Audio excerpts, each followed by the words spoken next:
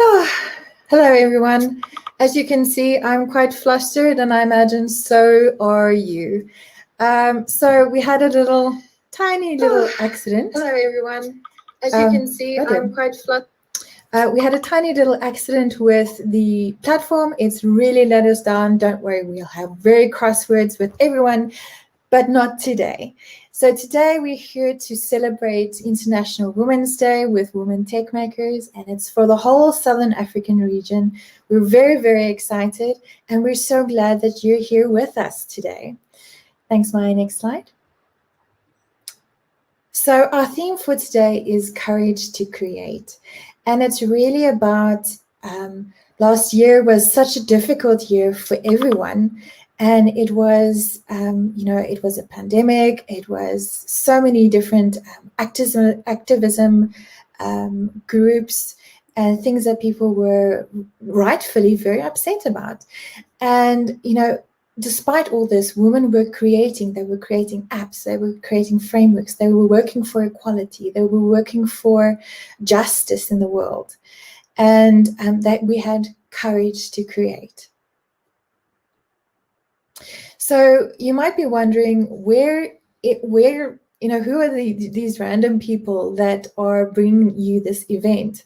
And it's basically the Google developer groups and the women tech makers of Botswana, with the most beautiful flag I've ever seen in my whole life, South Africa, and Zimbabwe. So you might be wondering, what is Women Techmakers? Well, Women Techmakers is a program by Google that provides visibility, community, and resources for women in technology. And you can join the movement at womentechmakers.com. So by joining this event, you are agreeing to the code of conduct. You can find the full version at developers.google.com/community guidelines. But the mere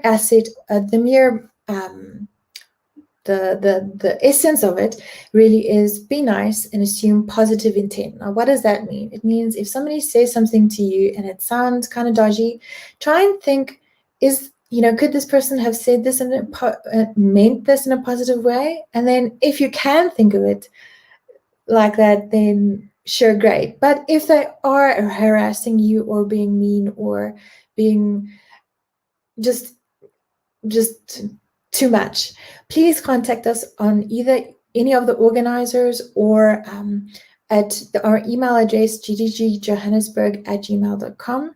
And we are going to make sure that you have a very harassment-free event experience. So please contact us, any of the organizers that you find on the gdg.community.dev platform, any of the hosts. You can also use the help support channel, and you can also use gdgjohannesburg@gmail.com, and we will monitor the email address to make sure that you are safe and happy in this event. Thank you. So thank you so much to our sponsors. Yay! Google and authorizing and Paystack and Takealot and Over. So Google provided some financial support, as did Paystack and Takealot. authorizing are giving us some very nice swag. And Over is giving part of the goodie bag that we'll talk about just now. Just now is such a South African way of saying it. Speaking of Paystack, we have a Zoom lunch that you can attend with the women of Paystack, and they will be hosting this lunch today at 1:20 p.m. South African Central Time, and you can speak to these highly technical, highly skilled women who are working at Paystack, and maybe you're interested in a career at Paystack. Maybe you just have a question about how Paystack operates. Anything you want, they're there to answer your questions. So we also have a Slack workspace, which is one of the mediums in which you probably contact us to tell us that the baby platform is not working. Thank you for that. So you can, if you're not part of the Slack platform, you can join it at bit.ly/WTM IWD SA 2021-Slack. That's quite a mouthful, but I'll leave it I'll post it on the comment section a little bit later. We're going to be using general for announcements, and help support for assistance from the organizers, as many of you very correctly used. Thank you. There will also be workshop and panel-specific channels to discuss with your fellow attendees what you've learned, what you were wondering about. The speakers may or may not attend these channels. They will indicate whether they're available or not. Some of them have to run off, unfortunately, but we're happy to, if they can answer maybe some extra questions, or if you just want to say hi to them. And then, of course, there's always random for cute memes. Remember, this is a safe for work environment, harassment free. So don't post any weird memes, but cute dog pictures are always welcome. I think I shall post one of my cute doggo a little bit later. Okay. Next up, we have our social, I think, Maya, please help. Thank you. We have got our virtual goodie bag. Now, this is very, very exciting. So you can find it at bit.ly WTM IWD SA 2021 goodies. Now, this is available to everyone who attends the conference. Now, first, we have our Udemy course competition. Now, we have a lot of Udemy courses to give away, a lot. But for this, you have to fill in and submit the form. We also have, it's just basically 3 fields that you have to submit, and we promise to keep your data safe. We also have offers and swag hampers that you can win. This is unfortunately only for South African residents because, of course, it has to be couriered to you. It is T-shirts and hoodies and things like that with very cute branding. And for that, they have their own form, but you can find the link on the goodie bag form. There's also an oversubscription for 60 days. And for that, you have to redeem with a link in the code. But also, again, the link is in the goodie bag thing. Then we have these cool coloring pages that we got. So grab your Pugmug pencils and these really cool coloring pages that we branded for you. This one was created especially for, it was upside down. Yeah. These really cool coloring pages. This one was customized for us by an artist. And this was our own artist in residence, Maya, that created this cute mandala for us. But there are other ones. There's some flower ones that were very nice. And then digital stickers that you can use with social media as well.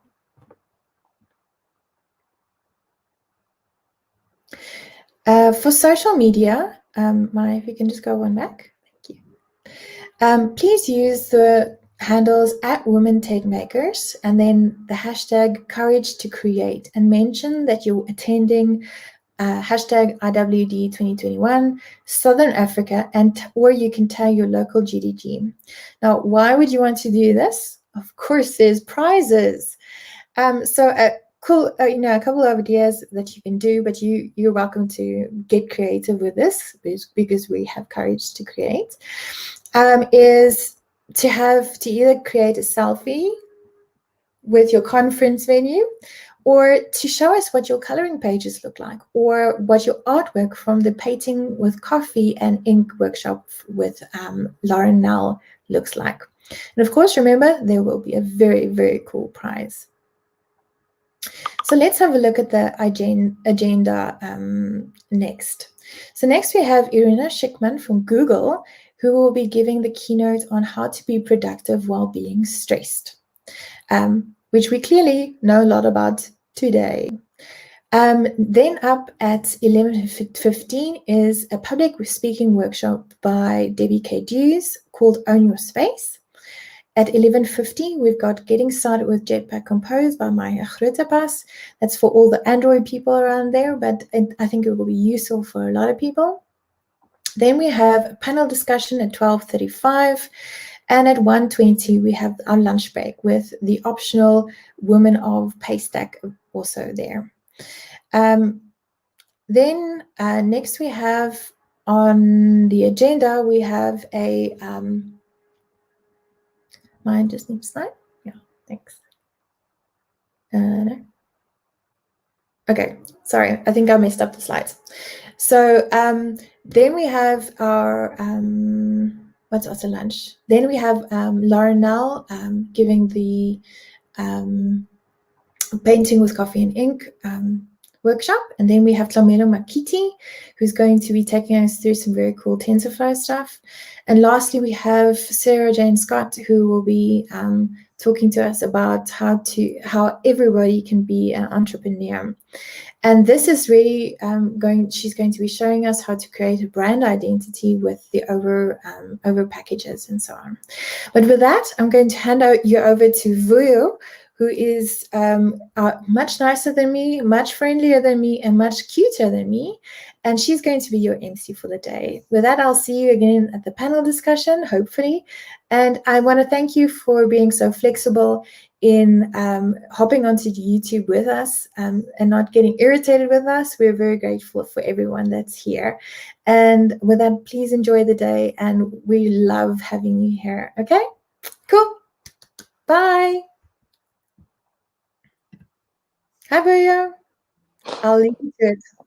Hi, Maya. Hi, Pam. Oh my gosh, like you're making me blush the whole time. I don't know how you're dealing with all this stress.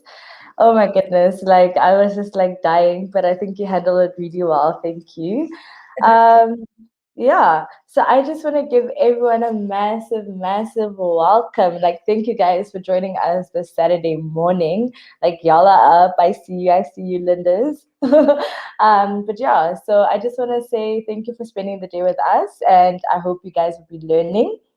First up, we've got our keynote speaker. So we have Irina, and she'll be telling us how to be productive while being stressed. Like, hi, Irina. Like, yo, we had such a crazy morning, so you need to give us those tips, eh?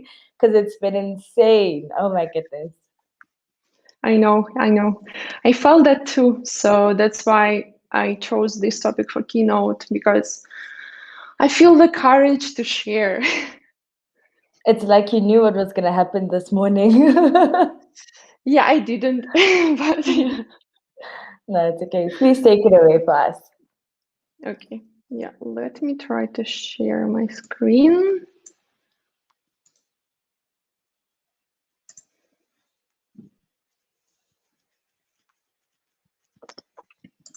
Okay, I need to rearrange something. Sorry, everyone, because I was practicing with the other platform, so I just need a moment. Okay, and yeah, should be good now.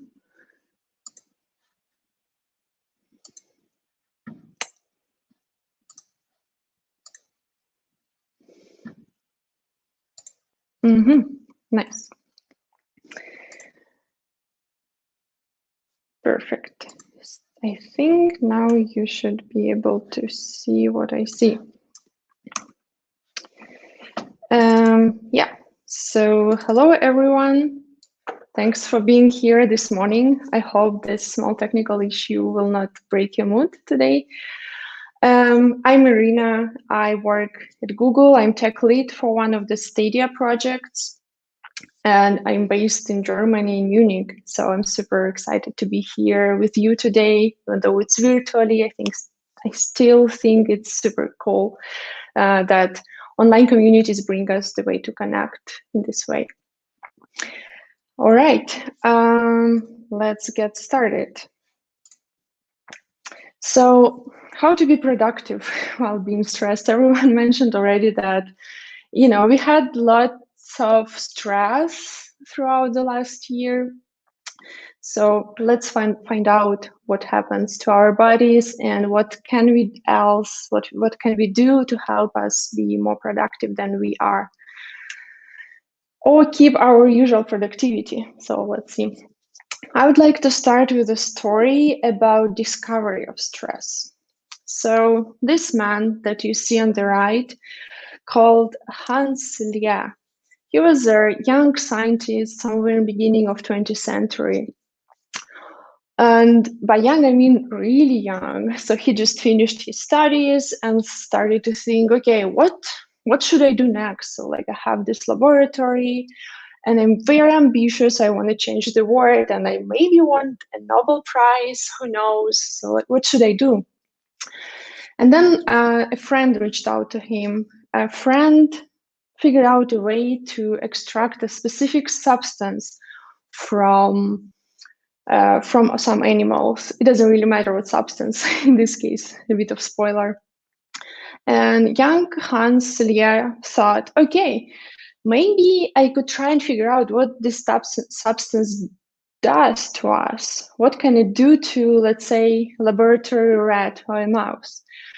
So Hans designed an experiment, and he injected a couple of mice in his laboratory with this substance, and all looks good. The only problem is Hans was a very young scientist, so he didn't have a lot of experience with injecting small live animals that want to escape from you, obviously. So some mice, they fall on the floor, they run away throughout the whole laboratory. He was running to catch them in the laboratory. He used a mop or whatever stuff he had to reach out to them. Then when he managed to catch a mouse, he did the injection. In 2 months, Hans noticed a very interesting pattern. Mice that he injected with the substance got sick.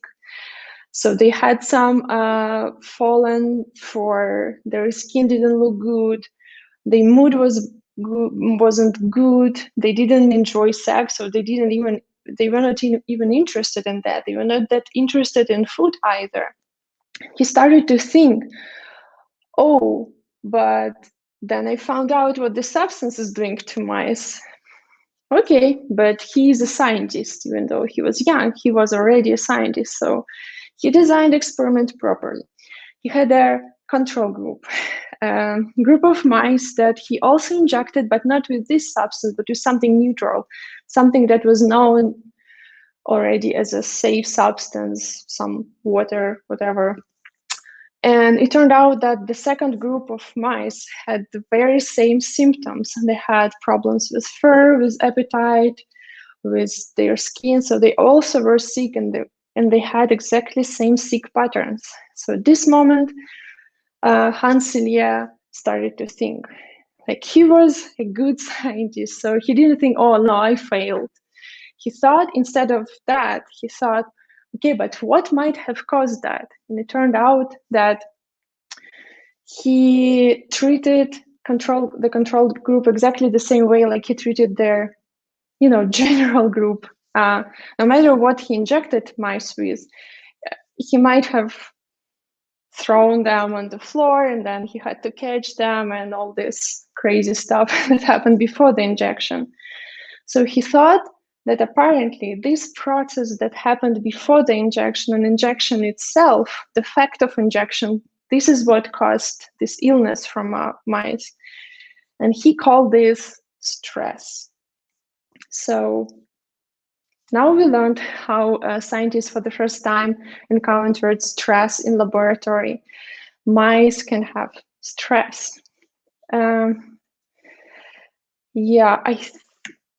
So what do you think? Can zebras be stressed? Can they have stress? I actually thought that we should be able to have a good chat. I think there is a slight lag between what I'm saying and what you see.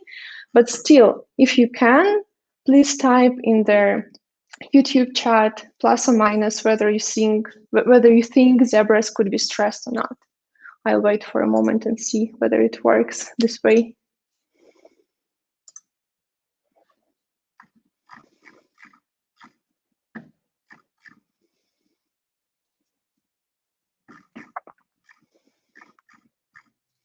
Okay, I see some pluses. Huge plus, nice. More pluses, 1 minus. Yeah, I am so glad this works. Okay. So I see that most of you think that zebras can be stressed. That's true. They can be stressed. So let's think for a moment what can stress zebra out? What can it be? Also just type 1 word, 2 words, whatever comes to your mind in the chat. And I'll wait for a moment so you can hear what I just said.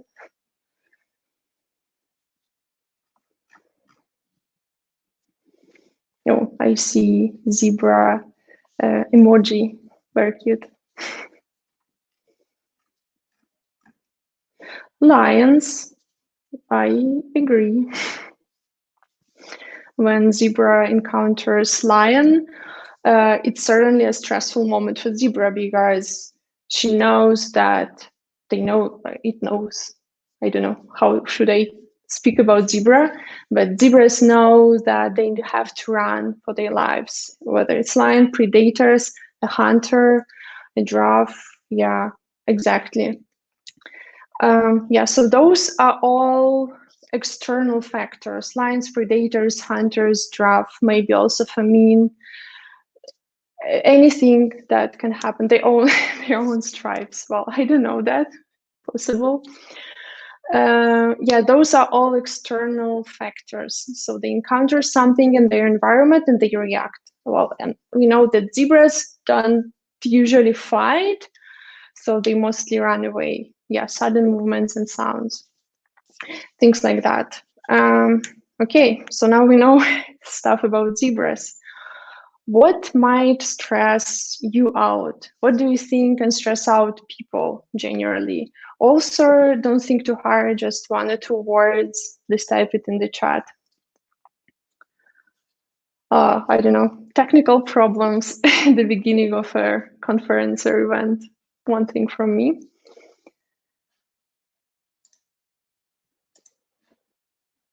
Commute. Yeah, agree.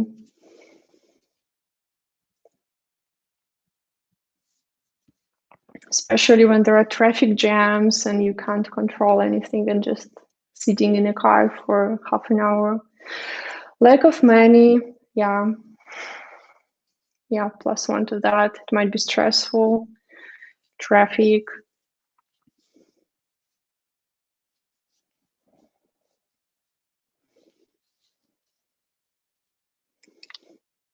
When you are not performing well or not able to see growth, burnout or overworking yourself can be a source of stress. Absolutely. Workload, environment you are in work-wise, failure, what other people think.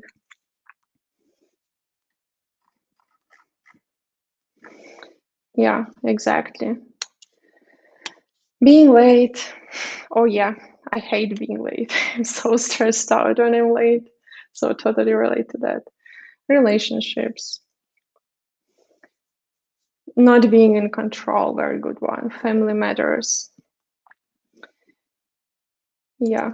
Thank you so much for sharing your thoughts. And maybe I have not read all of them, not read all of them aloud, but I paying attention to the chat. So thank you so much. I prepared this slide when I didn't know what you write here. And obviously it can be anything. So that's the key pass. Some things are more likely to happen, like money problems, or even experience of discrimination can be a source of stress for us. Even something that we smell, like if smell is not the one we like, we might get stressed because of that. And what I'd like to highlight here is comparing to zebras, we have factors that cause stress that are not only external, they're sometimes internal, like fear of being late. So like I'm stressed when I'm being late, not because something is endangering me, but because I think that it's bad being late, that I should not be late. And that like the source of it is somewhere inside of me. So that's the biggest difference between us and zebras. Okay, so stressors. So basically all those factors that you just called out that you can see in this slide are called stressors. So stressors are like threads of factors that activate the stress response in our cycle, in our body, sorry. So let's see what stress is. And on the picture in the left, we see a picture of a man who tries to keep balance. It's more like equilibrium, I would say. And there is a special process in our body called homeostasis. Feel free to forget this term. Basically, it means that we have a special process in our body that tries to keep all the systems in a balance or equilibrium. So that we have proper amount of liquids we need, we have a proper acidity level, we have proper hormone level. So that's what this homeostasis is doing. It controls our internal equilibrium. And then, like we see at the picture on the right, when something happens outside, when something changes in our environment, it might cause a stress reaction. Stress reaction essentially is imbalance, because when we encounter stress factor, our body tries to adapt to it in the sense that, let's say if we see lion, our body does something, like it produces special hormones and other things that helps us run faster. And our body at the same time tries to keep still us in certain equilibrium. So because we still want to be alive, so our body tries to keep us alive, but this equilibrium will be slightly different. And like you see in this man, it's just a metaphor, but the idea is the same. When our body tries to keep us in balance, when there is imbalance around us in our environment or in our thoughts, we are trying, our body tries still to keep this balance, and it creates a lot of tension in us, mental, physical tension, and it consumes lots of energy. So that's the reason why we might be tired often when we are stressed, especially for a long time. So just to recap, stressors are what might cause this imbalance or might cause a stress reaction in our body. Stress is the process that happens in our body when we encounter one of the stressors. And our body is constructed in a way that it tries still to keep equilibrium in this imbalanced state, to keep us alive, and that consumes energy. Yeah, so we've seen that mice can have stress, zebras have stress. We also have stress, so everyone has stress. Basically, everything that's alive can have stress. So stress is normal and natural thing, and it helps us survive sometimes. But it's not always useful, unfortunately. Prolonged stress, like global pandemic, stress that we can't control, might hinder our productivity, and even worse, when it's there for a long time and we don't treat it, it might cause health or psychological problems. So we need to do something about that. Yeah, so sounds scary, probably. What do we do? What can we do about that? Actually, stress is researched for around 100 years already. So there are a bunch of research, and like if you're curious, let me know, ping me in the Slack. I can share a couple of interesting books about that. Generally, there are a lot of ways we can learn how to decrease our stress. We can learn how to fight the stressors, maybe get rid of some stressors. We can learn how to develop stress resistivity. But that's all like a super long topic, and 1 hour is not enough. Maybe we need 12 hours to talk about all of that. So today, I just want to focus on one of the aspects, is how to stay productive when we're stressed. Because global pandemic happened and we still have to work. A lot of people in IT had this privilege to work from home, but it doesn't mean that we were not stressed. I was stressed. It was crazy. I didn't like to work from home when it started. So I had to learn how to live with that and how to stay productive. Let's see. what is our productivity strategy? Right now, I'll just share the plan, very high level, and then we go deeper in details of every step. So first thing we need to do is to identify that we are stressed. Then obvious thing, but not that easy done, we need to calm down. Then we can do our thing, do our task, do our work, do whatever we need to do. And at the end, we need to authorize result. I know that might sound confusing. I will explain everything in a moment. Yeah, so how do I know that I'm stressed? And that's actually a very good question, because a year ago, I couldn't answer that. Some people feel it. Some people, they just know that they're stressed and they know what they need to do about it. I have a friend who he runs. Whenever he's stressed, he starts jogging, and he's jogging like crazy. So the higher stress, the longer the runs he's doing, and it works for him. So he stays calm and can manage all the stress level. For me, it's different. I have no idea when I'm stressed. I don't feel that. So I need some techniques to be able to identify that.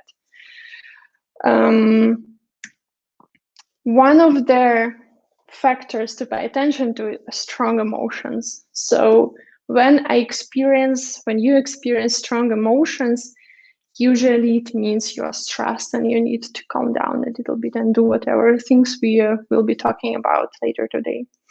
And I mentioned here specifically like not that positive emotions, anxiety, fear, anger, grief, because it's slightly different. It works slightly different when we are happy.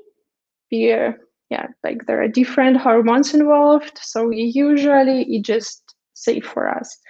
But when we fear anger or anxiety, that might mean that we are stressed.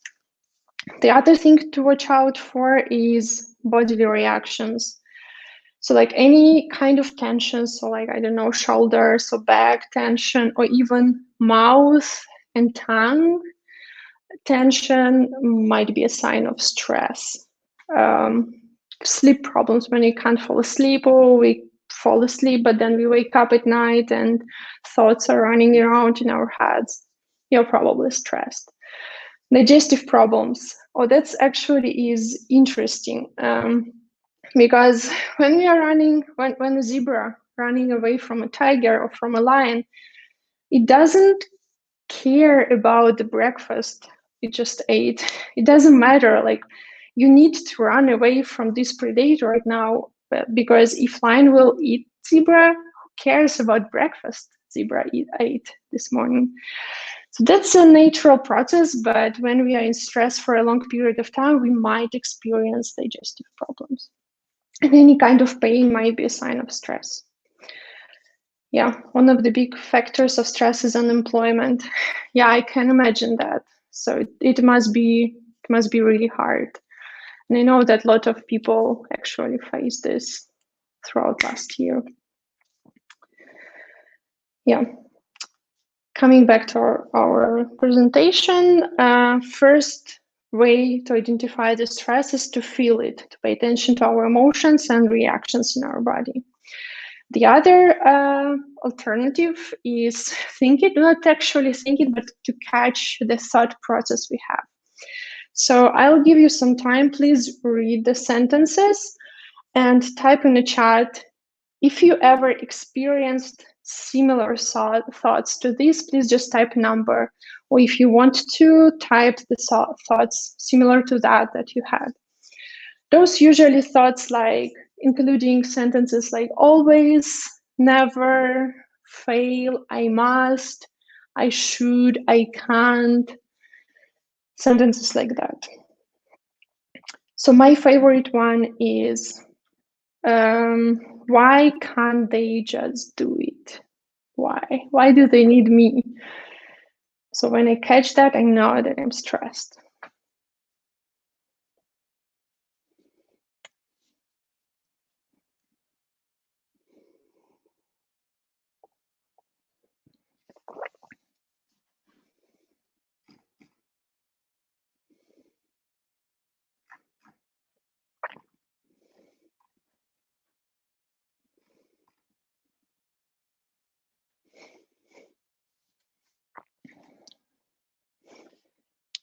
Number 9, just. Yes, exactly, just.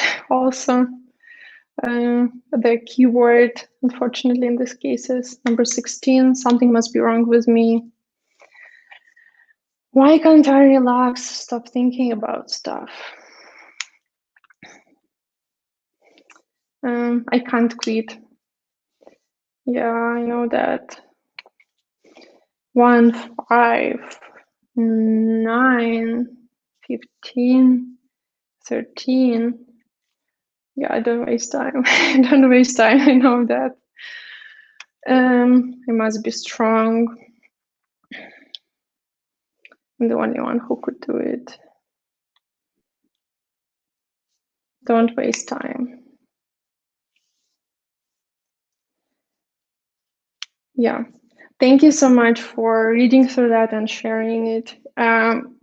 Yeah, this is very exciting because I've talked about this with people from different places on the planet, and we all can relate to the same things. So apparently we're not that different. Maybe we're not different at all. And I catch some of those thoughts from myself all the time. And when I do that, I know that I'm stressed. So that's the first step, identify the stress. Yeah. Then the other way to identify the stress is to measure it. I will not speak too much about that. So there's been a bunch of studies about the relation between heart rate variability and the stress level. Yeah, there is a strong correlation. I'll just say that. Trust me on this. Let me know if you want to know more about that. I can share some links. And luckily, we are now living in the world where we have lots of gadgets, and most of them are available easily to us. So let's say smartphones. There are a bunch of applications that can measure your heart rate variability and stress level just by using camera on your smartphone. That's super easy. You don't need to think. You just measure it and see that. And that's an alternative. And I use it, for example, to find out what stresses me out when I don't notice it. So let's say I don't catch any thoughts, I don't catch any feelings, and I'm just not sure whether I'm stressed after that meeting that I just had or not. So I can do this measurement, and then I know that I'm stressed. So yeah, feel free to just Google for it or DuckDuckGo for it and search for application that can measure stress by heart rate variability. Right. So let's do a quick recap. Now we know how to catch the stress. We know that some people feel it. We can catch our strong emotions. We can catch our body reactions. We can catch our thoughts. Or we can measure it by heart rate variability. So now the next step is you need to calm down. So there is no other way to do that. This is a very important step, even though it's not always simple. Sometimes it is, sometimes it's not. But we need to tell our body that we are not in danger anymore, that it's okay, that it can go from this imbalanced man or woman, from this imbalanced state to a balanced state, that it can calm down and get back to normal functioning. How do we do that? And yeah, I have 2 slides with a bunch of techniques, and this is very good because techniques are super simple. And the first step from this list, we've actually done that, labeling. How do I feel? I feel stressed. That is a good step already. When I tell that I'm stressed, I feel much calmer already. And after that, I usually choose 1 or 2 strategies from the list to do that. So let me just quickly go through that posture. Let's say if I'm at the meeting and I can't go and do my breathing exercises, I can't meditate in the middle of the meeting. So I know that if I do, my posture, if I fix it, if I'm not hiding, if I'm not fearing something, Instead, I'm okay, I'm safe here, I own this situation. It helps a little bit. Not too much, but I use it in some complicated discussions that I had. Sport or cardio. I know you've heard this a lot already, but it's true. Sport or any kind of physical activity is the single most effective strategy to tell our body that we are calm, that we are safe, that we escape predator or any threat that we had.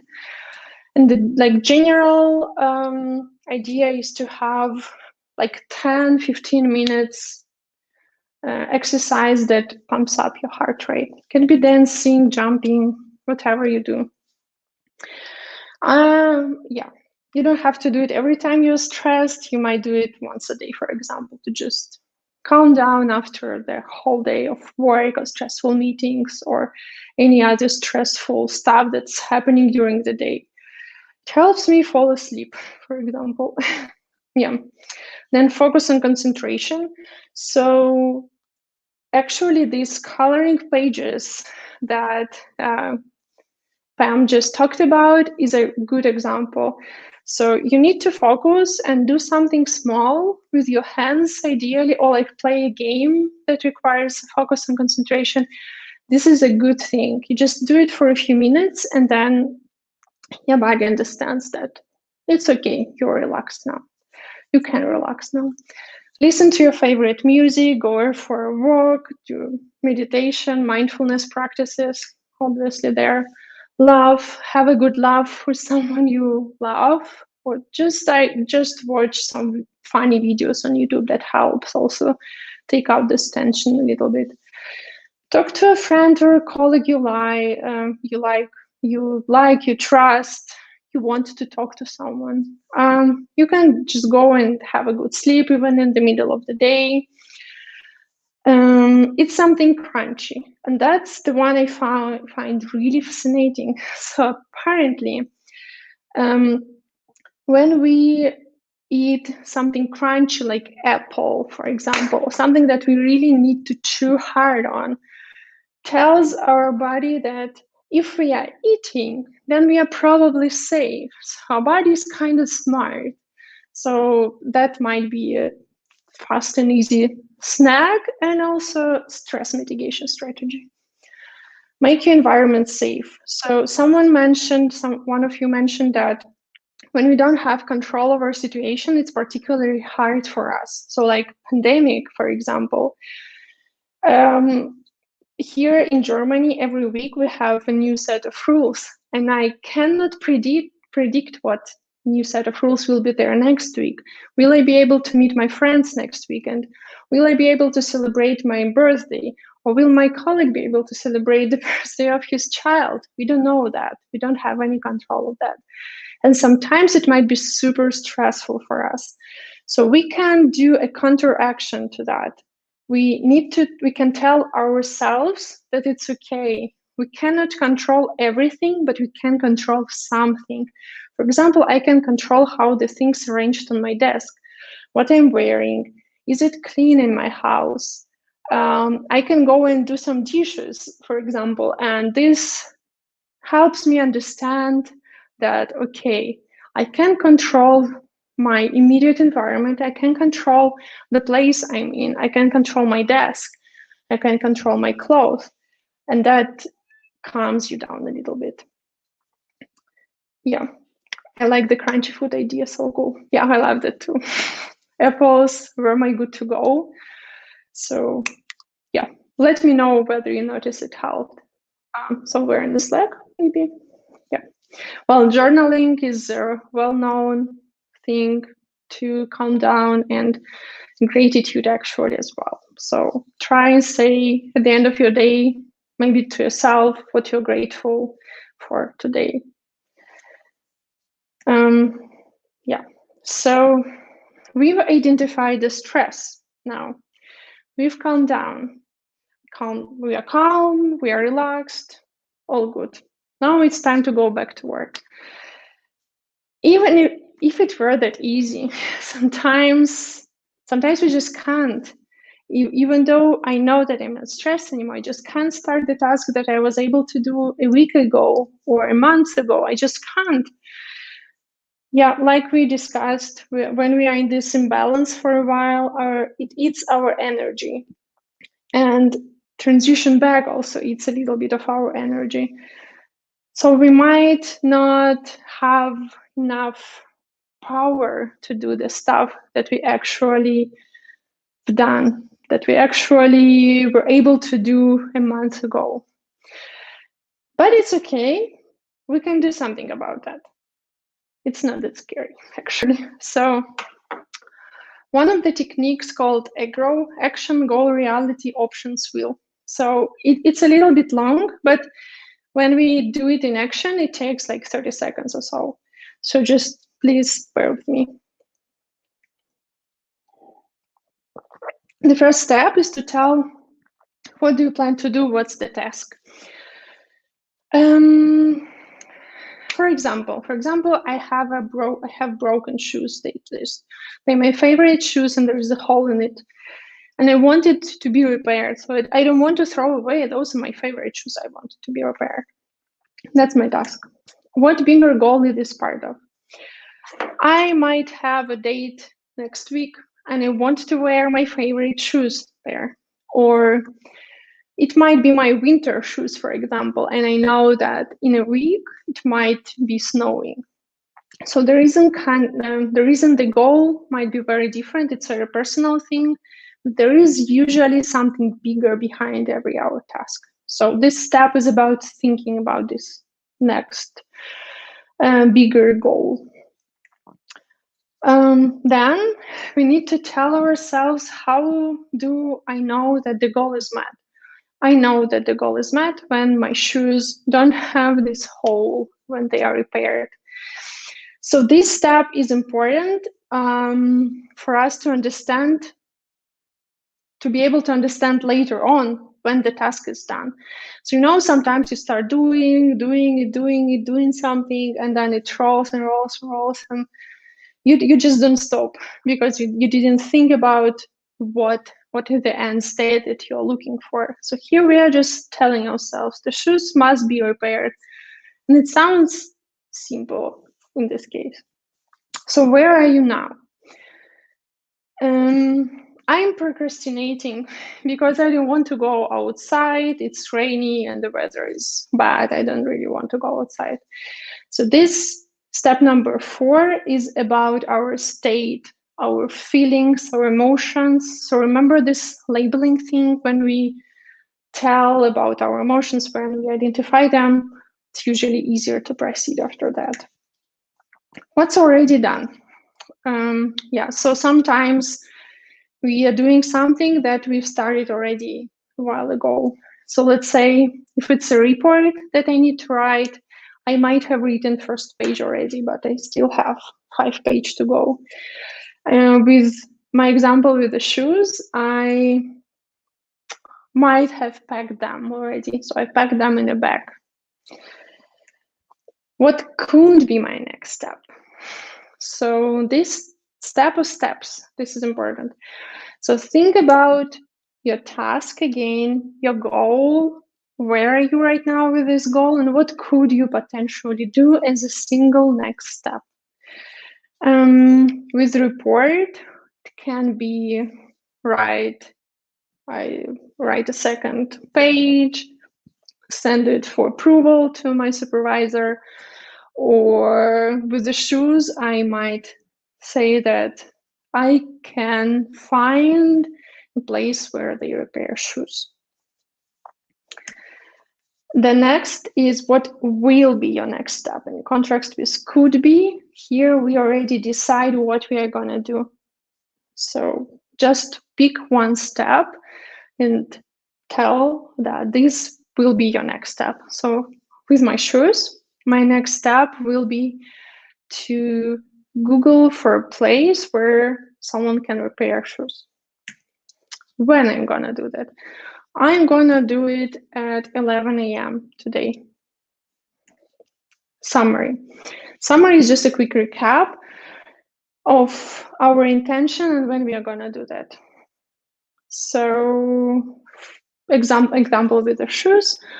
At 11 a.m. today, I'm gonna take my computer and start Google for a place where they repair shoes. And why I need it? I need it because I want my shoes repaired before next Friday when I have a date. Hope that's clear. And you can speak this out. You can tell this to someone else, or you can write it on a paper, whatever works for you best.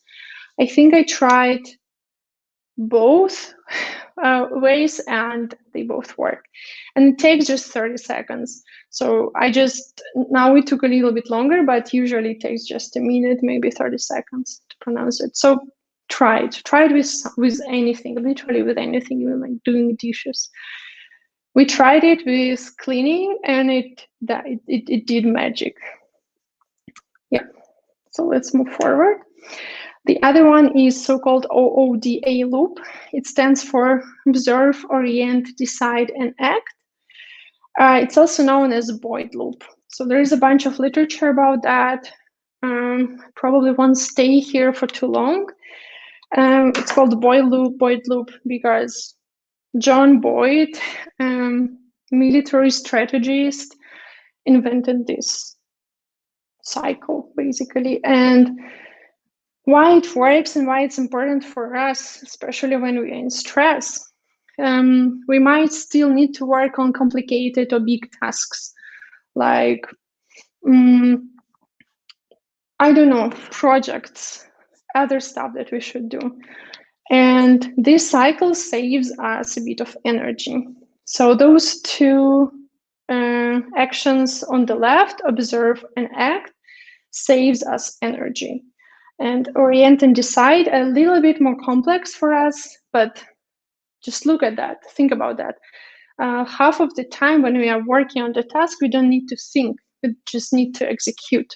In case of observe, we are collecting information, we don't analyze it, we don't do anything, we don't make any decisions, we just collect it. So we write it down somewhere, we note it down somewhere, and we don't think about it. This don't think about it, don't analyze it, saves us energy. Then usually after this step, we take a break and then go for orientation round. Here we think about information we got. So this is a special place where we analyze it. Set a timer that helps you not to be afraid of this huge and complicated step. Let's say I can tell next 15 minutes I will think about possible next steps for this project. I look at the information I collected, I think about priorities, scoping, maybe I can break it down in some phases. Then I take a break again. After the break, I convert my plan into tasks. So here the idea is to convert my phases or plans into a very, very, very simple tasks. So they should be that simple that I don't even need to think about it when I start doing it. It could be write something down, write a header, or change color in CSS file. Anything, it should be super simple. We create it, we create the list of tasks. We don't do them yet, we just create this list. And then we take a break. And then when we act, we just take those tasks and execute them without thinking about them, without analyzing them, we're just doing them. So just we trust ourselves. Like I trust myself, I probably can't properly split the project into smaller tasks. And if I created this task, then I should do that. It takes a little bit of time to get used to this process, but in the end, it really saves energy. Yeah. So just read more about that if you're curious. Really recommend it with the harder projects.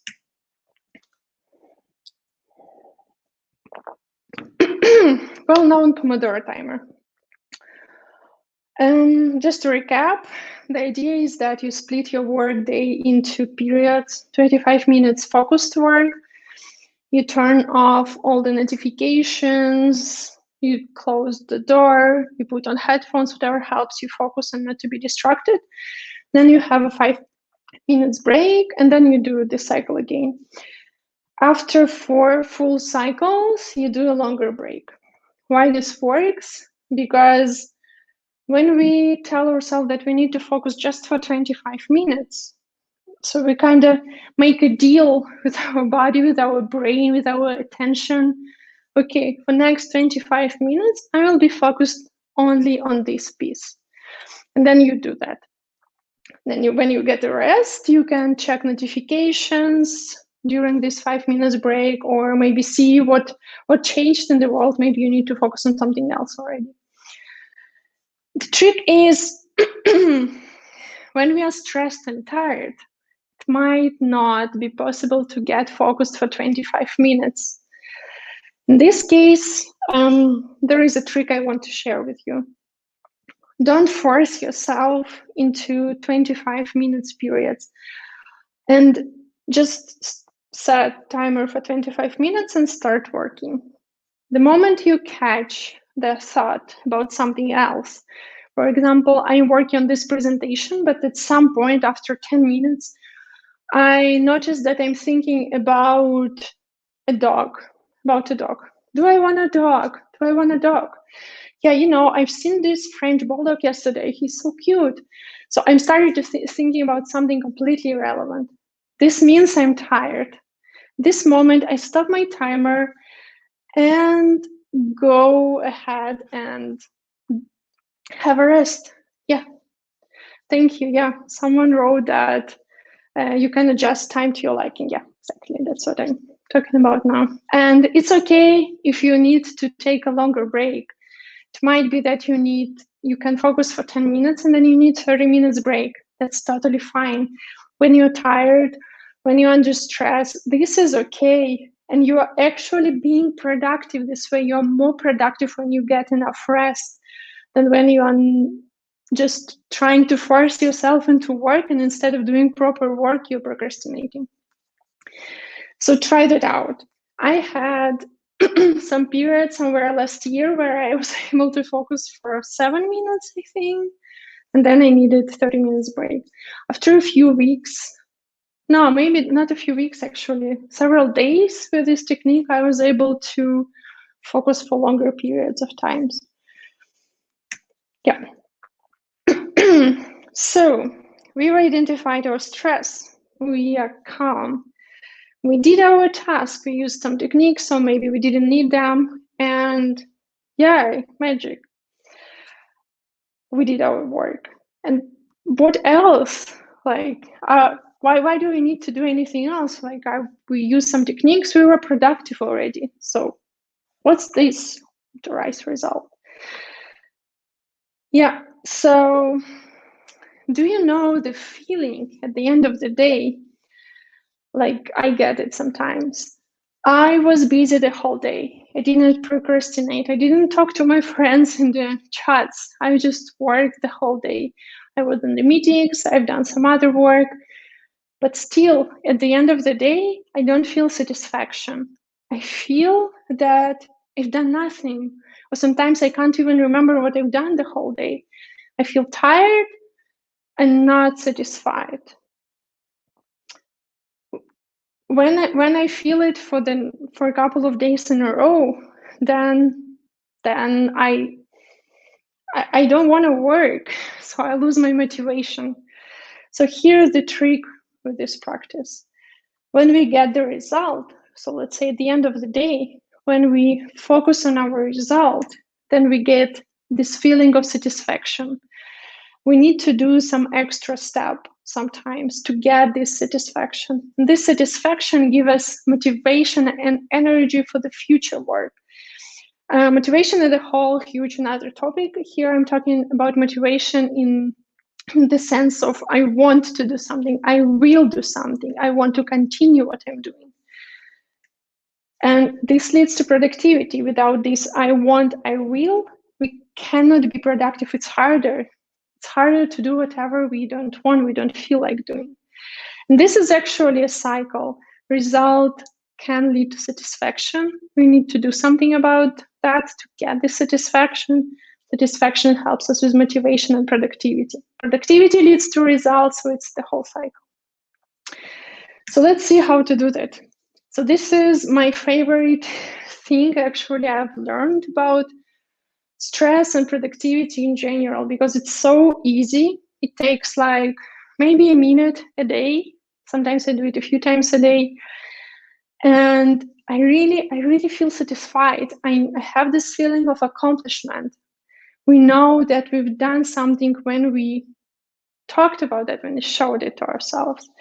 So my recommendation is do it at the end of every day. And again, you can just speak it out loud, speak it to yourself, or just write it down on the paper, whatever you prefer.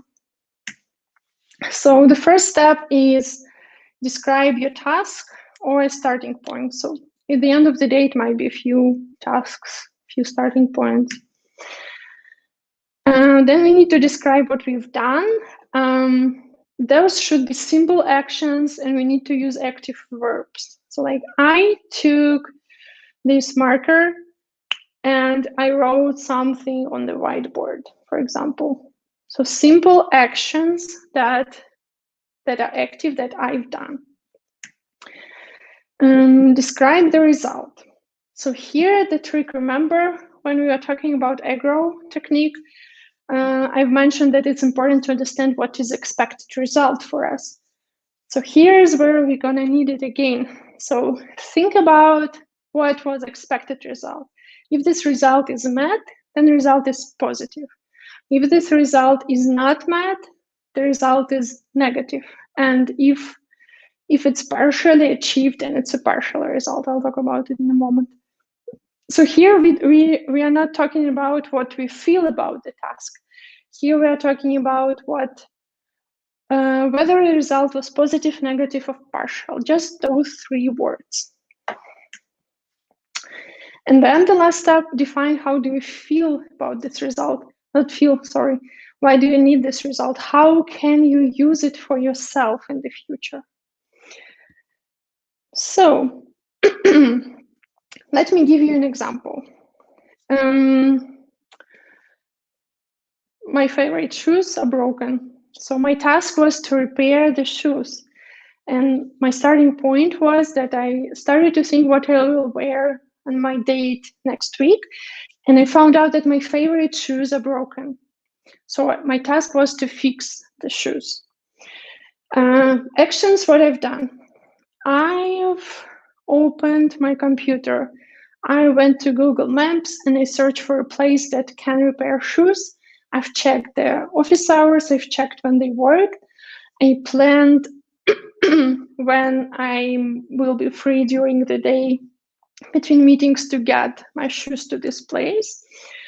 I packed my shoes into the package. I took them with me and went, I don't know, at 1 p.m. I went to this place and I handed it over to a person there and I asked them to repair. I paid for it and then I went back home. 3 hours later, this person called me and told me that I can pick up my shoes. I went there and picked up the shoes. Yeah, the result.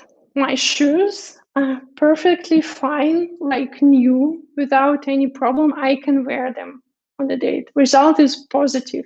This is exactly what I needed. And why do I need this result? How can I use it for myself? Next week, I have this day that I really care about, and I'm super happy that I can wear my shoes there. Punkt. That's all. That's the whole thing that we need to talk to ourselves. And it might be shorter, it might be a little bit longer. It takes no more than 30 or 60 seconds, usually. You get used to it. It's a little bit counterintuitive in the beginning, but then you might even feel this satisfaction and like the will to do something else because you energize with that. Sorry. So what do we do is if the result is negative? So yeah, I mean, if everything worked out perfect, we are happy probably anyways. So if result is negative, the first 3 steps are exactly the same, and the last step is different. So, sorry. Instead of thinking about how can we use this result, it's negative, so it's not what we expected. We tell ourselves, how do we feel about the goal right now? And it might be, it didn't work out, and that's okay. I'm sorry it didn't work. I'll try to do something else next time. It didn't work because of X, Y, that, and next time I'll take this into account. And it might be, I will not try it again. It's too expensive, too long. Don't want to do it anymore, can't. And similar thing with partial result. So if we have achieved not what we wanted to achieve, then like partially, for example, I wanted to prepare the presentation and I prepared just 50% of the slides. So then my result is partial. And how do I feel about the goal now? I think it's still important.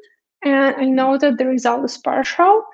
I'm satisfied by that already right now. And tomorrow I will continue and finish the second half of the task. Yeah, and with negative, let's say if a man told me they cannot repair my shoes, I probably will be sad, but I will not try it again because I know it's impossible. And instead of that, I will think about my other outfit for the day. Yeah, that's all I had to say today. So let's do a quick recap. So really hope you can take something useful out of this talk. Let's summarize. Stress was there, stress is there, and it will be in our lives. And we can't do anything about that. It's normal and natural process that helps us survive in dangerous situations, but it's not always useful and helpful. Sometimes it might cause us productivity problems or health problems or psychological problems. So we have to learn how to live with it and how to be productive. We've talked about how to live with stress in terms of work productivity. We know that the first thing we should do is identify the stress. We pay attention to our emotions, body reactions, our thinking. Remember this list of thoughts. We can measure it with heart rate variability applications. When we identify the stress, we need to calm down. Meditation, music, walk, feeling of control about the environment around ourselves, anything that works for you. Then we know a couple of techniques that we can use to be productive when we are tired and don't feel like doing anything. It's a Boyd loop, Pomodoro, or like adjusted Pomodoro cycle, where we pick up our own intervals, and a grow methodology, when we just for 30 seconds quickly tell ourselves why we are doing what we are doing and what will be our next step. And then in the end, we remember that satisfaction that gives energy to our motivation and productivity sometimes will not just appear on its own, and sometimes we need to help it. So we know that at the end of every day, we can authorize a result. So tell ourselves that this is my result. I was working the whole day on this, and this is what I achieved. And this will give us satisfaction, that will give us motivation, that will give us productivity next time. Thank you. Thank you so much. Thank you for being active in the chat. So I would be happy to answer any questions you have, if you have any. And I might be in the Slack for a while as well, if you would have any questions. Thank you so much, Irina. Like, I learned so much. So just thinking about when I'm stressed in traffic or have a bit of road rage, now I know how to handle it better. I do definitely encourage everyone to go into the Slacks and just ask those questions there. But I just want to say a massive thanks again for telling us how to be productive as we're being stressed, and how to handle that a bit better. So up next, guys. Thank you again. So up next, we're going to have Pam, and she's going to help us on how to sort of unpack our goodie bags and how to go through everything. So I am going to give it away to you. Thanks, Vuyo. All right, it seems that there's a few troubles with understanding how to fill in the form. So you don't have to submit the form. You can just create data. So this is the first page, and for that, remember you're going to go through the form and you only submit at the end. So it seems that the way that the form works, which is not the way that the form works when you actually create it, is you first have to fill in your email address. Then if you want to enter the competition, then you enter your full name and your city and country and town. But if you don't want to, you can simply just write no entry, and you can go next. And then we have our AuthorZen swag hamper. You can click on that and it will take you to the AuthorZen page. Or next, you can go to the oversubscription. Somebody has reported that they're struggling with the oversubscription, and somebody from Over is actually checking that out, which is pretty cool. But you have to use this link. Don't download the app and then try and use the code like that. You have to use this link. Then we have the coloring pages over there and the stickers. And you'll see there's a submit on the last page. So none of the data is actually submitted until you submit. So you can happily just download all the things that you want without submitting, and then your data won't be captured. But we have been receiving some entries into the Udemy competition. So if you don't want to enter that competition, you just don't click submit. But if you do want to click the, if you do want to enter the competition, you need to fill in valid data and click on submit. Okay, I'm going to hand over back to Vuyo for our next presentation. Okay, thanks, Pam, and thanks for explaining. So I really, really encourage you guys, get those goodie bags. Even though it's virtual, you do stand a chance to get the AuthorZen swag, and their swag is lit. Like, yeah, I'm not gonna lie. So up next, we've got our very first speaker, Debbie, and she is gonna be covering Own Your Space public speaking workshop. So she's gonna run a workshop with us, and I hope you guys have your notebooks, pens ready. Hi, Debbie. How are you? I'm good, thanks, and you? I'm good, thank you. I hope you're ready to like just dish it out for us. Like, I'm so excited. I can't wait. Just to learn and like hone in on some skills. And yeah, please take it away for us. I'm excited. I'm just going to try and share my screen, and then we'll get going. All right.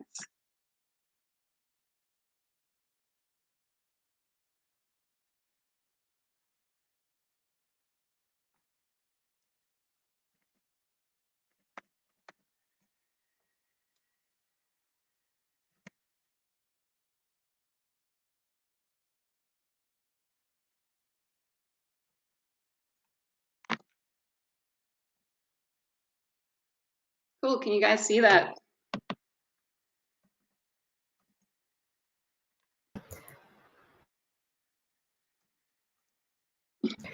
Yes, we can. Okay. What are you seeing now? Your introduction. All right. Okay, if I do this, is it working?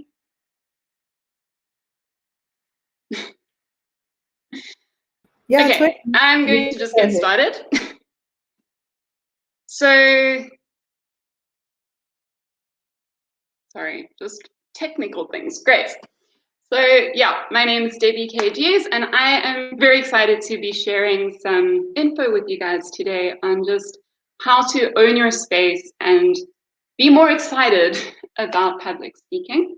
So I actually got into speaker coaching, aside from a lot of other things. I think I just love words, so I do copy editing, I do acting when it's not COVID, and I also do speaker coaching. But I got into speaker coaching because personally, I hated public speaking.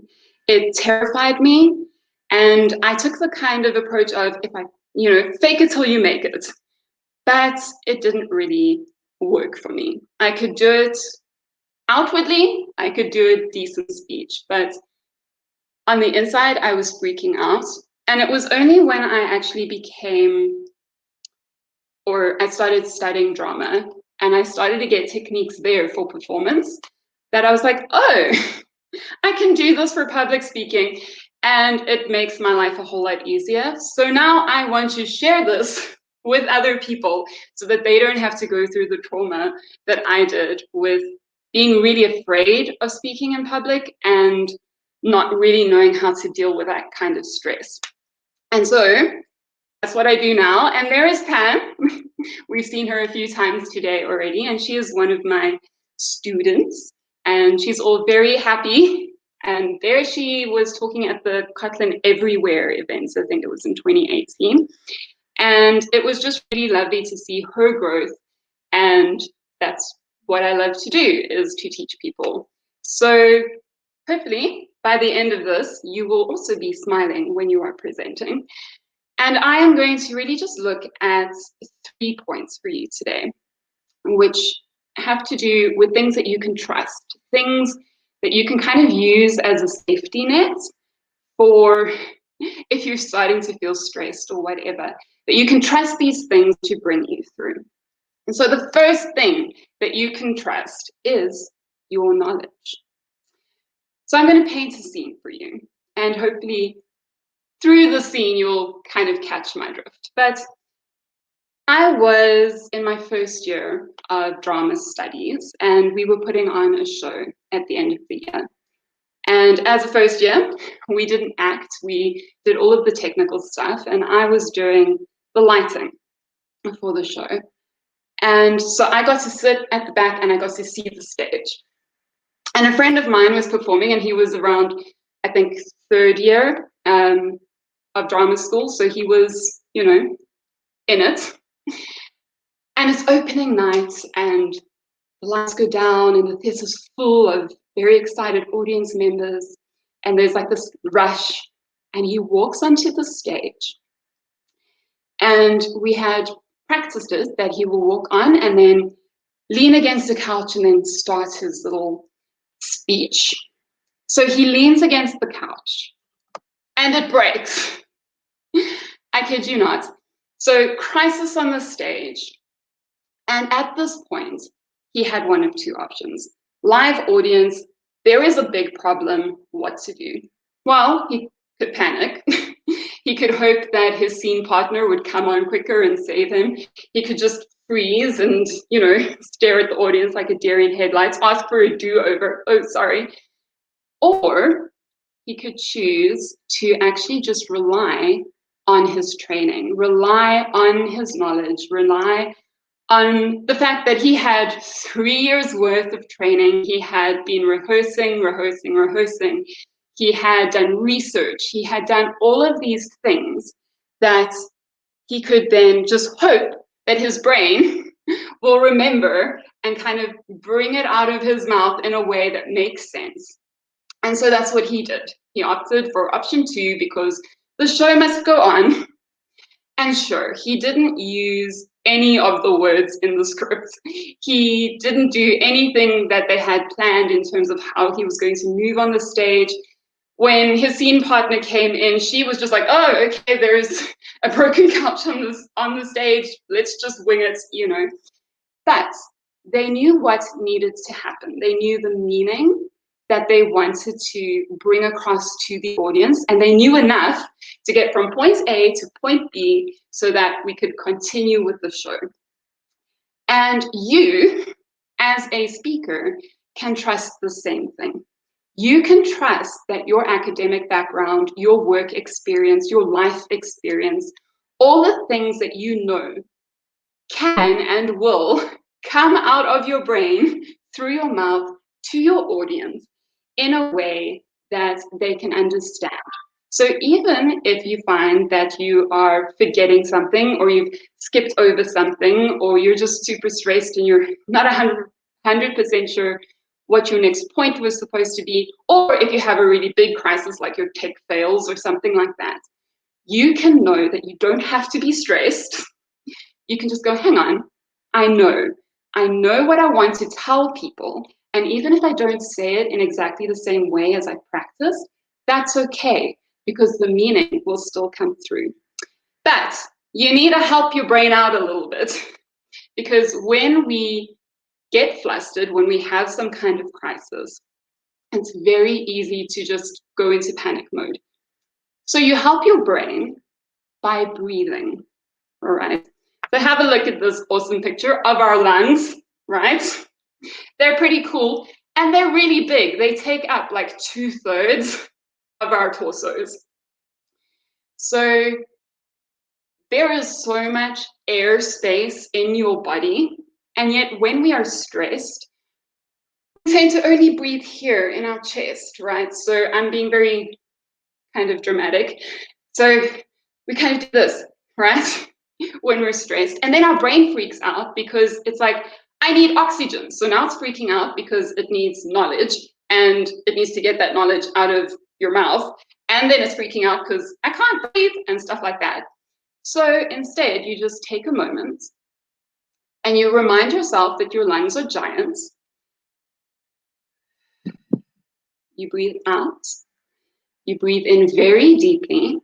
And you should actually feel like you're breathing into your stomach, right? So obviously that's not anatomically correct, but your lungs are so big that they actually force your stomach area to expand, all right? So a very easy exercise that you can do when you are practicing, because you can't do this on the stage, unfortunately, but it gets your brain to remember to breathe. So very, very easy. You just take 5 seconds worth of breath in, then hold your breath for 5 seconds, and then breathe out, all right? So I'm actually going to do it, and if you want to, I know I can't see you guys, but you can do it with me. So you breathe in for 5, hold for 5,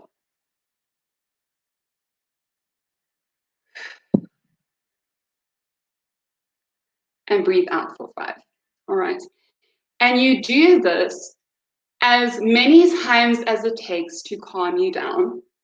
So in your practice runs, if you see, oh, okay, I'm stressed now. Okay, take a moment, breathe, in, hold, out, okay, then continue. You can do this just before you go onto your stage or onto your call as well, because it calms you down. And then when you are actually talking, your brain is aware that it needs to breathe. And so if you are talking and you're suddenly like, okay, no, wait, I don't feel good, I feel like I'm rushing, or whatever the case is, you just go, okay, breathe. All right, and now I'm going to continue my talk. All right, so you can trust your knowledge, and then you give your brain a little bit of a moment to remember that it knows things by breathing, and then you just continue. All right, so trust point number 2, you can trust your uniqueness. All right. Very often when we start speaking, we are so worried that we have nothing good or new to say. All right. But here's the thing. You see life from a different perspective. Okay. And I'm just going to actually hop on. So I don't have 2 screens. So I'm going to hop back on so I can actually see the chat, because I want to ask you guys a question. All right. One thing that you would love to find out during this conference, or one thing that you are hoping to learn in this conference, if you guys can maybe just put it in the chat, just one thing about this conference, why did you sign up? That would be really great if you can just let me know.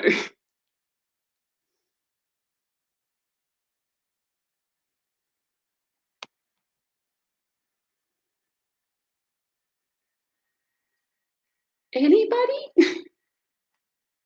Yay. Cool. Okay, so we have public speaking. Anybody else? And it doesn't just have to be for my talk. Anything from this conference that you're really looking forward to?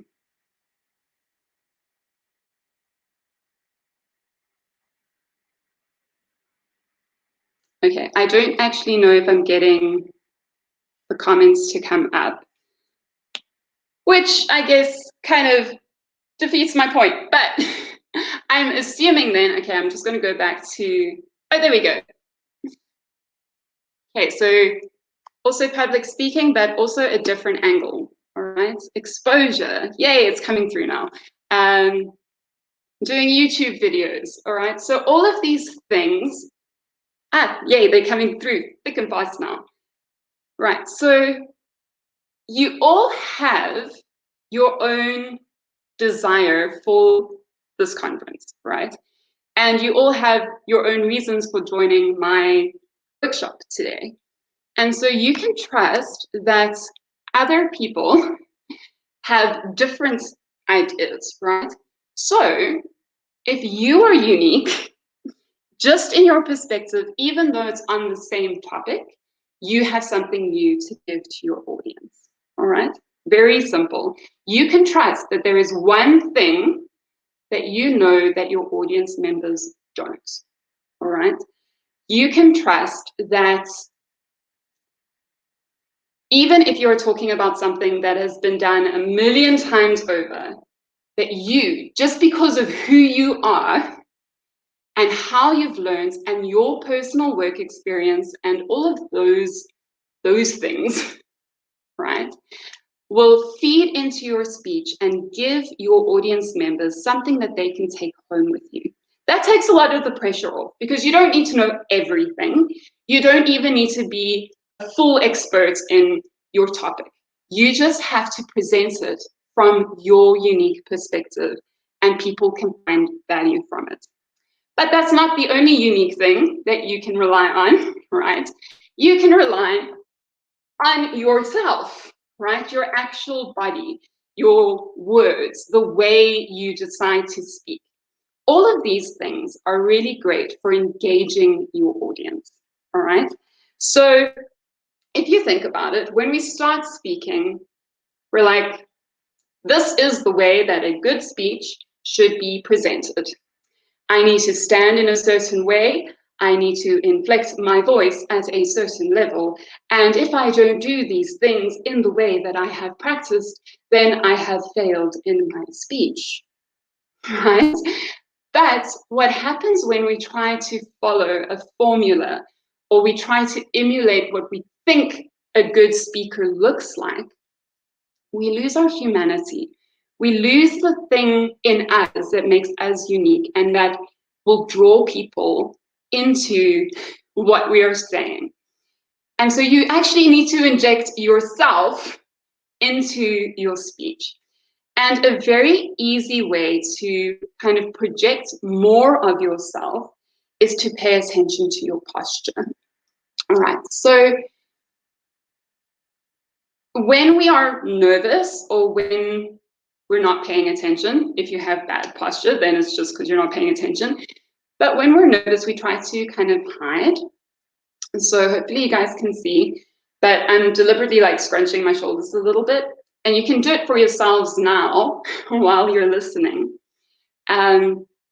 See for yourselves, if you have bad posture, it almost feels like the air is squishing you in, like you can't move, like you feel a little more restricted. And you can't express yourself very well when you're restricted, right? So what do? Very simple. Raise your arms over your head and just drop them to your side. And when you do that, also take a really deep breath, right? So, and suddenly your posture is much better. I hope you can see that my posture is better. And then you stand, and obviously you're not going to see that now, but you stand solidly on both feet. Now, once you're used to being centered, so this is what centering is. Good upright posture, standing on both feet, core engaged. Once you know what this feels like, and you feel how the air kind of expands around you, you suddenly open up, and then you can start moving, you can start using your hands, you can use the space that is available to you and express who you are far more easily than if you're trying to hide and cower in a corner, right? So again, very simple technique that you can immediately apply for when you are presenting. So at this point, I just want to remind you, you can trust your knowledge, you know stuff, and your brain is capable of taking that stuff and putting it through your mouth to the people who are listening. You can trust your body to do what it needs to do. You can breathe deeply, you can stand upright, and you can show who you are. And then you can take that knowledge and present it in a way that is unique.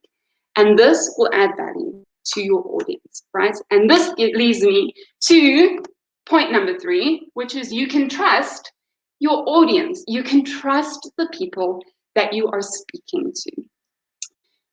If you think about yourselves, right now on this call, did you decide to join this call specifically to nitpick at everything that I was doing wrong? Was that your aim?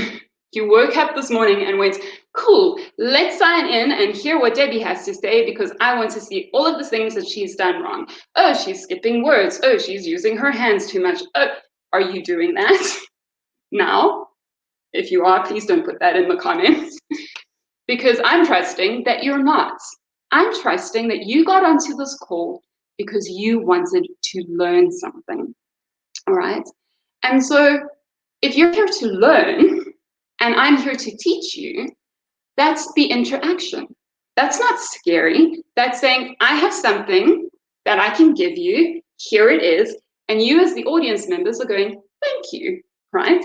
And it is amazing how much we can chuck out that maybe annoys us simply because we're trying to learn. What this means then is that your audience likes you, right? They want you to succeed because the better you do in your presentation, the more they can learn, the more they can engage with what you are saying. So they're not walking in going, yeah, let's see what this one has to say now. Oh, she made a mistake, right? That's not what they're doing. They're going, oh, please teach us. What? Okay, let me make a note of that really interesting fact that you just gave me, right? And when you make a mistake, if you feel flustered, if they see, oh, she's had to take a really big breath because she got a little stressed, you know what the audience does? They go, oh, shame, okay. Oh, all right, we'll move on then, right? And so what this means is that you have permission to talk because you have an audience who is willing to listen. All you have to then do is give yourself that same permission and then be as gracious to yourself as your audience is to you, all right? So as I put here, give the same grace you show to others who are doing something brave. Because we are very quick to moan at ourselves and get down on ourselves and be like, oh, you did a terrible speech and you should just never talk again or whatever it is. Instead of just going, okay, I made a mistake, I skipped a slide, whatever the case is, that's okay. We breathe and we just move on and I'll do better next time. And so when we get criticism from audience members, we can take that as a learning opportunity because they wouldn't be bothered to criticize you if they didn't care, right? And so if you get something and you're like, okay, yeah, I messed that up and people have pointed it out, instead of getting hard on yourself, just go, okay, that's fine. Give myself some grace. I'm a human being and I will do better next time. But there's one last thing that you can trust your audience for, which is they don't know what you prepared, right? So coming back to my story of my friend in the beginning, he winged an entire scene and the audience was none the wiser because he didn't make a big deal out of the fact that the couch broke. It just happened and he was like, this has happened now and we are running with it, okay? Not what we planned, but we're going to do the best that we can. To the point that when the audience members walked out of the play, they had thoroughly enjoyed it And they were wondering how on earth we had managed to time the break at just the right moment. And they were trying to work out the technicality of how did we break the couch and how do we fix it for the next scene. And we're just like, yeah, that was totally a mistake, but glad you guys enjoyed it, right? And so if you are making mistakes while you're talking, instead of getting into your head about it, just go, the audience doesn't know what I plan to say. They just know what I'm saying. So as long as what I'm saying is making sense, we're good. Okay. So to recap, you can trust your knowledge, you can trust your uniqueness, and you can trust your audience. You can trust that what you are going to tell them, they want to hear, and you can trust that they will be receptive to it and that you can actually move them from being afraid to actually having fun when you are talking. And that for me was the biggest thing in my own journey, was like, public speaking can actually be fun. And so if you want to learn a little bit more about how to have fun when you're public speaking, or if you want to practice your public speaking, and there's a lot of stuff that I obviously didn't cover today, and if you're still not 100% sure about how to own your space, because, okay, we've got some mental groundwork and some very quick physical tips, but there's still lots to learn, you are welcome to contact me. You can get hold of me on LinkedIn or on Instagram. I am not very active, but I do respond to messages quite quickly. So if you are interested, then please do contact me for any coaching advice or whatever, and I'll be happy to hear from you. And other than that, I'm just going to stop sharing my screen. And there we go. All right, so yeah, that's me. I hope that you guys enjoy the rest of the conference. I will not be on Slack, unfortunately, for today, but you are welcome to contact me on my other platforms. And I'm done. Thank you for listening. Oh my gosh, did I not enjoy your session? Like, I was just like, yes, this is what happens to me every time I talk. But I loved it. It was amazing. I hope everyone else enjoyed it as much as I do or did. Yeah, because it's very important to be able to just roll with the punches. Like if you're stumbling, how do you just pick yourself up and keep it going? Yeah, so thank you so much for your wonderful talk. Like I really, really enjoyed it. Thank you, Goodie. Sorry, I do actually just see a question in the comments, and I see I have a little bit of time. Okay. Okay. Let me just read it out for you. It's saying, I'm guessing you're correct. You correct your posture before the talking, not during the talking, right? So you do it like you fix yourself up before you start talking, not when you're talking. So which one is it? So it's the same thing as with your breathing. So you do your breathing beforehand so that your brain will remember to breathe when you're talking. And in the same way, you fix your posture beforehand, because then you walk onto the stage or wherever and you're already like, yo, I'm here, pay attention, right? But you might find if you're starting to get stressed while you're talking, you might do weird things with your posture. But because you've prepped beforehand, just the same as with your breathing, you can be like, posture, and then you just stand up straight again, right? Nobody's going to think twice about it unless you're doing the whole, you can't do the straight like this unless you can very, very strategically do it in your speech, but that you can't do, but you can at least remind yourself to stand up straight.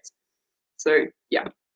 No, that's really cool. Sometimes with me, I do quite a few hackathons. What I do is I psych myself out and I prep. Because if I don't prep, it's just like, but yeah. Even if I don't prep, I just roll with the punches and I think before I speak, or I try to. Yeah, and that's the great thing is the more you prep. So like I said with my friend, that was rehearsals for months, that was research, that was years of experience. So you want to do as much preparation because then you know that you can trust your knowledge, you know that your brain has it. So yeah. And hopefully it doesn't fail you, because sometimes people freeze when they like, especially when you get stage fright, and then it's like everyone is looking at you, then now you panic even more, and you're like, okay, no, I don't know what to say. But if you've practiced, it becomes easier because now you're like, okay, the audience is watching, everyone is looking. How do I roll with the punches now? Yes, yes. And then you just breathe because it calms you down, and then you can answer better too. Okay, that's very true. Thank you so much. Thank You again for your wonderful talk. Like, I really I enjoyed it. I hope everyone else enjoyed it too. Let me just see if there's any more. Okay, so I am gonna hand it over to Maya. But before we start, I just need to see the slide, Maya. I know you're like in the background there, busy, and she is our next speaker. I slide up. Hang on a moment. Let me share. Hi, Maya. Hey. Let's see. We're going to get maybe a bit of inception first. Let's see. Share. We are quick thinking. Oh, yes. Wait. Inception. And there's the slide. Okay. Are you getting the slide? I see you. So up next, we've got Maya, and she's going to be getting us started with Jetpack Compose.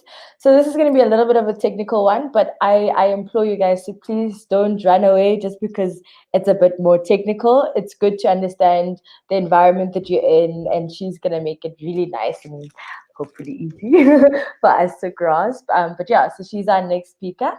So please do take it away, Maya. Hi, everybody. So I just learned a lot of things from Debbie. So even though I'm not supposed to do this during the talk, I'm going to go stretch and a breathe. I'm going to put both of my feet on the floor, and then we can get going. We'll see if the tips work for us. So I'm Maya. I work at Luno, and my talk is titled Getting Started with Jetpack Compose. And so just some background, Jetpack is a library for Android native development, and Compose is their new UI toolkit. So you might be thinking, well, I'm not an Android developer. And then my answer to that would be, well, maybe if you see how this works, maybe you want to become an Android developer. Or you may be in a different platform, and then this will be a nice way to introduce a way of using UI toolkits that might inspire you to do something different in your platform. So I'm hoping that there'll be something for everybody in here. Okay. All right, slides not going forward. Right, let me breathe and see if I can get the slides to work.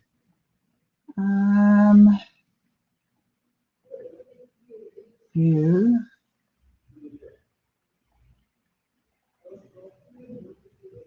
No, there. Present. I'm getting good opportunity to practice Debbie's tips. So what and how am I going to run this workshop for you? First, I'm going to tell you what you'll need if you want to code alongside me. Then I'm going to give you a quick intro to Jetpack Compose, just to tell you what's new. And then I'm going to run through a code lab that's given by Google. It might take longer than the time, but we'll stop at the end of the time. And this will just show you how to get started quick and easily, and so that it will give you a space to explore. And then I also want to mention that in the Slack, if you can see in this picture, there's a Jetpack Compose track, and you can ask questions there. And I will be around for some days afterwards to answer some of your questions. So what you will need to try out the code lab is you need the Android Studio preview. Okay, and afterwards, I'll also put the link to the slides, so you'll get all of these links. And then this is the code lab that I'm going to be following. And then I mentioned the Jetpack Compose Slack. And then there's an optional link that's also going to be part of the slides that I'll share. This is the pathway that gives you a whole lot of extra information about Jetpack Compose, some more videos, some more articles, and some more code labs. So you can either code with me, or you can just listen now, code later, and ask questions on Slack. Now let's dive into the intro. So we all have phones in our pockets, and there's apps running on the phone. And if you look at an app, whatever's on the screen needs to be fetched from somewhere. So either it's getting it from the internet somewhere, or it's getting it from on the phone, and then the phone, the app source code itself will build this UI based on this information. And then you, the user, can scroll open up and down and click on things. So I'm saying now that these things that are coming from the back end or from your phone, let's call that the state. So the state tells the UI what it should look like, and the user clicks things and scrolls, and let's call that events. So the events could change the state, right? You click on this cupcake image, and then maybe the cupcake picture comes up. So that's just to set the scene. And this is the same for whether you're doing iOS development, Android development, or any other development that involves a user interface. So this picture here is just what a typical Android architecture might look like. These squares are objects inside the code. So I've still got my state picture. The state puts the images on the screen. The URL possibly changes the state. And inside the Android app, what we would have is the activity is the thing that's going to show up on the screen. It might have a fragment. It might have another object that's remembering what the state is. It gets it from the internet or the repositories. It keeps the state inside this view model. And then in the old way of doing Android, we used to have an XML file. This is a different language. It's a different thing. You need to jump to a different screen. You tell in the XML, you say what you want your UI to look like. And this was kind of clunky because you would be using Java or Kotlin in this on these objects, and then you would have to jump into XML. And in addition, you'd need to wire it up so that you would be, the state that comes in over here would need to be displayed on the UI. So there would be some wiring code inside here, as well as if the user wanted to click, there was more wiring code to set up these clicks. So this new library from Android, the Jetpack Compose library, what it will do is it will replace this layout part with the Jetpack Compose library. And this is in Kotlin. This new library is in Kotlin. So you don't need to jump to another language. It's the same language as all of this if you were using Kotlin in the first place. Okay, so this is just a bit of a deep dive of how we used to do things in Android and how the new Compose way of doing things in. Before in Android, when your activity, and I showed you the activity over here, this activity or fragment, when that started up, what would happen is it would read all of these XML files. It would build a whole tree of structures of everything that's in your UI, all the buttons, all the views, all the pictures. You as a coder would have to go and find the right view using find view by ID. Typically, there are other techniques, but one of them would be find view by ID. You would look at what's in your state. You would set, there it's setting a text string on this view, and this code inside the fragment could get really messy, really easy. You could, if you just wanted to change a color and a picture, you might have two different places, or you might change something in one place or another place. And this could actually lead to quite a lot of bugs because these views might not be all in the same state at the same time. You would also have to set your click handlers to handle your user actions. So what Jetpack and Google have done is they've replaced this mechanism with nested functions. So they are just function calls, simple function calls, and one function calls other nested function calls. These function calls you can reuse, and what you do is at the top of the function, you say that this is a composed function by saying @composable, and then you just nest the functions. It's all written in Kotlin. And then because of this annotation, the system in the background will decide when and where and how to redraw the screen. So all you need to do, you just have to say what you want on the screen with these composable functions, and then the system will recompose them. The other thing is there's a known and fixed way of getting the state into these functions. You can pass them in by the parameters of the functions, and you also pass in the interaction handlers, which means that these functions themselves don't need to know anything about the outside world. They get everything passed into them, and they have everything they need to be able to show the state correctly on the screen. Okay. So you can see this is quite different. This is like XML and objects, and this is nested functions. And so that means we have to think a little bit differently when we are using Compose. So Compose thinking, some changes. So let me just explain to you how the state would come. So this oval is a function. It's a composable function. The state comes into it. The nested functions call other nested functions. If I have a view down here somewhere in my UI that needs a cupcake, the cupcake comes in from the state and gets passed all the way through here. If there's an event, the user wants to click on a button, the event handler would have come in from the top, and when this button gets clicked, it just calls the event handler out of the top. So this is a slight different way of thinking about it, which means we're not messing with the state. We're not necessarily messing with the state when you click the button over here. So everything's in Kotlin. The functions are nested.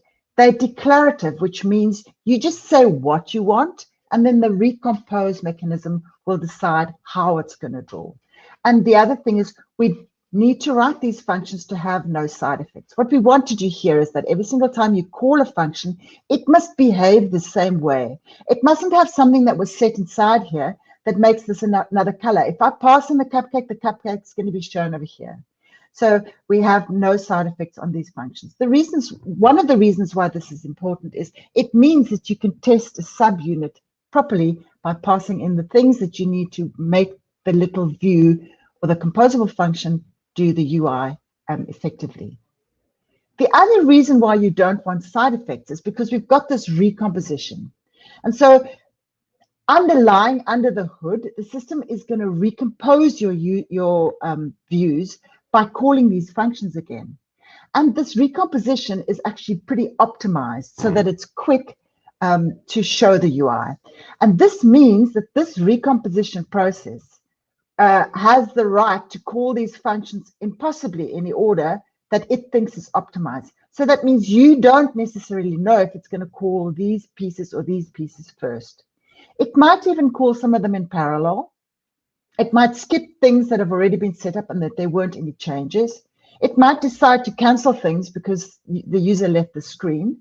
And also it might call these things very frequently. If it's trying to draw some animation frames, it might call these things very quickly. So that is one of the reasons why you don't want your functions to have any side effects. Okay, that was a lot of squares and blobs and theory. I think let's just not go to questions. Let's jump into the code. So what I'm going to do now is I'm going to follow this codelab. So it's at that link, and we'll paste the links into Slack. The before you begin was just saying that you needed Android Studio, the latest version. Then starting a new Compose project, what they're saying you should do here is you should open Android Studio, click on create a new project. So this means that even if you haven't used any Android Studio things before, or you haven't done any Android, you can actually try this out. You can run Android Studio if you've got it from the previous link. You click on create a new project, and then you choose empty compose activity. So I'm just going to jump to the next screen. So here I have, this is very small, don't worry, it's going to be better. It's going to be bigger, quick. What I wanted to show you is that this user interface doesn't necessarily look like what that codelab looks like, but all you need to do is click that new project and you'll get the same screen. But I did actually make one for us. I'm going to load that up, and I'm going to go into appearance presentation mode, and it should come up big for us. Okay, excellent. So now let's go back to the codelab. Just want to reorganize something here so this is easier for me. There. So the next step in the codelab after you've created this project is to start looking at the code. There are other things about build things, but I'm not going to look at that now. I'm going to just jump in straight into the code. So the first example that they've given us here is a greeting composable. You can see it's just a function. It's got this @composable, and it takes a name, and inside is a text. So let's just go over here. So here I have, this is what the codelab generated for us. It's a composable function. It's a function which is a Kotlin function. It's a greeting, and there's a text. Now, if I click on here in Android Studio, you'll see that it tells me what that is. Text. Text is a high-level element that displays text and provides semantic accessibility, blah, blah, blah, blah, blah. So this text is part of the library from Compose, and all of the things that you expect in a UI library are there. There are text fields, there are buttons, there are all sorts of things that you can use. And so the next thing I want to show you here is that if you have this composable and you want to see what it looks like, in the olden days, we'd have to run it on an emulator. But if you're in Compose, you can actually make a preview by doing this at preview. And then it will show you, you can call the greeting by making a composable preview function. So this is very small. You can't see this here, but if I zoom in, you'll see here, okay, the background's dark. We're going to fix that in the next step. But you can actually see that this is the default preview that we've got over here, and that it's actually showing me what my composable is doing because I'm passing in Android. And if I change this to Maya and I rebuild, it's rebuilding and hopefully rebuilding. Change computer. It should show Maya here. Okay, we'll let that do that in the background, and let's just go back a bit here and see what else is in this code lab. This is lots of stuff for you to read, but what I want to show you here is how to hook in the Compose into your activity. So if I'm scrolling up here, we'll see this is the main activity of your app. This would look familiar to anyone who's done any Android coding, and there's an onCreate method, which is the method that starts up the activity. And over here, here's a new thing called setContent. This creates the environment in which you can call a composable. And we have our first composable being called here. Now, this is an interesting thing, this IWD Basics Compose theme. What this does is it sets the theme for the screen from our theme. And a theme, interestingly enough, in Compose, if I roll over it here, you can see that all of your theming is also just another composable function. Okay, so let's see what the codelab says next. So typically, if you were doing this on your own, you could just go through these steps. If you needed more information, you see there, they're talking about the codelab theme. So the things that I'm telling you are in here as well. And so there is the text preview. We spoke about the text preview, and I think we can go to the next step. Next. Okay, so now they spoke about the declarative UI. So we spoke about the declarative UI as well. And that just means that you say what you want. You don't have to tell it exactly how. So what they're doing here is they're saying, okay, we have a greeting with a text, but we want to change the background color. So I'm just going to cut and paste this code. I'm going to drop it in here. My greeting, we want a surface color. So you can see what I'm doing here now. This is a composable function, and I'm calling another one in it and another one inside it. So these are the nested composable functions. I see this is red because it doesn't have a color. I'm going Alt-Enter, import. Okay, now when you import, what you need to do is you need to make sure you're picking the compose element. And now, hopefully, if I build and refresh, we'll see some yellow background coming up here. Great. So you can see, again, I want to stress here that I didn't need to run it on the emulator. You can run it on the emulator by pressing that button, but you don't need to run the emulator. You can actually get really quick feedback on your screen like this. Okay, so there they're saying refresh the preview. We just did that. Hello, Android. Okay, so now they're talking about modifiers. So while I copied this, I'm just going to copy this piece of code here. Right.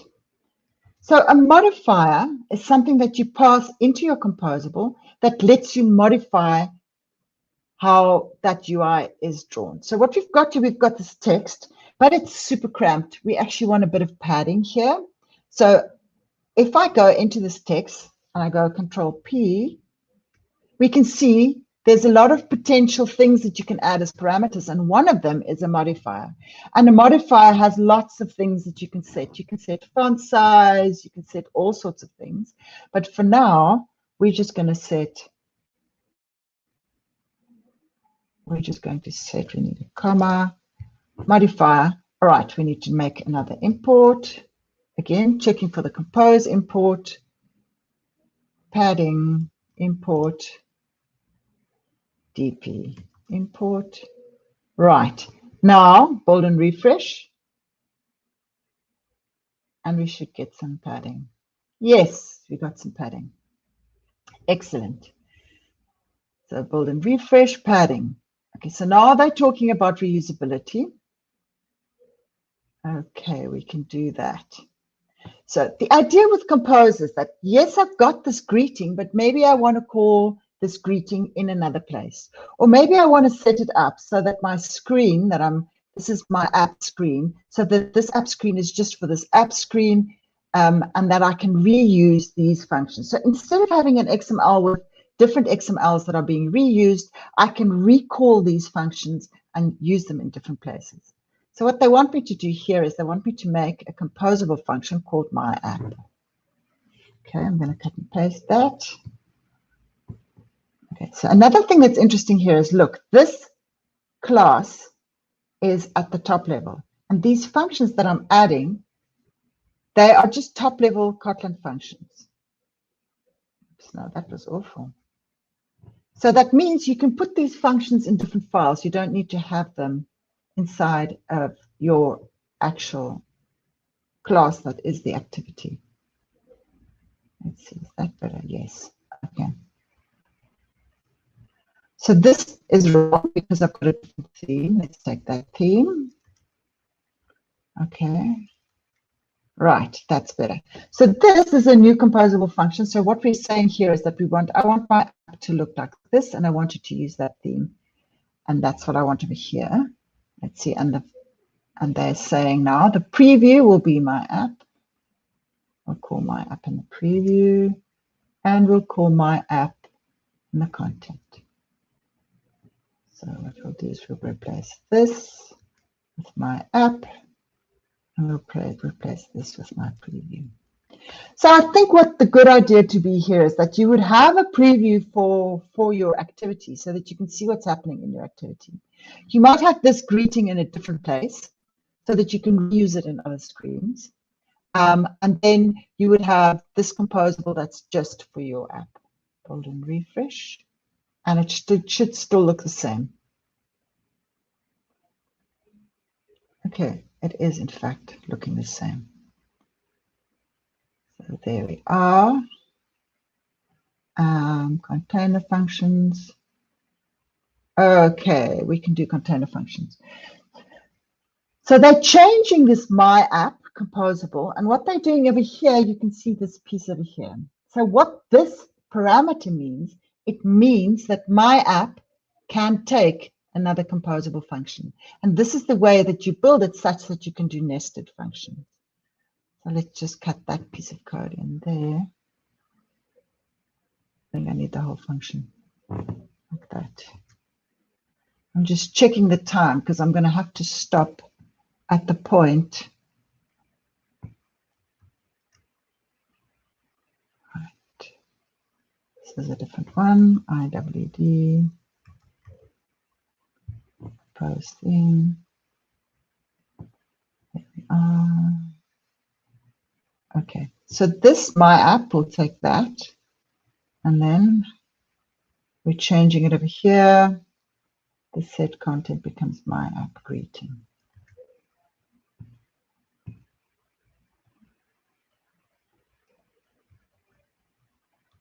Okay, so now what you see here is you see these curly braces on the outside and you don't see the parameters. The reason that that's like that is because there's a Kotlin convention that if this last parameter is a function call, you can move it outside. You can move the parameter to be outside the braces and just call the curly braces. If you need to search more about this, it is in the codelab. They explain how that works. This is the same over here. And I'm building and I'm refreshing, and it should work.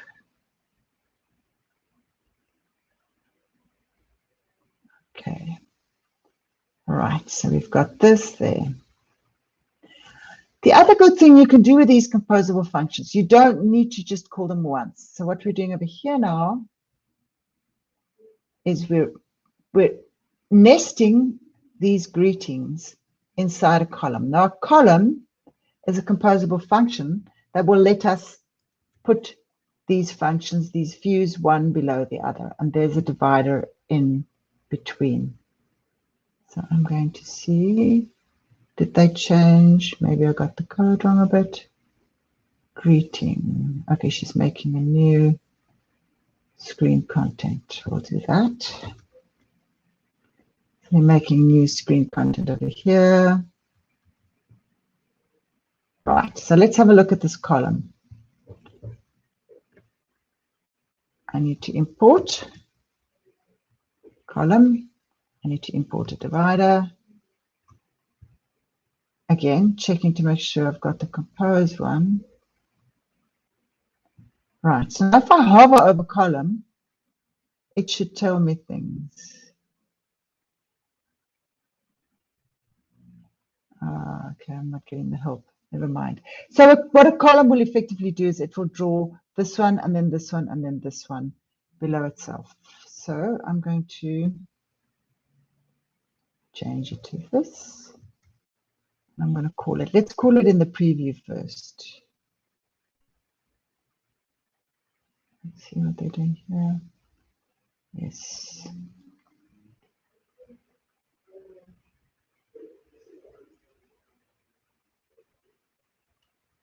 Oops. I'll call it over here. So let's rebuild and refresh and see what that looks like. Aha. So what we're seeing here now is that because we're calling this composable function my screen content, it is in fact drawing one greeting, giving me a divider, and then drawing another greeting. Okay.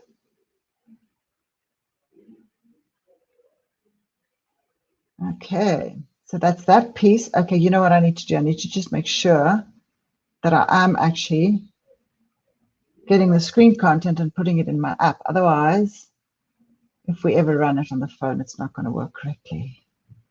Okay, so there's our preview. You can also, of course, have a for loop. So let's do that. Let's change the screen content to just have a for loop. And we'll do that in here. Screen content.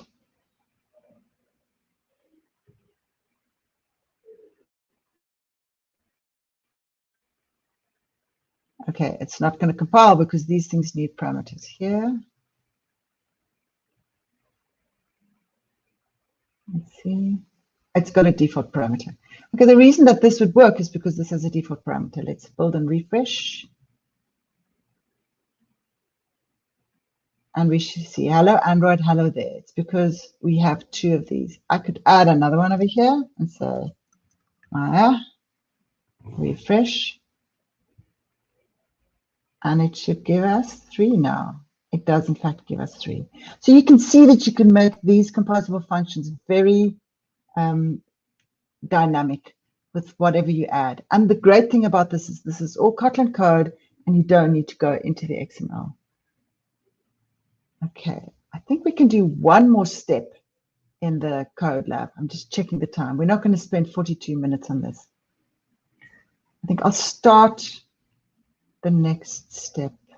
Actually, no, let's not do one more step. What I'm going to do now is what's interesting is I'm going to run this on an emulator by pressing that button. That's not working. We'll say view, appearance, exit presentation mode. Let's just run it on an emulator just to show you that you're getting exactly what we added into our activity in the emulator.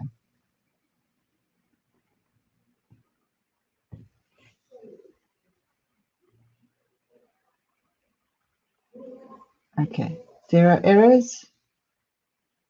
Could not be installed. Retry.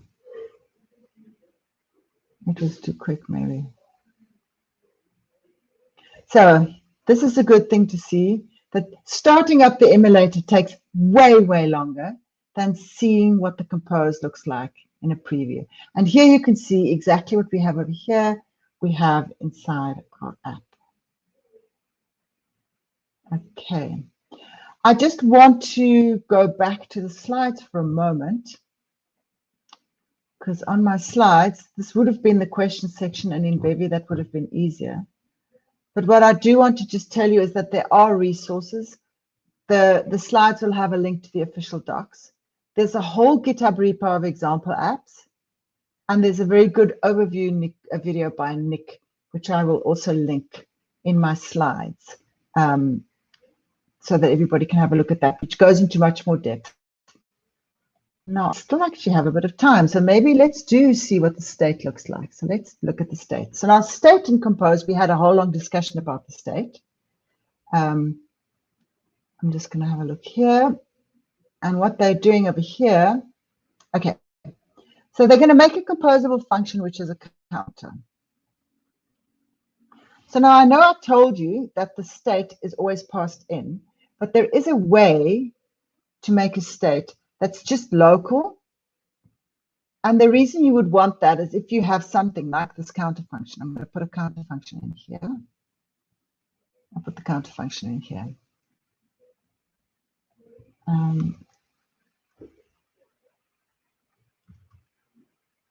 Just pulling in import, I want the compose one, text. Okay.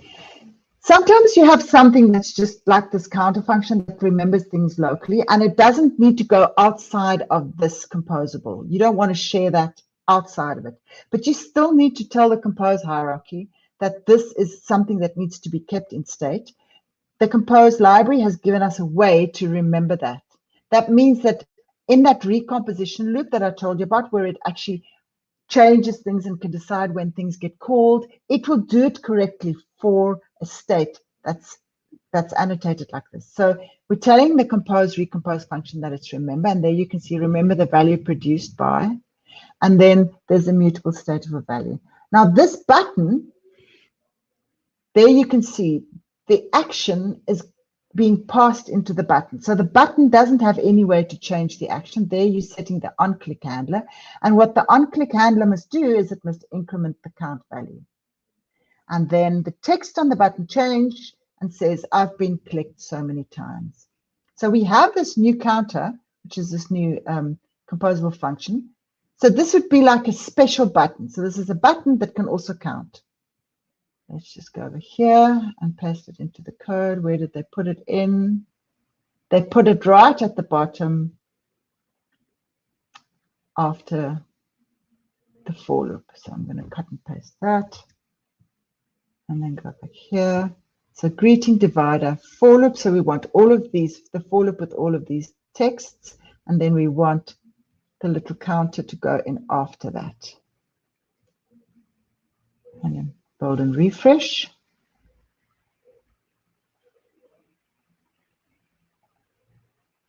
And we should get a little button appearing at the bottom here. There we are. Okay, let's just zoom in a little bit. So here's our button. Now I want to show you another cool thing. So this is just the way things will look visually, but if you clicked on this, it wouldn't let you click it. But you see this icon over here, that's the start interactive mode icon. If I click that, it starts it up in interactive mode. And now you can actually click this button and you can see the counter incrementing over here.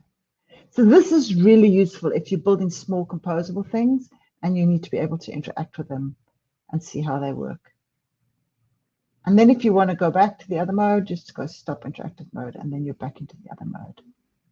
Okay, now I think I might actually have run out of time. I think I'm going to jump back to the slides and go into questions, and then Vuyo can take questions if there are. I'm not seeing. Hello. I'm going to stop Hi. Guys, do you have any questions for Maya? Please type it in the chat. Vuyo's just stepped out for a second.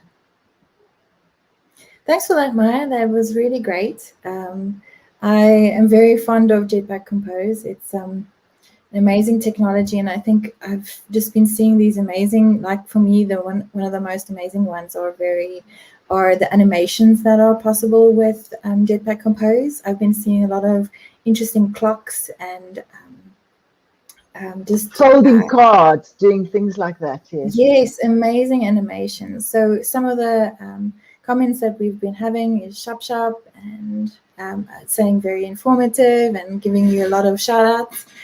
So Tawaka is asking, what is the latest version of Android needed for Compose?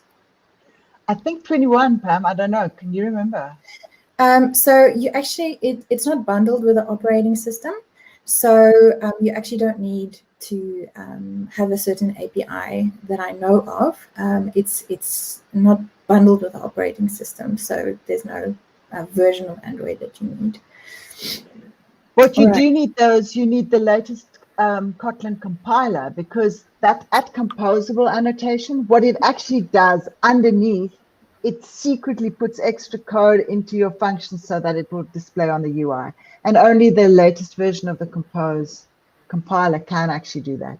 So it's more important to have the latest version of the compiler on Android Studio than it is to have the version of Android that it runs on. Exactly. So Tina Munda asks, I see Java is being sidelined these days, so no Compose is available for Java. No. But Compose has quite a good interoperability story.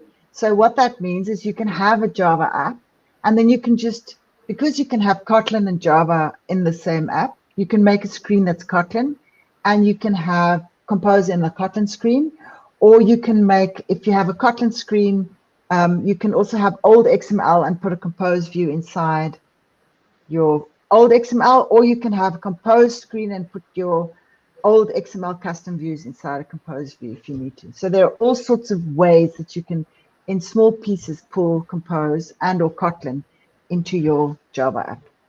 So all is not lost. So Shuan has just corrected us. Compose is backward compatible to API 21. Thank you for that. Yeah. Cool. Right, we have another question, which you may or may not want to answer. Is Luna using anything from Jetpack? Yes. Yeah, we haven't got Compose in our app yet, but we do use, I mean, the Jetpack libraries are so cool. There are all sorts of other Jetpack libraries.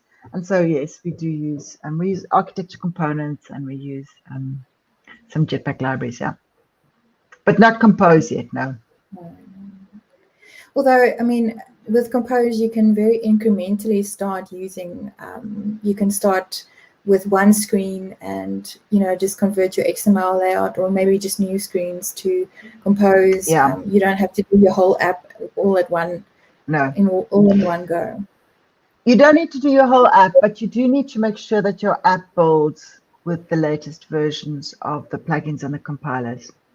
So that's typically what, if you said I wanted to put Compose inside my app, that's where I would start. I would just make sure that all of my builds are up to date and everything works and compiles up to date with the latest tools, and then start in a small, find the about screen, the help screen, one small screens, one small info screen, and then change that to use Compose. Okay, it seems like and Danae says you're killing at live coding. Thank you, Danae. Thank you. Very So all the breathing exercises, see, breathing, that's what's making it's not the million years of experience of live coding of coding. It's the it's obviously the breathing. And both feet on the floor. And both feet on the floor. Yeah. All right. So our next presentation is going to happen at 12:35, I believe. So you can take a quick. Everyone can take a quick bathroom / coffee / snack break, and we will start getting everybody ready to get onto the stage for the panel. Yes, Danae, you should join the panel discussion. She was asking in the background. So yeah, we'll see you guys soon. Maya, if you can share the slide for just the back soon one, and we'll see you at 12:35. Here we are.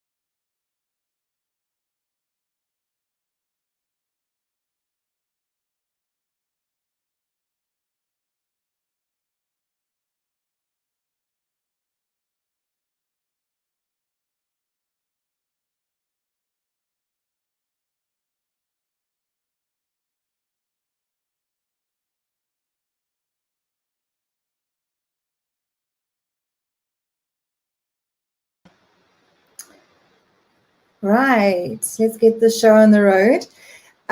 So right next up, we've got our panel discussion with me and some other wonderful women tech makers. And we're going to, I'm just going to quickly add everyone. So first on stage, we've got the wonderful Rebecca Franks, Rigaroo, Debbie Rogers, Tumi Sineke. Wave, Tumi, you're happy. I hope. Danae Bennett, Laura, Jacqueline, and glad to see Lebogang. Great. So ladies, just remember when you're not speaking, just keep your microphone muted. But in general, it's, just hope that you have a great time speaking on our panel. So let's get started with Rebecca. So Rebecca is the Android lead at Over, where oddly enough, I'm starting in a couple of days, which is very exciting. And she's also a GDE for Android. Rebecca, if you can remember to unmute yourself, what is a GDE? A GDE is a Google Developer Expert. So it is a program run by Google that is like a community run, kind of a lot of people get together that are speaking at conferences and sharing their knowledge, creating blog posts and that kind of content. And it's kind of categorized into different sort of Google products that you might speak about. So for instance, I do a lot of Android stuff. So I've been writing blog posts and making stuff online, like YouTube videos and stuff for quite a while. So I'm part of like the Android Google Developer Expert community. And it's just a bunch of people all across the world that share knowledge and teach and show others how to do Android. So yeah, that's what it is. That sounds really amazing. How does one actually become a GDE? So there is a website that you can Google. So if you just Google Developer Experts, there will be a whole like information about how to do it and how to get about doing it. But basically it's just like the sort of starting block is contributing to the community. So creating content, sharing your knowledge, writing blog posts, that kind of stuff. And that's like the sort of starting point for it. And then once you kind of start doing that and do that in the community, then you can go through the process of applying to become one through the Google program. And then they look at what you've done and you have some interviews and then you can become part of the community. That sounds amazing. Thanks, Rebecca. All right, next is Debbie Rogers. So Debbie is the managing director at praycult.org. I hope that I said that correctly, or praycult.org. And she is also, it's an extremely fancy name, so I'm going to read it. The member of the WHO, the World Health Organization Digital Health Tech Advisory Group. What on earth is that? What does it entail? I mean, that sounds like such an amazing opportunity. How did that come about? So the World Health Organization has recognized the value of digital health, particularly in global public health, and wanted to accelerate their work in that space. And wanted to bring together experts from all over the world to do that. So they put out an application for anybody working in the space. And I was lucky enough to be accepted onto the advisory group. We meet every couple of weeks and help just to push the strategy of the World Health Organization and digital forward. Wow, that's amazing. Congratulations. That's a really cool opportunity. So next up is Laura Anhira. Laura, so you are a senior software engineer. And you're from Zimbabwe. How is the weather today? Hi, Pam. Today is a bit sunny and very warm today. Okay. And by contrast, Danae's weather all the way in London. How is the weather in London today, Danae? It's actually, the sun is shining, but we all know that's, not the case most of the time. So Danae is an engineering manager at Paystack, and she'll also be part of the Women of Paystack call that's going to be happening over lunchtime, starting at 1:20. So it's really nice to have you here, Danae. And next up is Tumi. Tumi, welcome. So Tumi is one of the heads of, or the head of the Authorizing Foundation. And I wanted to ask you, Tumi, you were saying that it's part of that you're sort of heading up this Project Thrive. Can you explain to us what Project Thrive is? Sure. Hi, everyone. So Project Thrive is a tech mentoring program, and it's based on the premise that in order for anybody to succeed and move forward in their tech career, they need access to empathetic help. So somebody who understands what it's like to be, more junior, starting out in your career, and then just dedicated and will help you walk that journey to the next step in your career. So that's behind. Oh, I think I've lost you there a little bit, Tumi. So we'll just come back to you a little bit later. Jacqueline, so you are the head of UX at Hello. You're the head of UX at Superbalist. And I wanted to ask you, you were talking about in your biography, you were saying something about Go Human. Do you want to introduce that topic? Yeah, so as a designer, the main thing I like doing is finding and solving problems. I've spent being an environmentalist most of my life since I was a child. And I've always kind of tried to see how we can be more just better at taking care of the planet. So a few years ago, I had another moment where I realized that whenever we talk about the planet emergency, it comes across as being quite negative, and we feel kind of scared about things. And I started thinking about how, as a designer, someone who designs for people with anxiety could maybe move us out of that space, because if you fear something, you can't do something. So I'm kind of working on figuring out how we can work together to use design to solve some of these problems. But yeah, I still have a ton of work to do on that. I can imagine it's quite a pastime. Next up, we've got Lebogang from Microsoft. And Lebogang is the developer audience PMM at Microsoft, and she's also a committee member at the IEEE. So Lebogang, it's amazing. How does it feel to be like how does it feel to be like this employee at this major corporation that everyone wants to work at? How did you get this position? I mean, it's amazing. Congratulations, firstly. Thank you, Pamela.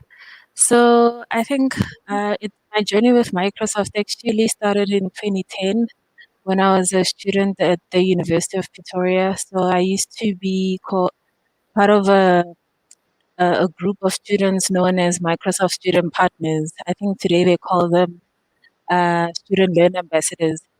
So after that, it's actually the first corporate company I worked for, but I had various roles as a contractor. And this is my first time having a role with them as a full-time employee. So before then, I was a vendor amongst various roles. And I would say I was groomed along the way. So every role that I had sort of led me here. So I started off doing Windows Phone and Windows Desktop development. I don't know if any of you ever owned any Windows phones. And then I moved on to what was known as the consumer software engineering team. And that's where I learned a lot from the technical side of things. And then I joined CMO as a marketer for the first time in my life. And I think that was nerve wracking because I had no marketing experience there.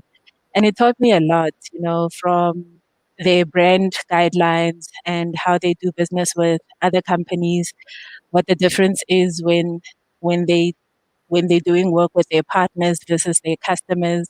And now with this role, what I love the most is that it touches on things that I used to do as stretch projects. So I used to look after developer communities just as something that I loved doing.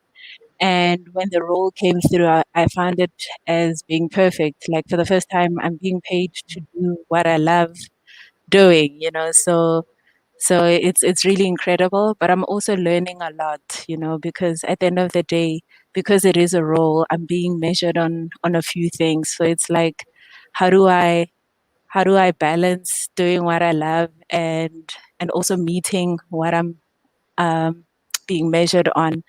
So, and it took getting out of my comfort zone. So I applied. I applied last year around September, went through 5 interviews, and then I got the job. That's Yeah. amazing. Thank you for sharing your journey. Congratulations. It's really Thank well done and well deserved. So Thank you. what you've touched on now is really starting out with, as a student, you were part of a community and you were sort of maybe groomed isn't the right word, but enabled to get from one level to the next and sort of moving on. And that's also something that we want to do at Women Techmakers, is help young women to get to the next step and the next step and the next step in their career.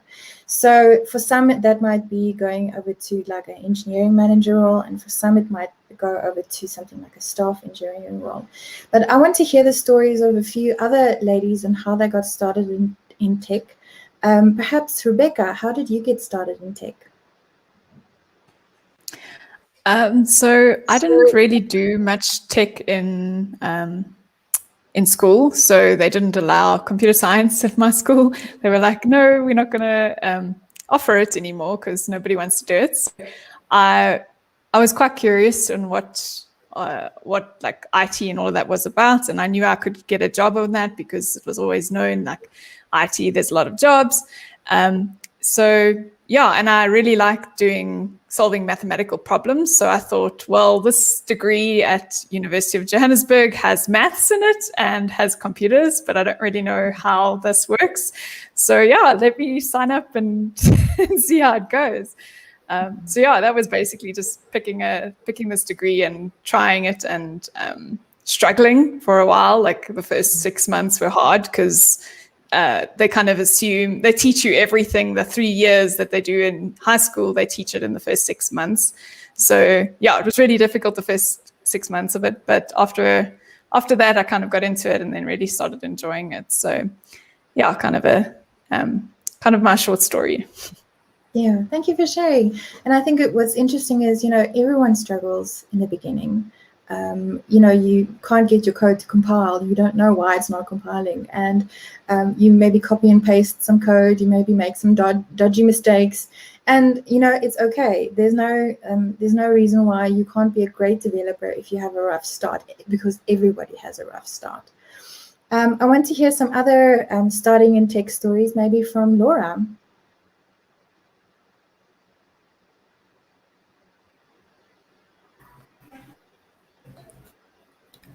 For me personally, initially when I was in high school, account mainly was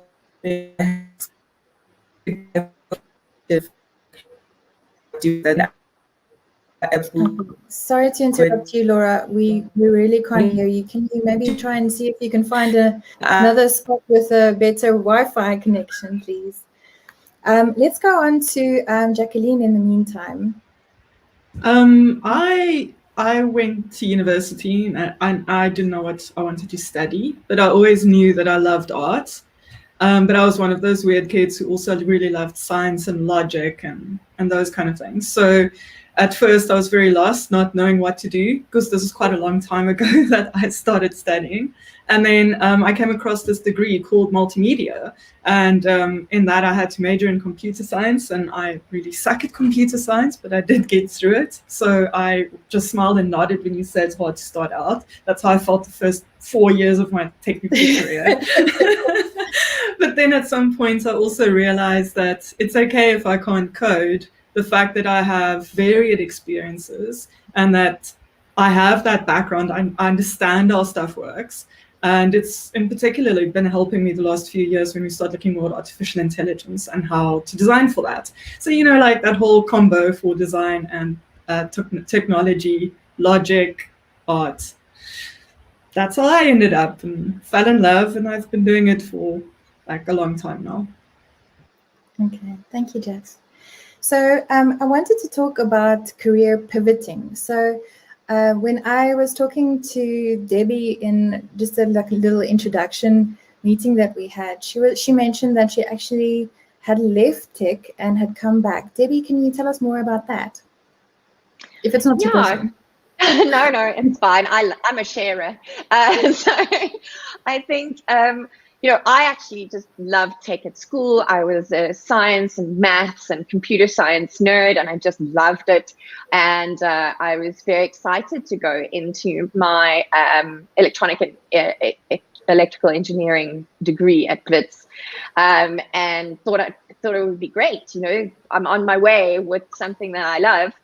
And I had been at an only girls school, and I arrived and there were 8 girls in a class of 180 guys in my degree. And I suddenly realized, hey, I'm not just a nerd, I'm a girl nerd. And that's an actual thing that I didn't know was a thing.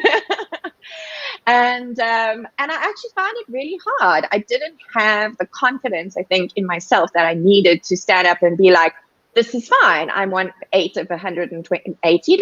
Who cares? I didn't have that confidence in me. And I just slowly felt more and more ostracized from the tech space. And so I actually then went completely on the opposite, and I started studying art. I did my master's in digital art, and that there were no guys in the art degree, so I was back in a completely different space, and started to move from there. I was a programmer in a couple of places just very briefly in my life, but kept finding that bro culture that I had found difficult at university was still in these places where I was working. And so went into lecturing multimedia design, bringing my art and technical together, lecturing that at Vega, and then went into advertising as a creative technologist, where I felt that at least I was using both sides of my education. I was able to be creative and use my design, but I also had a really good understanding of the technical elements. So no engineer was going to pull the wool over my eyes. And I think that was, led me to build my confidence in a different way, in a different space that maybe hadn't been that original place I thought I was going to be.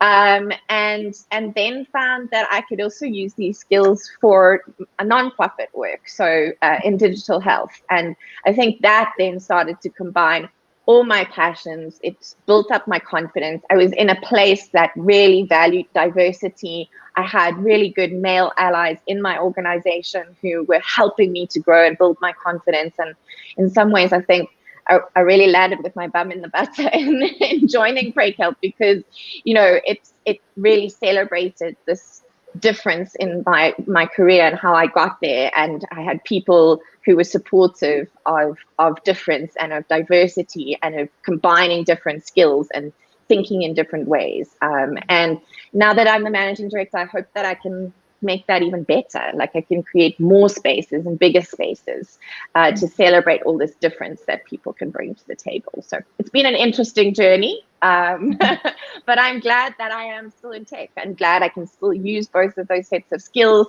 I love what I do. I love the people that I work with. So I feel like it was a weird place. I had lack of confidence. I did step out of it for a while, but I found a place that suits me and where I can use those skills and where I'm really happy. So I'm very lucky.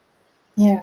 So what I'm hearing is, a lot of people, myself included, I didn't have the confidence when I was at varsity, even starting at school, varsity, early career, to say, I'm also competent, I can also do this, and I also belong.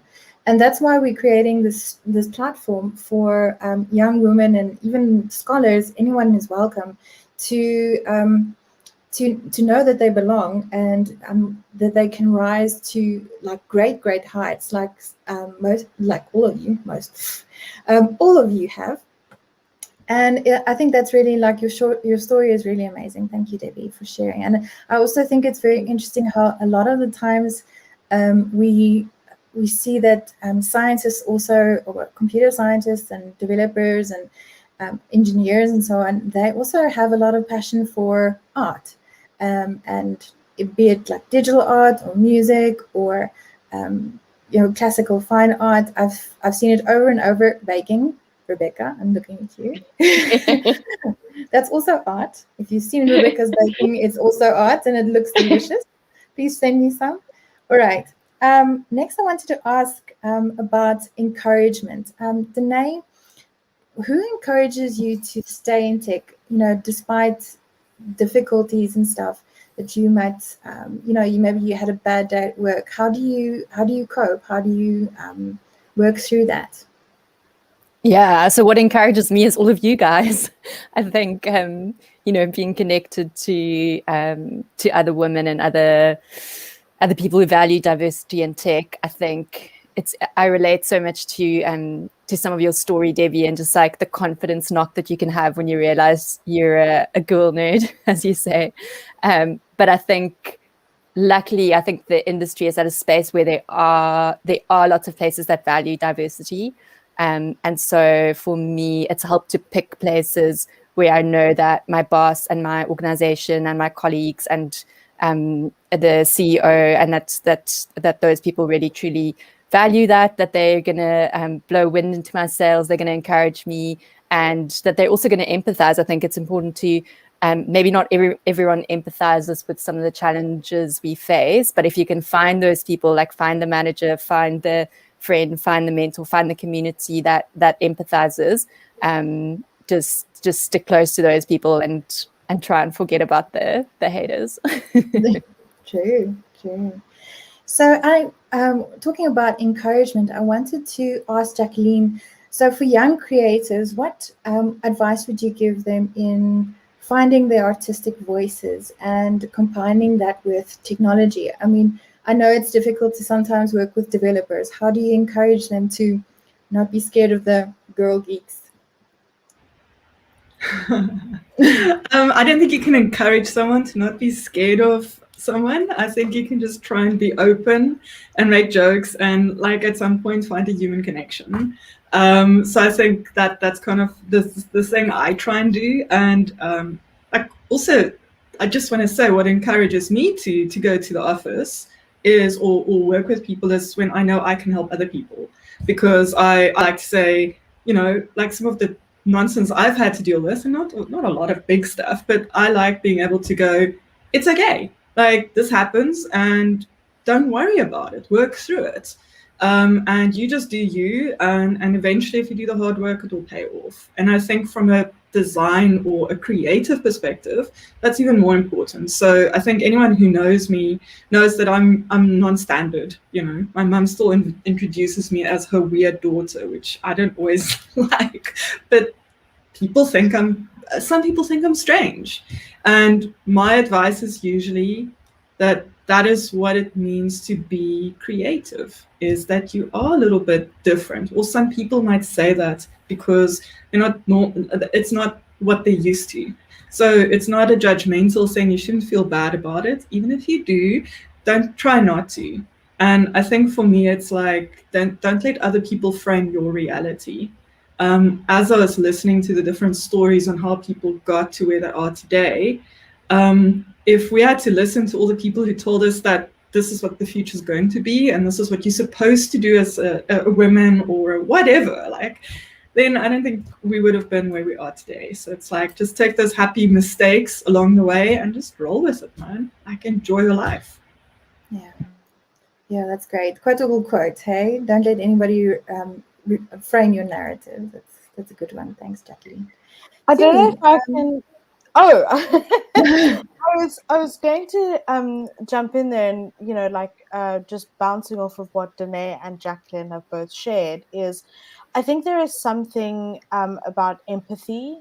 And so as much as it can be like, don't worry about what the haters are saying, what I found is super powerful and keeps me so encouraged is having a group of empathetic people who will sit in that suck with me and to just be empathetic and say, yeah, this feeling, it sucks.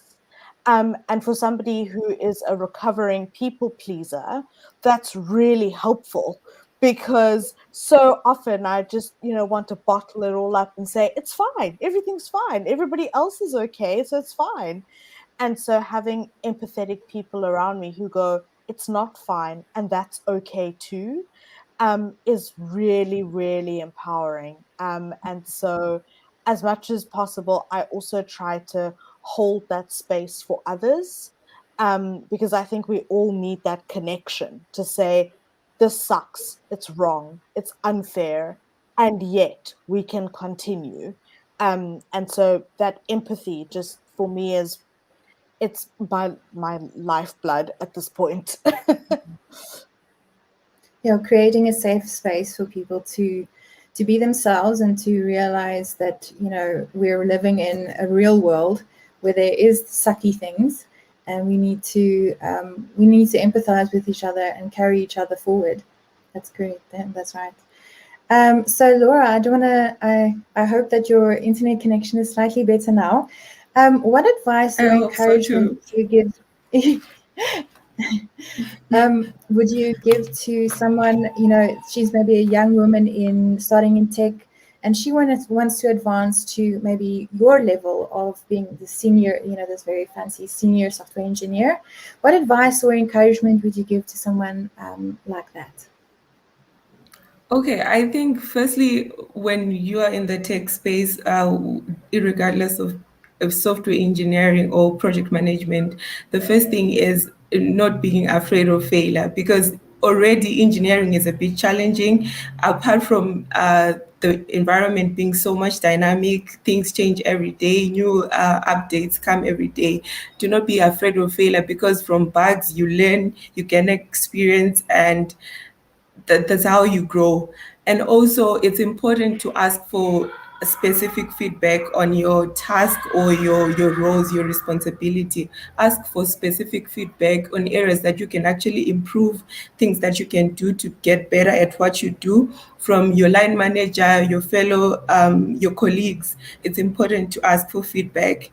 And also, I also think as much as it's important to have a mentor, it's also important to have career sponsors. Some people who are like your personal career champion, someone who can mention your name in important rooms.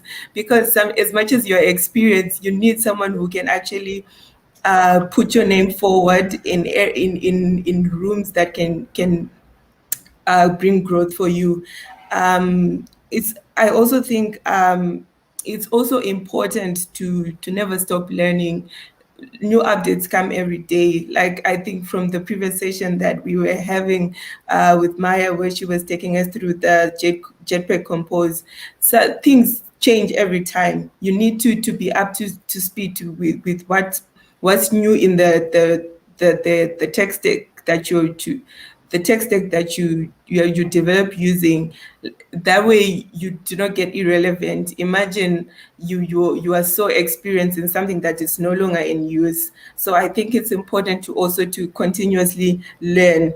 And also maybe second from last, I think it's also important to network, find the other women, like what Tumi was saying, find people who you can be in that circle with, like people who can encourage you. Like it's I think it's encouraging to know that someone else is going through what you're going through. It's not specific for you. It's something that's common to other people, and you discuss how you can actually move forward, how you can overcome the things that you're facing.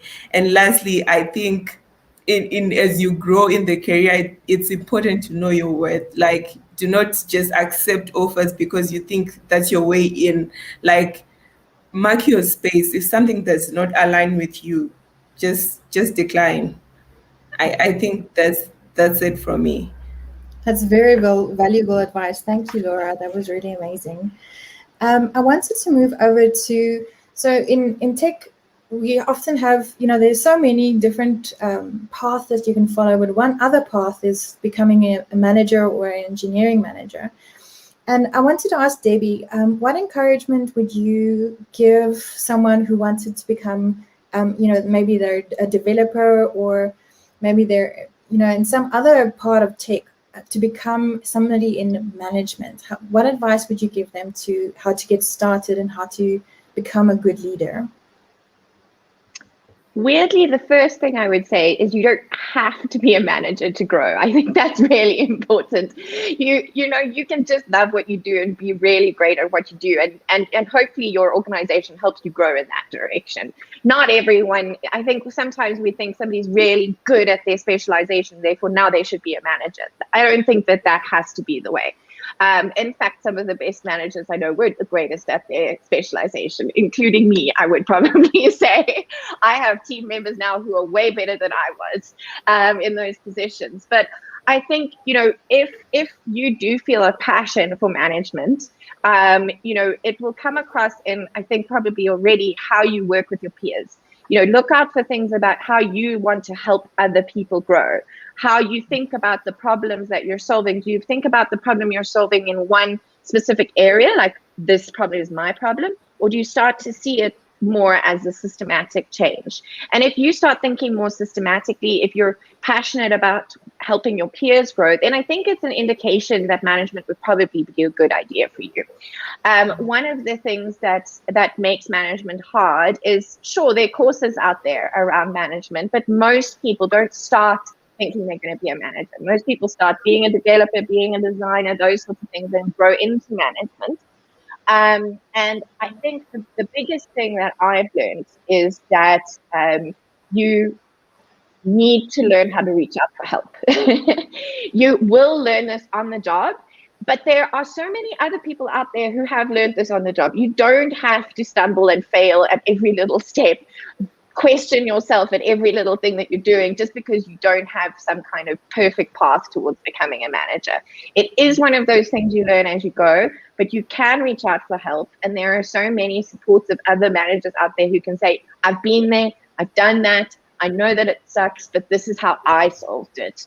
Maybe that's helpful to you. So I think it's really important, I think particularly in management, to have someone you can reach out to for help, or multiple people you can reach out to for help, because it is kind of a learning on the job space in my experience.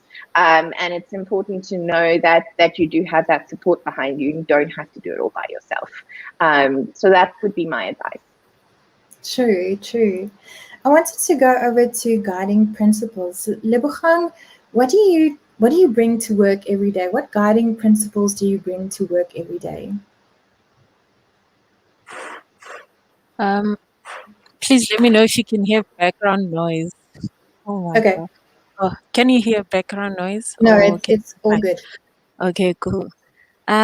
So I think from a guiding principles perspective, I would say being authentic, like bringing your authentic self.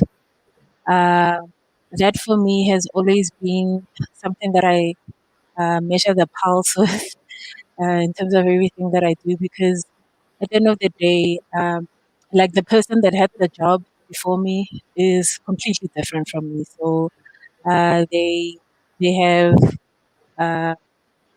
years and years of technical experience, whereas I have like a few years of dev experience, a few years of running an accelerator, and a few years in marketing.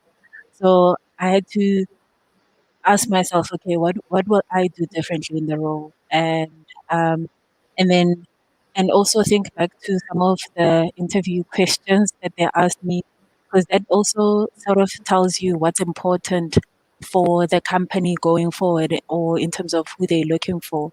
So I think from a guiding principles perspective, I would say bringing my authentic self and also reaching out. So someone mentioned asking for help. I don't know if it was Dene or who. Yeah, so I ask for help, not just internally. So from the network of the community that I'm part of, I actually say, hey, do you think something like this will work? What do you think? What's your feedback? Because they are also leaders in industry, you know, they're not just community leads. And then I go back, I rethink, and I'm like, okay, have I asked a diverse group of people as well? Because sometimes I think I speak to the same people. So then I also have to get out of my comfort zone and say, actually, I've never spoken to this person before. Let me ask them, because they are active members of the community as well.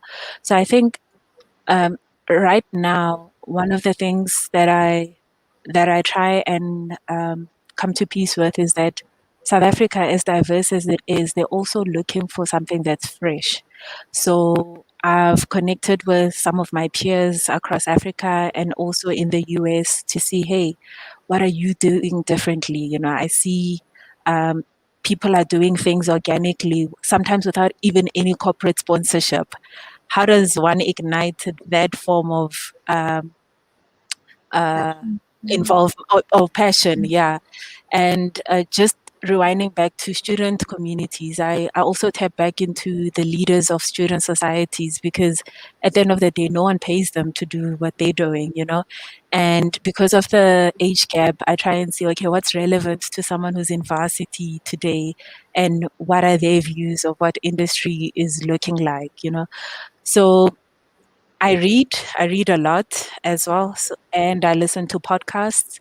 So I would say I draw guiding principles from everywhere. And I'm also lucky I've got a manager who's very open-minded, you know, someone whom I'll bounce things off of, and they'll come back to me and say, actually, you know what, you can do anything. And it's one of those things that sometimes you don't know what will work until you do it, try it, and fail maybe, and then come back, learn from those lessons. And my team, I'm very, very lucky. Like literally, we've got representation from everywhere. I've got one guy in Kenya, another one in Israel, someone from Turkey, UAE. So even that makes us very, very diverse. You know, we come from different cultures, different backgrounds. So just by asking someone, hey, what do they think about something, they'll actually point out something else that maybe you didn't see, you know. So it's like a blind spot that you might have towards a certain thing, you know, that you might not be aware of. And earlier in the keynote, something that I'm also learning that I really took as a takeaway is, you know, having empathy over stuff that one might think is little things, like the pronouns thing. So the speaker paused and said, you know what, I don't know what the zebra would like to be referred to as. And I thought that was really, really huge. You know, in an industry where it is so diverse today. I mean, if we had this event 5 years ago, diversity just meant female representation, but now it's more than that, you know. So I think just being conscious and not being blind to that helps me connect better with people and also do well at what I do, because then I wouldn't want to own the glory. You know, I will say, you know what, teamwork makes the dream work, and my definition of team goes beyond just the day-to-day people that I work with. Okay. Wow, that's quite something. Thank you. So I'm hearing authenticity, I'm hearing reaching out to people, I'm hearing working as a team. So Rebecca, what would you say are your guiding principles? What do you bring to work every day and try and work accordingly? I think it's quite hard to follow on from Levo's description. I mean, that's pretty much like, I think if I could work with people like that, yeah, I think that would be great to have everyone like on a similar page, just like trying to make the world a better place and working, being honest, being like, you know, like not taking on more than you can chew, like asking people for help, saying like, I can't work on something, or I need my team to help me out. I think one thing that I really value about the current job that I'm in is that there isn't a sense of competitiveness, which is what I found in some companies. Is like you have developers are like kind of working against each other to like, I don't know, be the better person. I don't know, like there's like a weird dynamic. Whereas in the role that I'm in the company that I'm in now, it's more of a like, we're working together to achieve this certain goal. It's not a matter of who did this best or like where this stands or, you know, trying to outperform someone else. It's more of collaborative. Oh, this is broken. Let's try to fix this together, that kind of thing. And I think that is something I really value, is just like, and I didn't know that because like my first job was not like that. It was everyone was just like trying to outperform each other. And that's like a really toxic environment. So yeah, just working in a place that's like encourages actual like teamwork, which is great. But yeah, a lot of what Lebo said really resonated with me as well. So I'm not going to repeat all of that. Yeah, I think, you know, when I started in my career, teamwork was a way to kind of manipulate people into working long hours and not saying no to more and more responsibilities. But now it's become something where it's like collaborative, working on each other's strengths. To me, what would you say, what are your guiding principles? What do you bring to work every day? And what do you try to live accordingly? I think for me, it's evolved over time. But what I keep coming back to is I have to be working in collaboration alongside others. So I have to know that my intent is all about working alongside people. A while ago, I read something that if you're not willing to sit side by side with somebody and work together with them, then actually you shouldn't be working on a project or on a team with them, because it means that there is an unresolved tension that is stopping you from wanting to sit shoulder to shoulder with them. And so each day, that is my guiding principle, is if I'm on a team, if I'm working on a project, if I am, having a chat with one of our mentors or our mentees, am I actually walking the journey with them? Am I sitting shoulder to shoulder in this virtual world with them? And if I can't see them in that way, then I'm not ready to engage with them, because then that would be against my value system of collaboration, of working with people. And I truly believe that that's the only way that we get to do something remarkable. We can't have the internal struggle of trying to, one up each other, like Rebecca was saying, past toxic work environments. We'll never build anything great that way. And so that's been my guiding principle, is the further and further away I move from that, the more it actually just saps all my energy.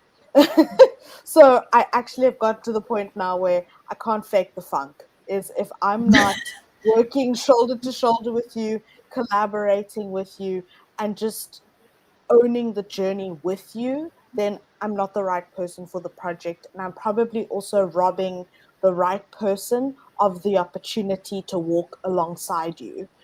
So it's best for me to step away and let the right person come onto that project or that team or walk that journey, which is super hard, because it means that sometimes you have to say no to things.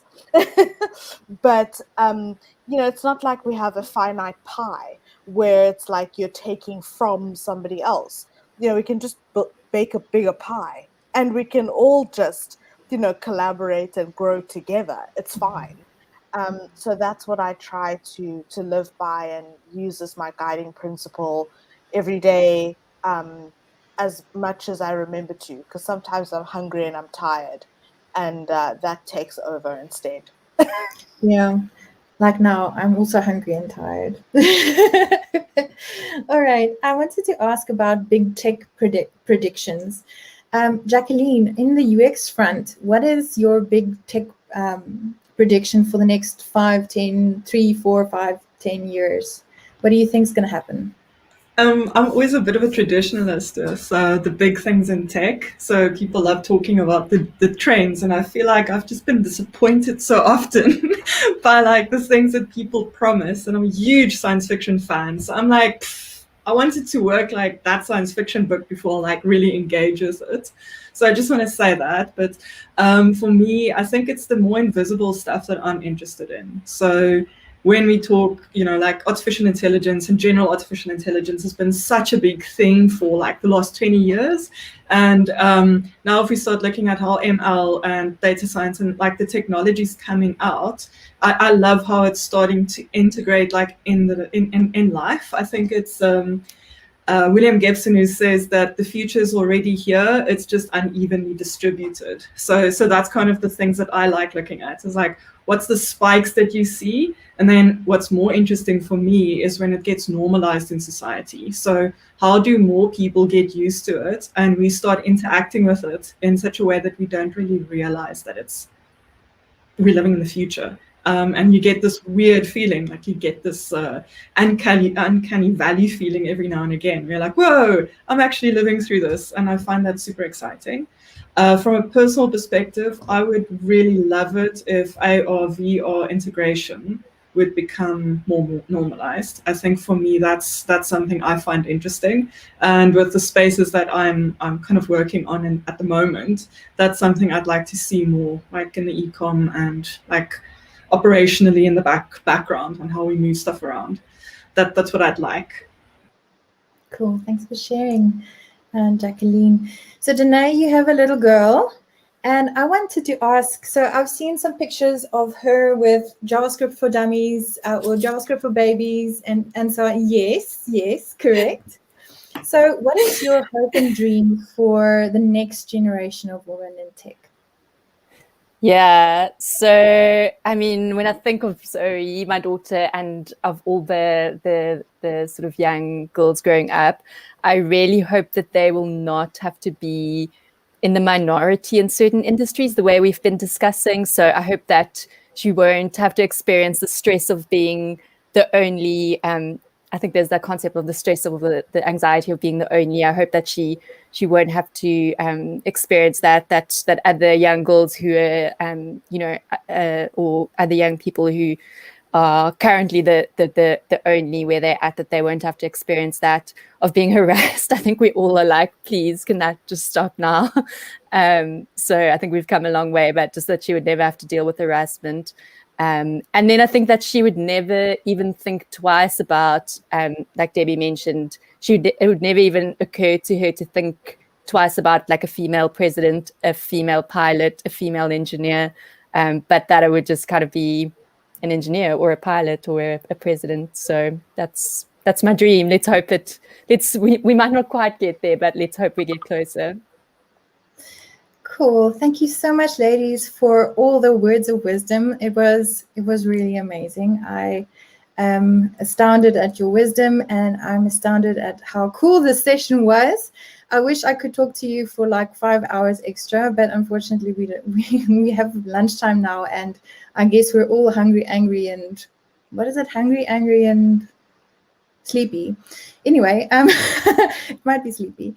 So I want to release you all to have the rest of your day. Remember that there is a Slack channel if you would like to participate in any further discussions with the attendees. There is a Slack channel for the panel if you want to chat with them further.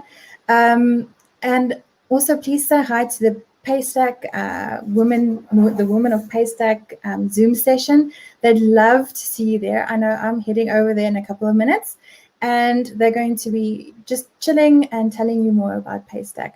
So we're going to have lunch until the next session, which I believe is at 1:50. Let me just see, 1:50, when it's painting with coffee and ink with Laura now. Cool. So we'll see you soon. Bye. Bye. Thank you.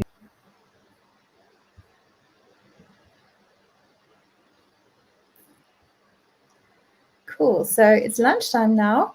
Please join the session of the ladies from Paystack for lunch.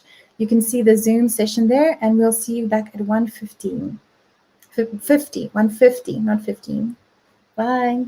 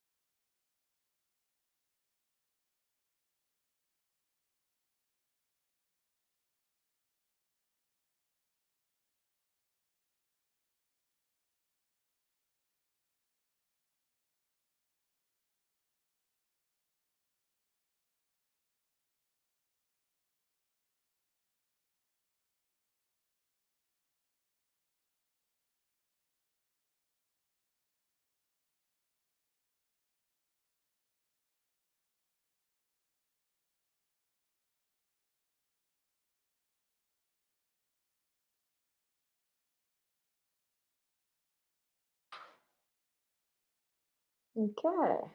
Welcome back, everyone. I hope nobody is hungry and angry. But yeah, so up next, we've got a wonderful speaker, Lauren, and she's going to be helping us paint with coffee and ink. Hi, Lauren. How are you? Hi, I'm well, thanks. How are you doing, Wario? I'm good, thank you. Do I need anything like paper, coffee? I should make sure I have it, right?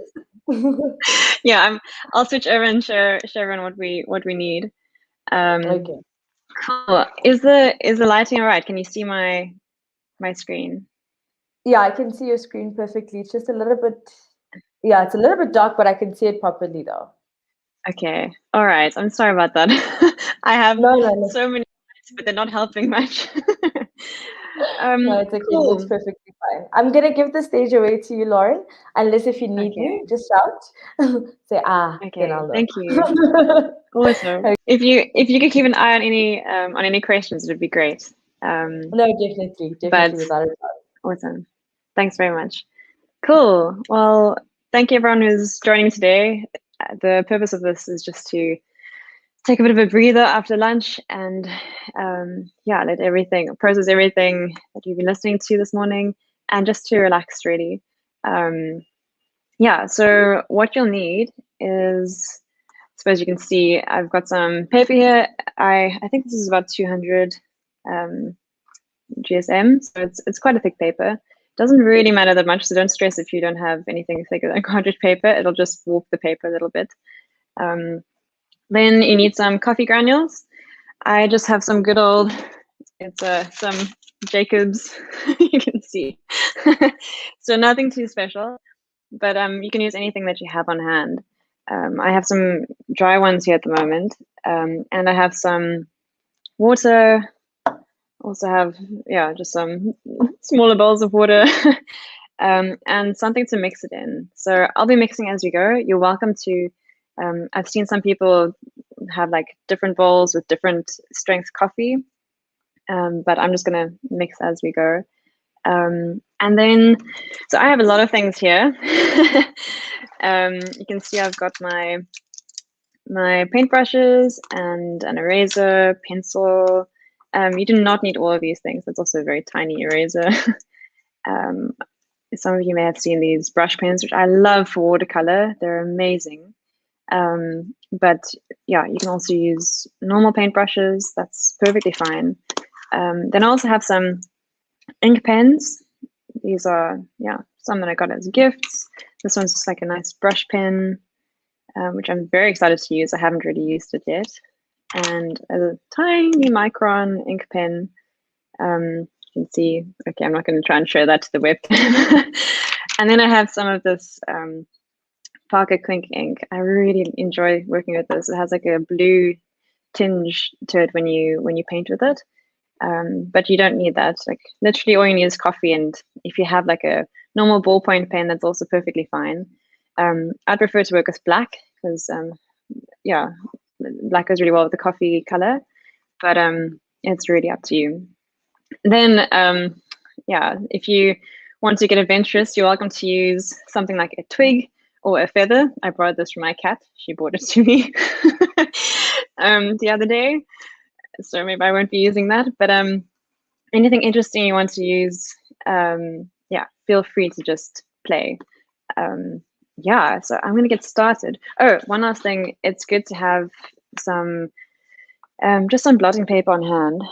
It's just nice if you have too much water. Oh, I need to go fetch a tissue. I have a tissue right behind me. It's also good to have some tissues in case you go too crazy with the water and coffee and want to blot anything. So I'm going to keep this on hand as well. Is there anyone who has any questions or needs anything or is worried about anything? While I wait for anyone to type any questions, you may be wondering what we're going to be painting. I was thinking about it this morning as well. And I'm just like, usually I grab something in my nearby surroundings that means a lot to me, or I look at, in this case, pictures on my phone that I want to just feel like painting. Or if you want to just do patterns and, like I said, use something like a feather or a stick to do interesting markings, yeah, you can do really cool stuff with that as well. So I think what I'm going to start off doing is just a bit of pattern making just for fun. And then I'm going to be painting my cat because she's my muse, basically, especially seeing as it's been locked down. This is my cat, Linky. She is bound to come make an appearance sometime soon as well. And I've just selected some pictures that I feel like painting. So I'm thinking of doing a few different quick sketches of her. Yeah. So it seems like there aren't any questions. Let's see, are there any comments? Okay. All right. I don't know if there are any questions that I can't see. I might be looking at the wrong place. But if not, I'm just gonna get started. Okay. So I think I'm gonna create a background for my cats, my cat paintings. First off, I'm going to mix a little bit of water with some coffee granules. Like, yeah, it's probably obvious to say, but the more coffee you have, obviously, the more intense the color. So I'm gonna mix that in a little bit, and anything that, any imperfections, I don't think they're actually imperfections. They'll just make it more interesting. So I'm gonna add some, like a thin glaze of water to the page as well. You can do this any way you feel like. You can wet it beforehand with a clean brush, like you would with watercolor, or you can just add it as you go.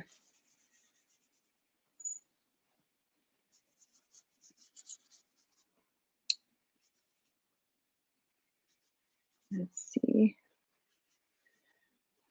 Those of you who love watercolor will obviously be able to apply some watercolor techniques as well. Like you can see the cauliflowering happening a little bit here. So I realize my webcam quality is not as great as it could be.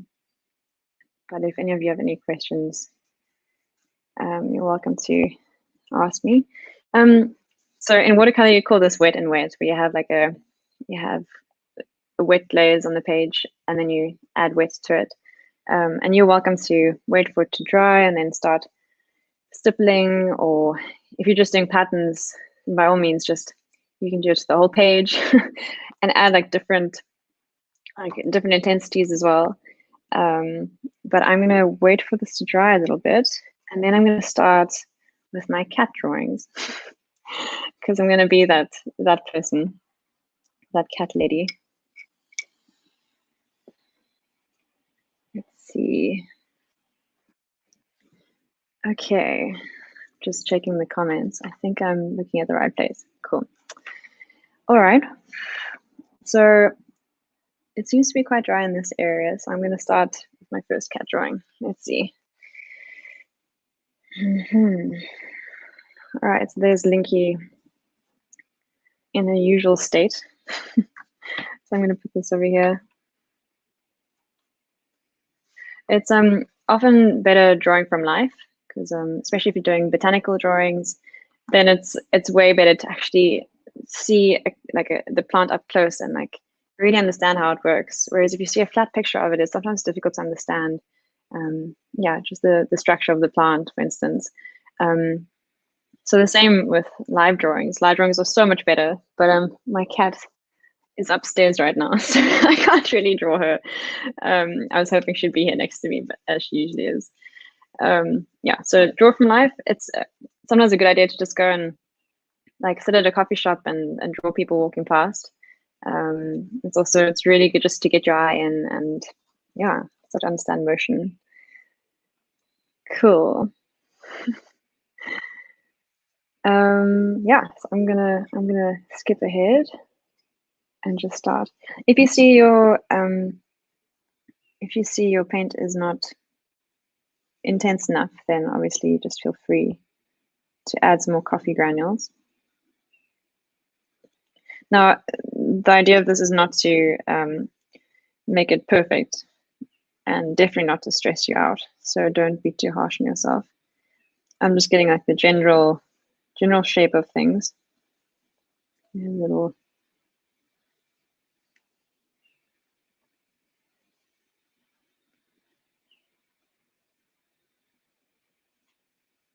And remember with anything that's like watercolor like coffee, it's good to start lighter and then work your way, add darker layers as you go, because it's hard to lift colors. It's not impossible. If you feel you've made something way too dark, then just take some of your tissue paper and just dab it. Or if it's, if that still doesn't work, wait for it to dry and then wet it again and dab it until you can lift up what you want to lift up.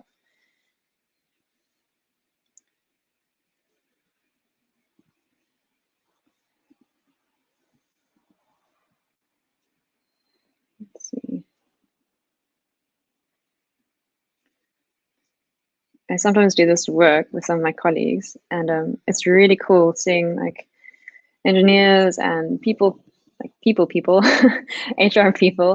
and people from like all different disciplines really enjoy this sort of thing where it's like there's no pressure and you can just create and give yourself a chance to be an amateur at something, and not have the pressure to just excel all the time. So anyway, I think art's a great form of therapy.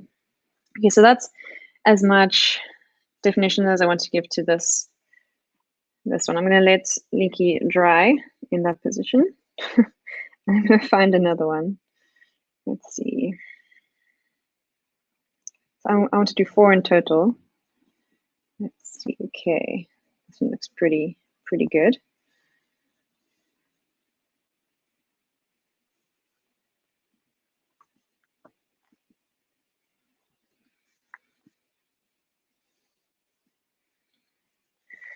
So my plan is at the end, I'm going to add some ink to it, and then so add the definition afterwards.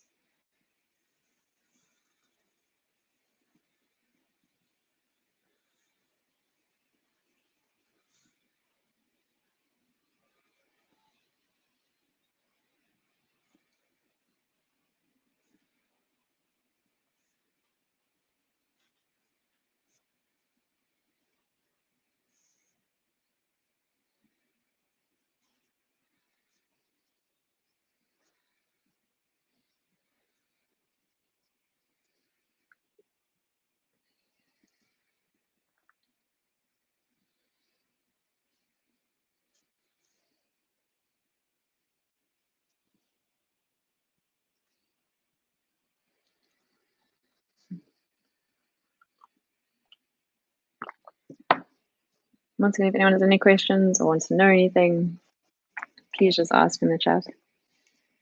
But yeah, at work as well, it's usually such a nice time to just chill and just kind of unwind. I often listen to podcasts or just really chilled music or audiobooks. I'm sure most of you do the same.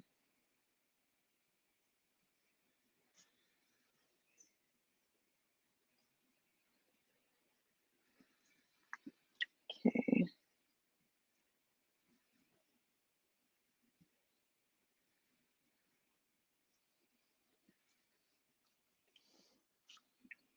Something I learned in my watercolor class is also just to, if you look at an object or your subject, it's good to start at the very darkest points. So especially with watercolor, that's where most of the pigment's going to be. So you build up the color from the darkest points. So that's usually a safe place to start, if you're wondering. Thanks. I'm glad that it seems that I'm good. I think a lot of practice. Honestly, my friends often ask me like, they say they really believe in talent, and I think a lot of it just has to do with practicing. I did my honors in illustration, and it was one of my favorite years ever, because the whole year we just experimented and had to get out of our comfort zones, like attach a paintbrush to the end of the stick just to like loosen up a little bit, because I love detail. So it's so easy just to get caught up in that. But it's just practicing. And like I said, I once listened to a podcast. I can't remember who it was by, but she was talking about allowing yourself to be an amateur and just, you know, you are really good at your profession and at lots of different things. But if you're trying a new skill, you might feel a little bit like an amateur, and that's actually a good space to be in. And you need to, yeah, try and get into that space more often. That's when you start growing, and that's okay to not feel like you have everything under control. Okay, let's see. I'm going to add any more. All right, so this is going to be a very abstract cat. It's taking, yeah, obviously in summertime, watercolor and water-based art will dry quicker. But in winter it takes quite a while. So it's good to do a few different things, especially if you're doing plants, for instance. Like in my illustration, yeah, that you're at varsity, we had some amazing teachers, and this one lady did amazing botanical illustrations, and she was just saying how it's good to like start with one leaf and then work around to different leaves, so you can at least paint this one and then go to the next one and the next one while the previous one's dry. Otherwise, you're just going to be wasting a lot. Okay, let's see. I might do another one, seeing as this one hasn't dried yet. So much for drying quickly in summertime. So my next reference.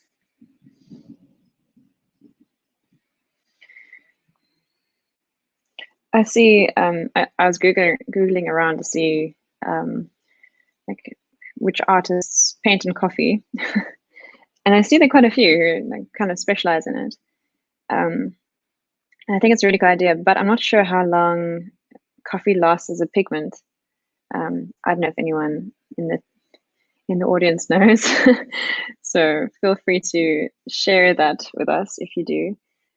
So if you want to give something like a gift to a friend, I think it's cool to give them a coffee painting, but also just keep in mind that it might not last that long. So maybe scan it in and do a print as well. Just that it won't fade in like 10 years time. That's why it's also really good to get a good paint if you're working with whatever your medium, just to check how good the pigment is, because I know I've painted paintings before in watercolors, like the very cheap beginner ones, and it fades quite a lot just from normal light. So yeah, Deckled Edge has really great people working there, so ask them for some advice. But Winsor Newton is my favorite. I know there's some amazing new competitors out there, so yeah, I'm sure the people at Deckled Edge will, which is my favorite art shop. Not that this is a name dropping opportunity, sorry. They'll be able to give you some advice.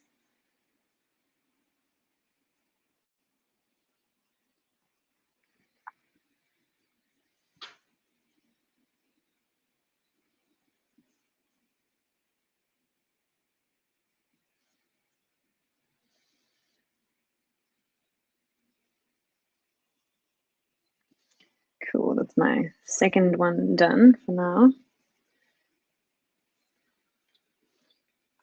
Also, if you're struggling with observation, and what I mean by that is if you, lots of people feel more comfortable tracing something, but I really encourage people to get good at learning to look at something and then deconstruct it in your mind.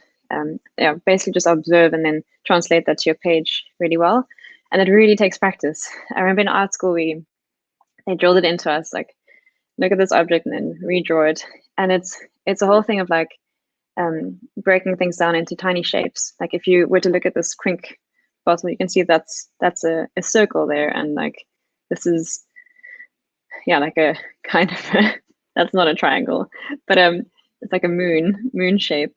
And you start learning to kind of translate it really well just from looking at something, but it does take practice.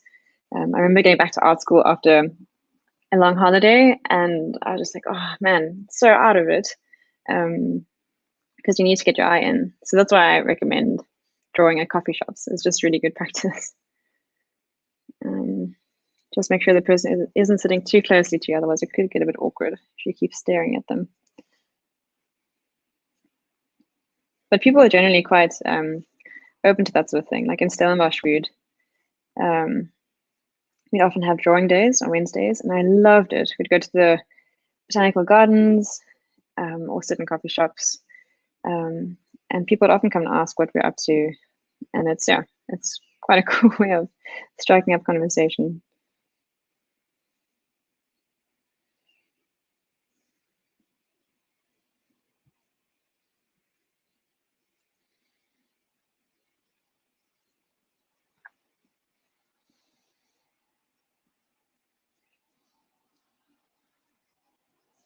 So I'm going to add some more granules just to make this a little bit stronger for what it's worth.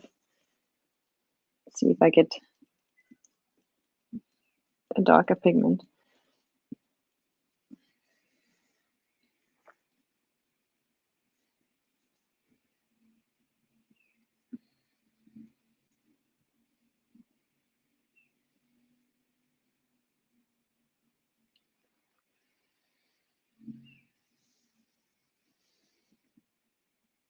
Now you can go over your different paintings and just see where you might want to add some more pigment. I'm just going to finish this cushion and pretend I can see all of it in the reference picture.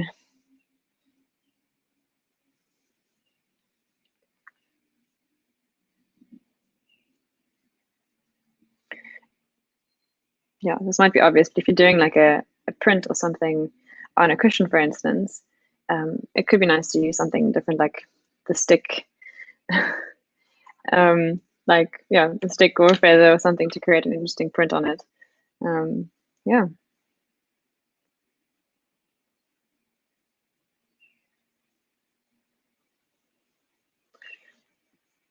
Well, yeah, I just might ask you to stop us when the time is right, because I know time can just go really quickly when you're painting. At work, we do it over lunchtime sometimes, and then yeah, you usually have to set an alarm, otherwise you just get really into it. Okay, so I'm pretty happy with that for now. Now, I feel like working with some ink, but you're really welcome to take like I said, a ballpoint pen, or yeah, anything that has a darker line. Okay, I'm going to use this. Let's see, cool. So now your blotting paper comes in handy. I'm going to grab a bit of ink and just put it in the lid. Yeah, everyone works differently. I mean, some people use palettes for this, other people use nib pens. But I really enjoy these brush pens. Okay, let's have a look. Okay, so I'm back to my first reference picture. And you're bound to get some coffee on your arm at some point. But that's okay.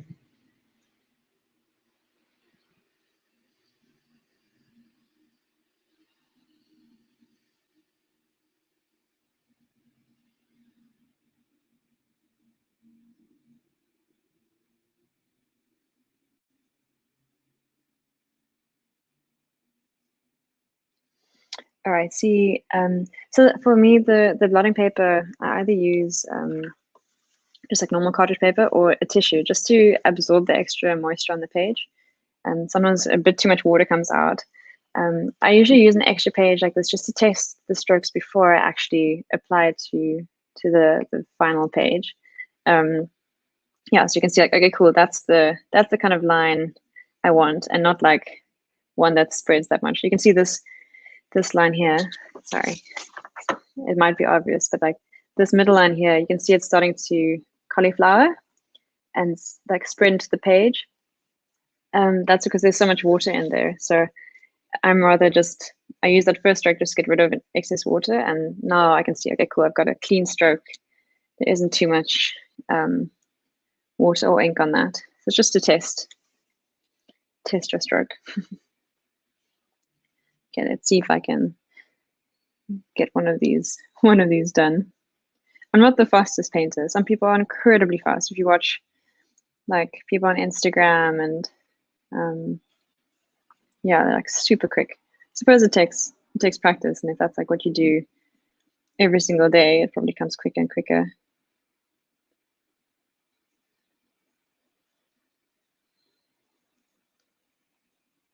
Oh, this is quite cool. Now it's like some of it's still a bit wet, so it's starting to flow into it, which is actually quite nice.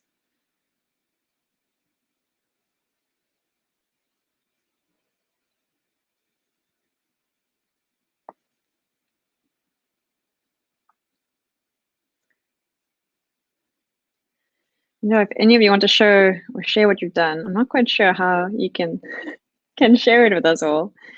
But maybe Voyo, if you could share with us later on how people can share the artwork, it would be so cool to see. No pressure though. We have a Slack channel at work where everyone usually shares afterwards what they've been up to. I've been really surprised by some of the guys. Okay, I know some of the best artists in the world were guys, but I'm often surprised at people who just whip out these amazing artworks, and I had no idea that they could actually paint.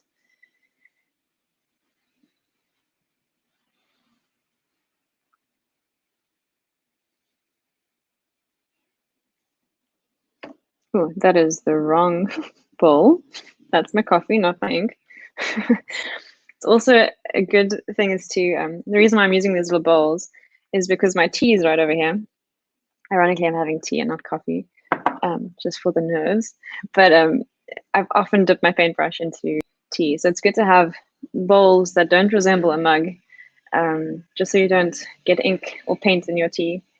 Yeah, I'm sure most of you have experienced that already. Okay, let's get some more ink.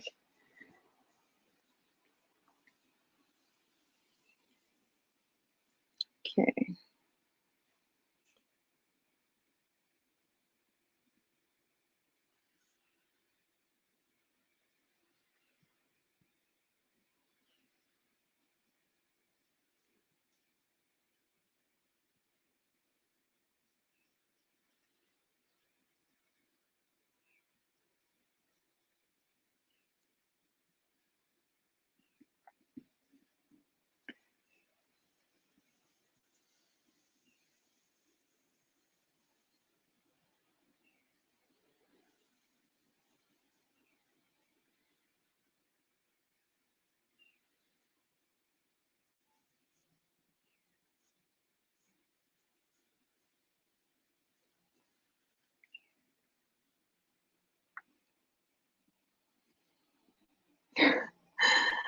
Oh yeah, Slack would be great to share. I see Sanele said. Thanks, that's good advice.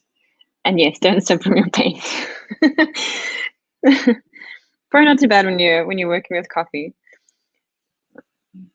Now the perfectionist in me, you can see I'm like zooming in on this, but it's good sometimes to just like loosen up and yeah, just have fun.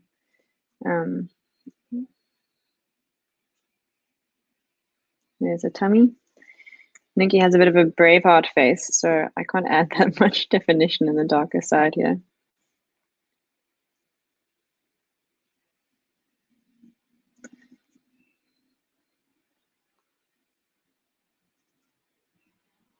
So I'm going to do, just going to show a lifting technique, seeing as we are probably quite close to being done. I wonder if I'll be able to show it. So she has a little white pool here. I'm not sure if this is going to work with coffee. With watercolor, usually you can wet the pigment again once it's dry and then use blotting paper or tissue just to lift it. So let's see this little front paw. Okay, so I'm gonna, with these brush pens, you can just squeeze them a bit and get some water. And once again, I'm using the blotting, this extra paper just to test how much water is on it. And I'm gonna wet it and then just dab it hard and lift. I lift it a little bit. So that's, yeah, it's also a cool way. If you've painted something already, like let's say you want to create some cool negative or white patterns in a darker pigment, you can also do like little something like this. Don't know if you'll be able to see it. I don't have such a dark background. But you can also kind of lift it up and do like some cool patterns like that. Yeah. You can probably see that.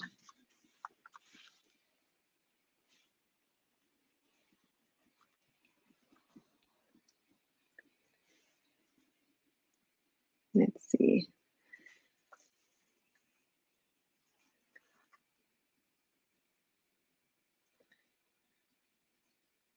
Yeah, I'm super curious to know what everyone's been painting. If you've chosen to do like just a therapeutic pattern session, or if you are also painting your pets. One of the organizers, Pamela, and I have worked together, and I know she has a little dog called Emma, so I'm wondering if she's painted. She's painting Emma.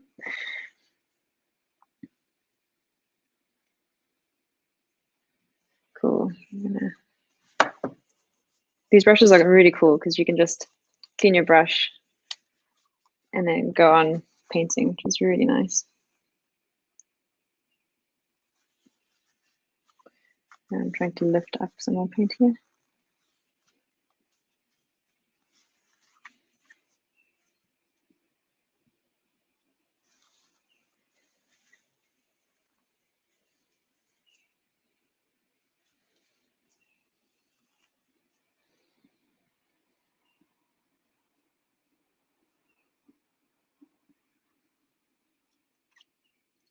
And just another point on what makes an artwork look really nice is often very like high contrast. So if you've got a, if you want to make something really stand out, or if a painting is lackluster, it's often just lacking contrast. So with watercolor especially, when you start adding the contrast towards the end, then a painting really comes alive. Because with watercolor and with coffee painting, the lighter bits are like, that's like kind of what gives that emphasis. So you need to work with the page. You can't really get lighter than the page. And so the more darker contrast you add, the better.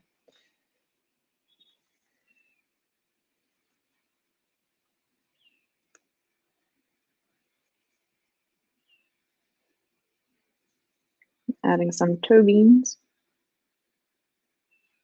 Kind of wish I had some pink to paint these with. At least she has some black ones.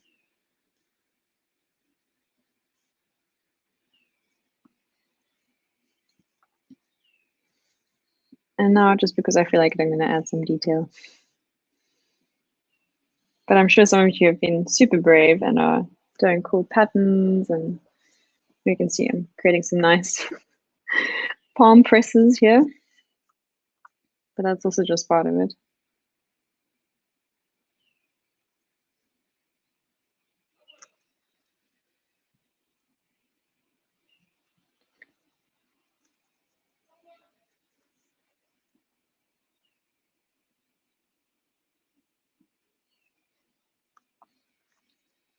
And like I'm saying, I'm just adding some of the darker tones. I mean, you can be super detailed with this if you want to. Did I just reprint this entire? Oh, that's the cushion. I thought I had palm pressed an extra cat on here. Anyway.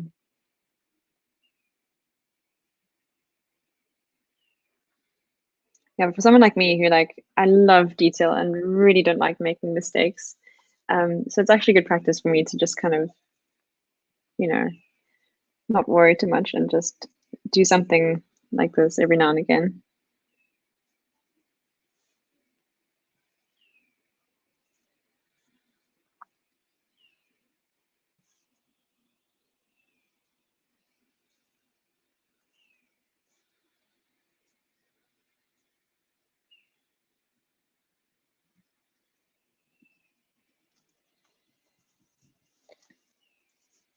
Cool. Just cleaning my brush. I'm going to add some shadow to this.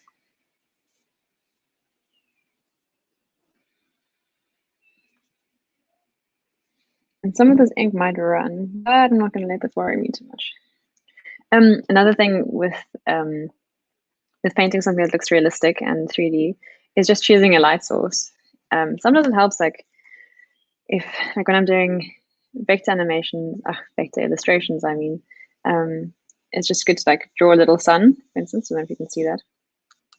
You don't have to do the rays, but and then you just know, okay, cool. Everything that I like, all the shadows and everything I add, it needs to take into consideration that the light source is over here.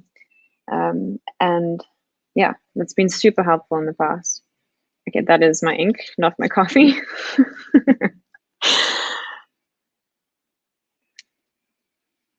Yeah, thank goodness my tea's further away. Otherwise, I would definitely have got some ink in there already.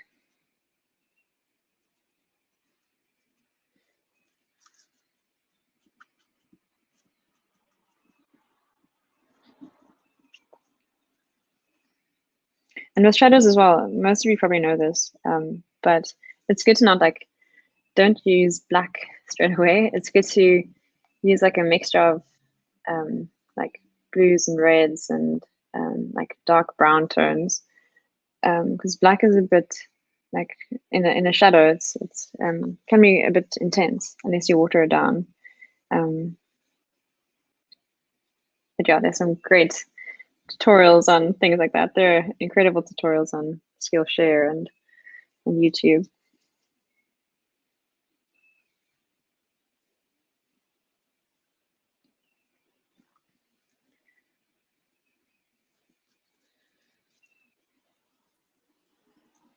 Wow, that looks so cool, Lauren. Like in my head, Thanks, I can see like 4 little different cats, and then you just need to like just define them a bit more.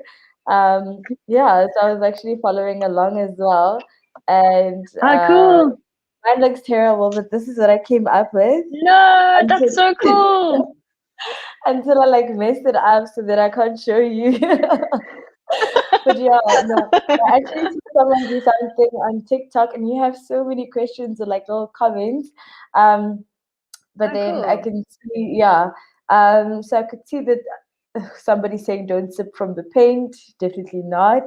But somebody was asking, what do you? Oh, best advice. Okay, no, I'm okay. Somebody was asking, what did you say the blotting paper? What does it do? Oh, I see. So for me, I usually just use a tissue. I'm sure you do get the expensive blotting paper and things like that. But it's, I just use it if I've added too much water or too much paint. I just quickly use my tissue to just dab. Maybe I should change to, can you see my face? Let me swap. We can see your face. Oh, okay, no, Cool. that's fine. Cool. I just dab the page quickly. So it's used to lift paint. Like I said, if you've gone too dark, just wait for it to dry, and then like put more water on it, and then lift it up. That's like for very specific designs. But if you've seen have way too much water on your page, start blotting. Otherwise, your page is going to start warping. And then the side paper, you can see I've used it to test just to test like Colors, if I have too much water on my paint. Yeah, it's super useful, especially if you're going detailed. I love it. That's I pretty saw much one lady use wine, and then that was really quick. It was on TikTok because there's always something on TikTok. But this looks amazing. Yeah. Like I love the detail. It was such a wonderful session just after lunch. I can smell the coffee. But yeah, Me thank too. you so much. It was It's a really pleasure. lovely. Thank you all so much. We had fun. I Thank you hope for everyone else enjoyed getting their hands all coffeeed up and being creative and making mistakes. Thank you so much. Yeah. Thank you very much for having me. Thanks everyone for joining. Have an awesome afternoon. Thank you. Okay, so up next we have dun dun dun dun. Okay, so we've got Tlamelo. So she is a GDG lead, and she will be introducing us to AI design and development. Hi, Tlamelo. Hi, Vuyo. Thank you for having me. I'm excited. I can't wait. I want to see what you come up with. I'm going to give you the platform. The stage is yours. Thank you.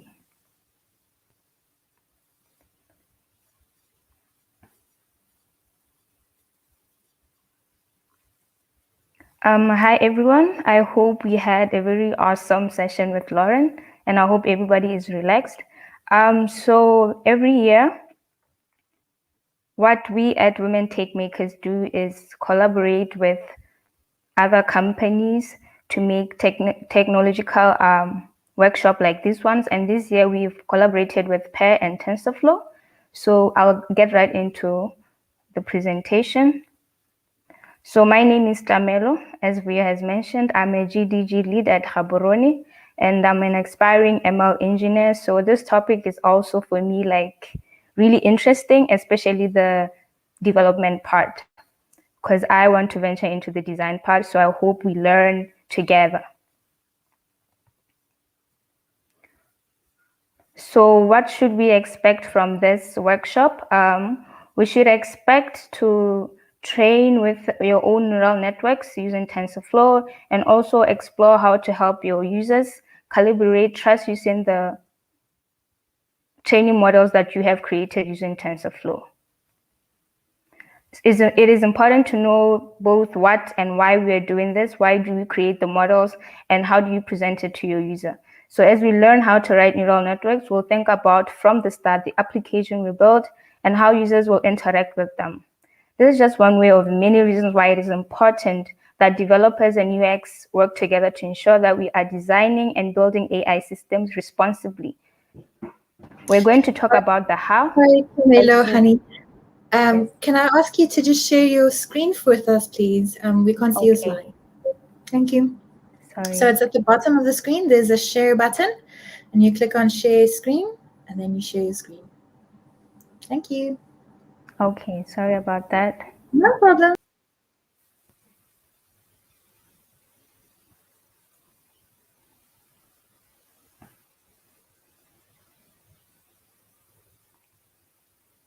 Can you see my screen?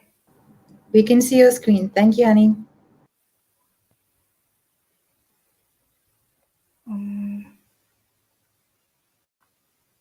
Okay, it's gone now.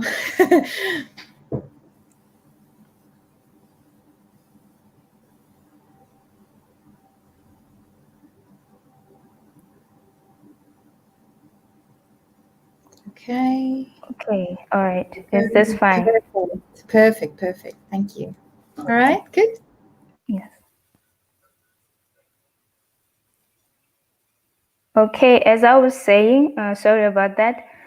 We are going to be training neural networks and also exploring how to calibrate trust when we have created this neural networks. So we are going to try to keep to time. Firstly, we'll train our neural networks in TensorFlow. Hopefully we take less than 20 minutes. And then we are going to explore the human-centered AI introduction, which will take about 15 minutes.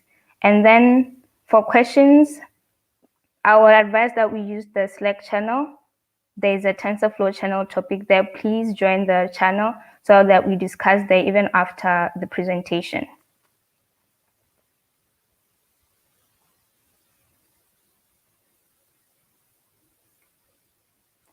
So firstly, let's take a look at a high level overview of ML and how it works. So as an engineer, a data scientist, or a developer, there's a lot that you're responsible for when it comes to collecting and cleaning training data, building and training your models, deploying it, and so much more. So firstly, you collect your data, you train it, and then you generate predictions from what the model that you have trained. But we are also human, meaning that we both intentionally and unintentionally shape every facet of ML. Because we are also the ones who choose the data and then determine the metrics, all of us get affected by the results. So you're going to see that this diagram throughout the workshop as we work through exercises to take you through each phase of this process while exploring the implications of that for your users.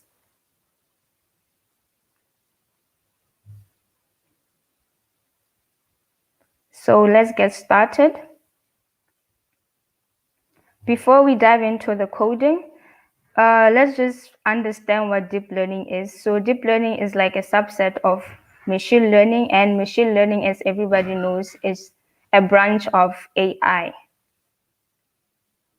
So I will copy this link to the chat so that everybody can access the TensorFlow tutorial that we're going to use to train our model.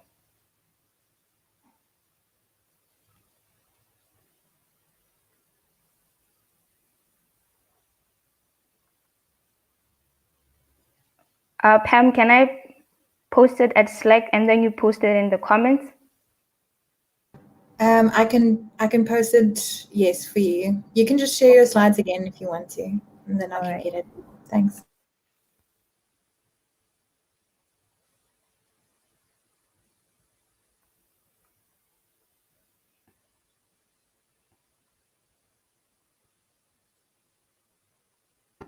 Posted. Okay. So I hope everybody has opened that link. This is what you'll see when you press that link. I hope everybody is there. And then when you are here, just go to run in Google Colab. Sorry, Clemeno, we can't see what you're seeing. I think maybe you just need to share that screen instead. Because we're still seeing your slides. Thank you.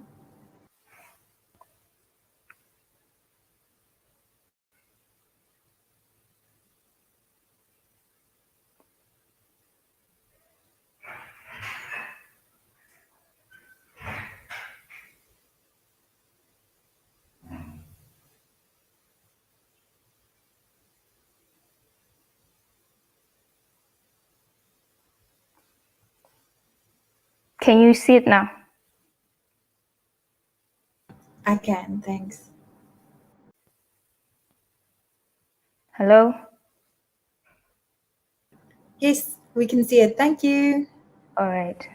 So from this page, you go to run in Google Colab, and then it will take you to this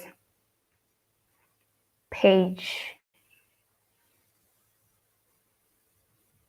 Can you see this one?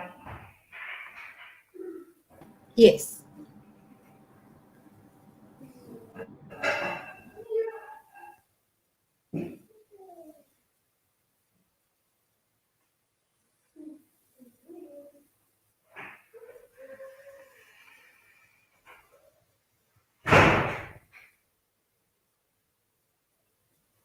Is everybody at the tutorial?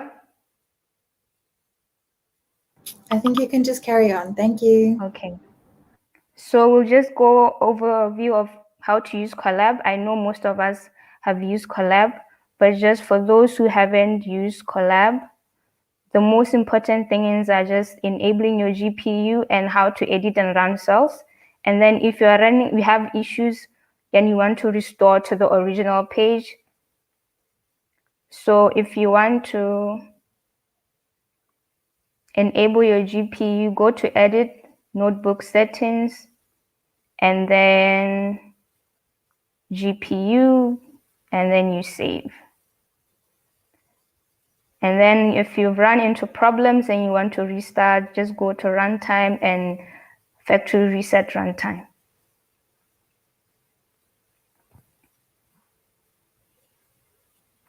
So TensorFlow is just basically an open source deep learning framework, and it was developed using Python, JavaScript, and C++, which I think most of us here have used TensorFlow. So let's just get right into it, to our tutorial.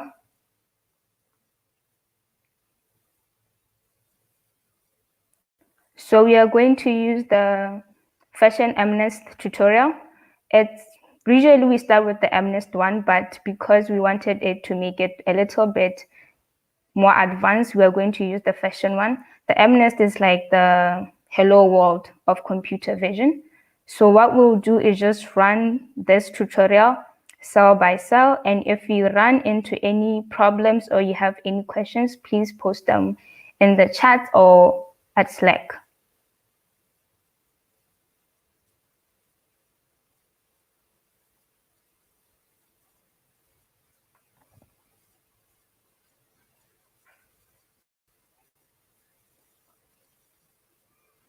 So I'll be switching between the codelab and my slides, so excuse me for that. So just run the first cell, which is just importing TensorFlow, just the usual that we use. And then the next cell will be the one that imports our data set.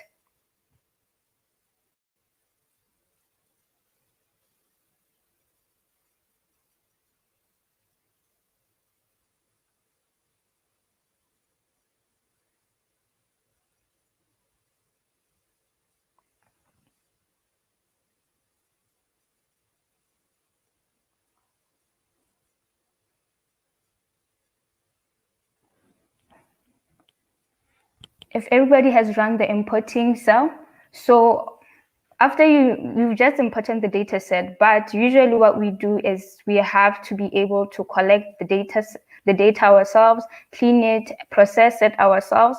So this is just an easy process where the data has already been collected for you, has already been cleaned for you. In practice, collecting a diverse data set that represents your problem well is one of the most difficult tasks in ML. So you will likely spend more time doing this than working on your model. Now, after we've imported the data set, what we'll do is create the neural network. As we've already mentioned, deep learning is a subfield of machine learning that involves writing and training neural networks. Although powerful, neural networks are one of the more advanced areas of ML, and also they're very new, like maybe from 2012. So even if you don't understand the code right now, it's okay. It takes a longer time to gain intuition of how they work, and it's normal for many of the concepts we're about to introduce to feel opaque. Our goal is really to have a quick survey of the main ideas, and so that you can continue learning at your own pace. So this is what we call a neuron. A neuron is what we use first to build up to our deep neural network. So you will have this. You have the inputs here, the weights, and then you sum, activation, output. As I'm talking right now, some of these may not make sense, but when you're using code, I feel like it's much easier to understand how it works. So remember to keep on running each cell on this side just to see what's going on as I present on the slides.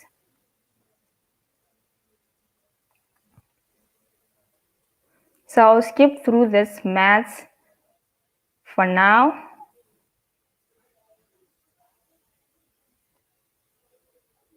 And then allow everybody to just run the code. And if everybody has run the code up to the training part,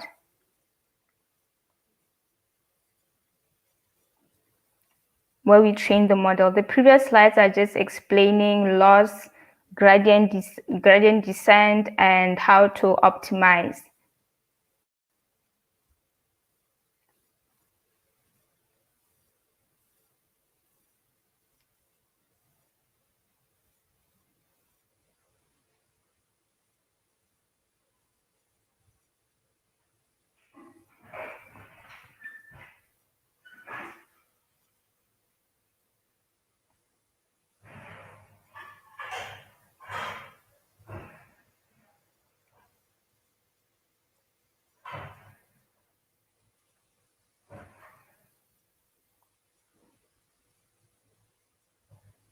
Has everybody reached the training part of the code?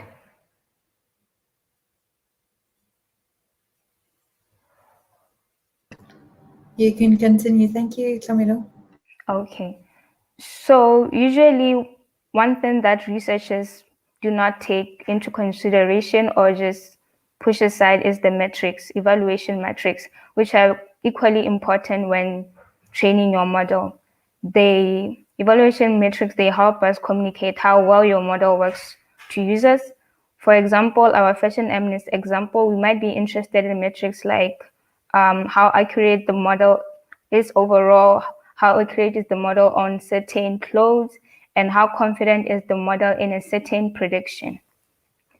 And in this tutorial environment, since there's not an end user or a use case we're solving for per se, the stakes are pretty low. So we do not know what the end user would want, or we do not know how they will perceive this result. So the stakes are pretty low for us in order for us to choose the evaluation metrics.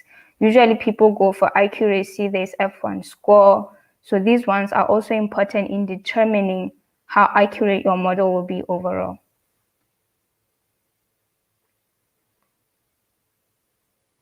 So all neural networks are trained by what we call a gradient descent. Firstly, we classify some images and calculate an error.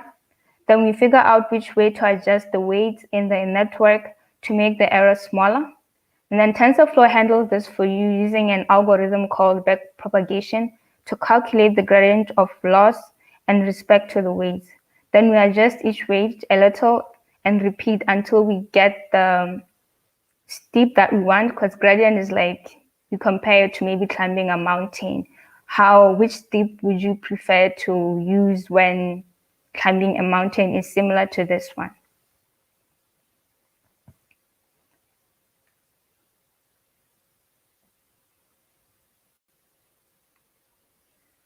And then we have the loss function.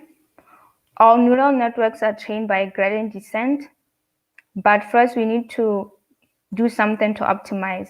Loss is a fancy word for error. Roughly, it describes how badly a neural network is at classifying data. If you can find a way to reduce the loss, the neural network will become more accurate. The best way to understand loss is to start with a regression, where you may have encountered a concept called mean square error. For example, if you predict that the price of a house, maybe it's 500,000, but the true price is 480,000, then your loss is the difference of the two, and then you square the answer. However, in classification, we use something called cross-entropy loss instead of a mean squared error. So cross-entropy compares the distribution the model predicted, this one, to the distribution we wanted, and then it returns a number that ranges between 0 and positive infinity.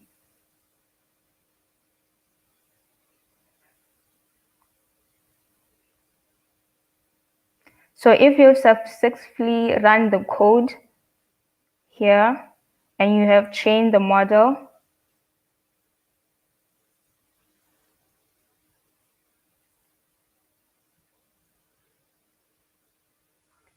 if you've gone up to at least this and everything, you didn't have any error, we can continue.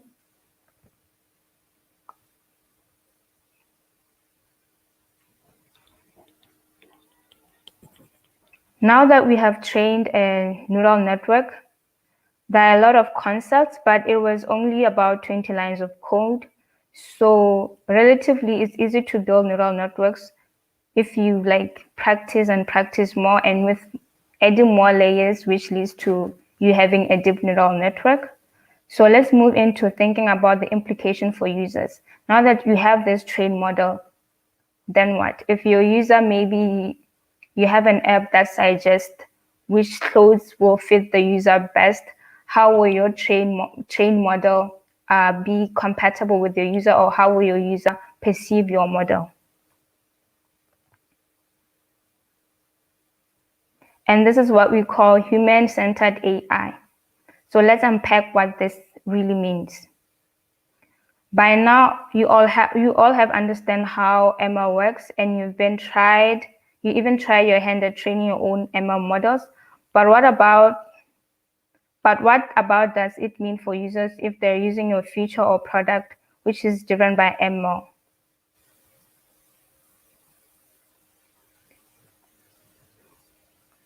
So I gave an example earlier about a fashion app, but here's another example. If you develop a mobile app that uses image classifier models to enable users to visibly search their environment. So ML is already driving everything from many of things that we use right now, our apps, our Google Maps. When you drive, you want to take the best route, that's ML.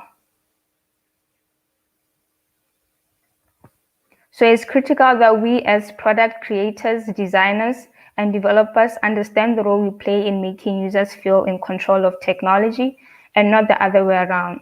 That's one aspect of what we mean when we say human-centered AI, especially given the general public's misconception about what AI is.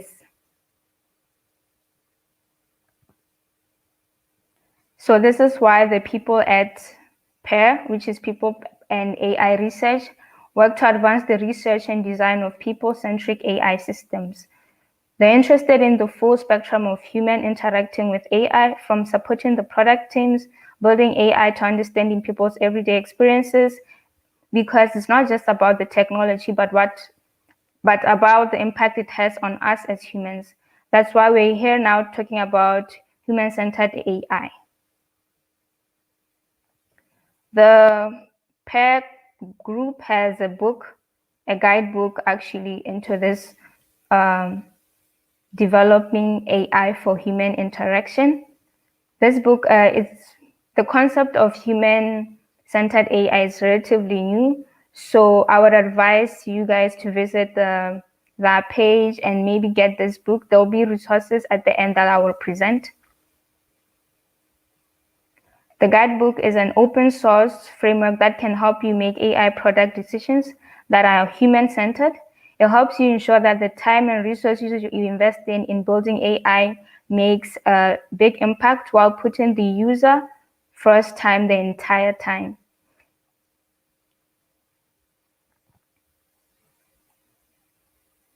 We have 6 chapters in this book. We have user needs and defining success, data collection and evaluation, mental models, explanatory and trust, feedback and controls, errors and failing gracefully. For this workshop, we're just going to focus on explainability and trust due to time constraints.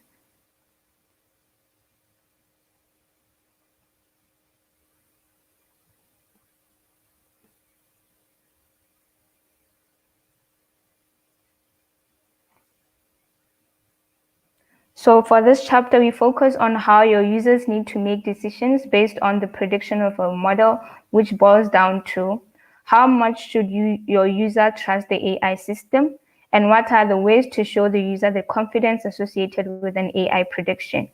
You may notice this second question is grayed out, and that is because that's a topic the explainability and trust chapter of the guidebook goes deep into. But for purposes of time, we're going to focus on these 2 topics instead. So now let's talk about the trust spectrum.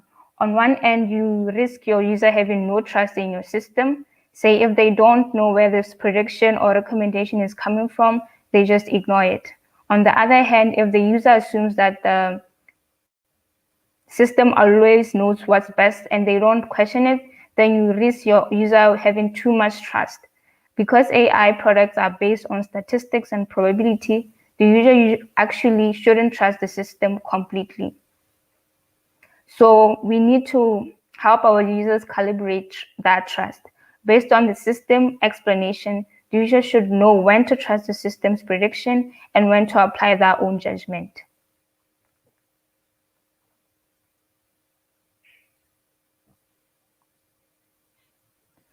How do we build this calibrated trust? There are 3 key questions to ask yourself. So let's work through each of these, which will also help us to set up a discussion exercise around this. We may discuss the discussion exercise on Slack. What user knowledge is impacting trust in this situation? What are the stakes? What system data are impacting trust in this situation?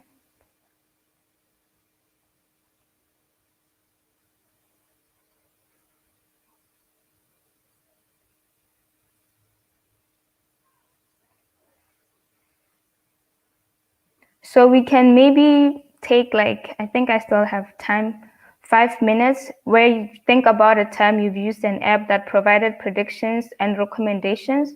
What were the stakes? the user knowledge that you had and how it impacted your situation.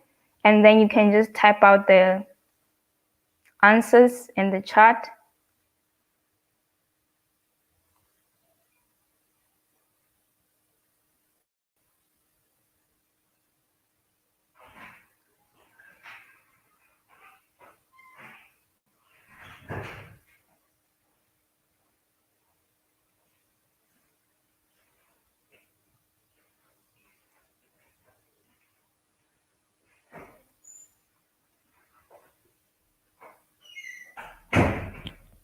Hello?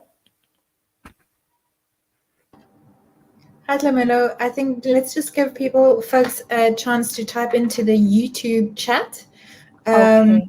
And Vuyo will come on stage and ask and mention their comment. So I think we've got one already, and I'll put Vuyo on stage.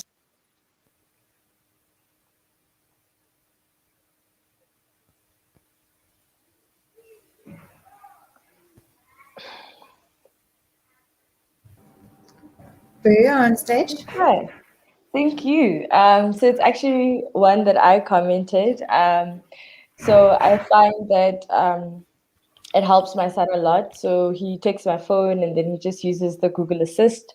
It actually helps him quite a bit when it comes to the English dialect, so that he's able to just say whatever it is that he's looking for.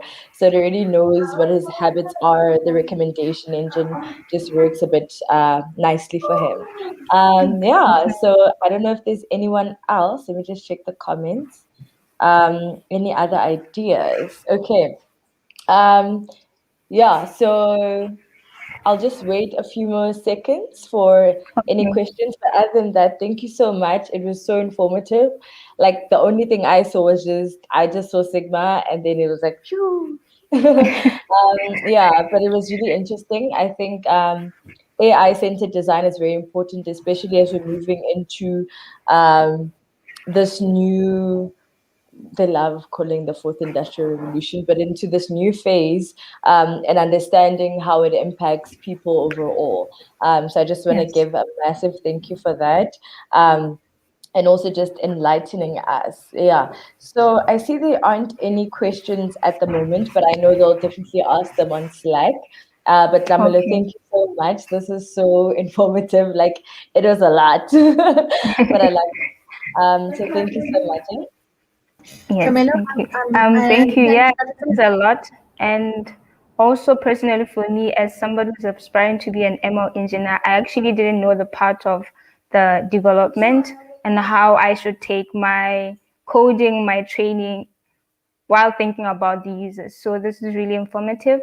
And maybe we can do a full workshop on this, because usually it's like up to 3 hours just to do this. So we've just compacted it for this event. So hopefully we'll continue these discussions on Slack. No, without a doubt. We do have a question from Katleho. So they're actually talking about 22/7, a really, really cool app. So I've been using it for years. Especially when it comes to tracking your spending habits. So I think they've definitely utilized whether it's AutoML or machine learning from the data scientists, but I think it's a really awesome app when it comes to checking your spending, how you're spending, and how you can sort of save a bit better. So yes, I also highly recommend the Old Mutual app. It's a really nice one.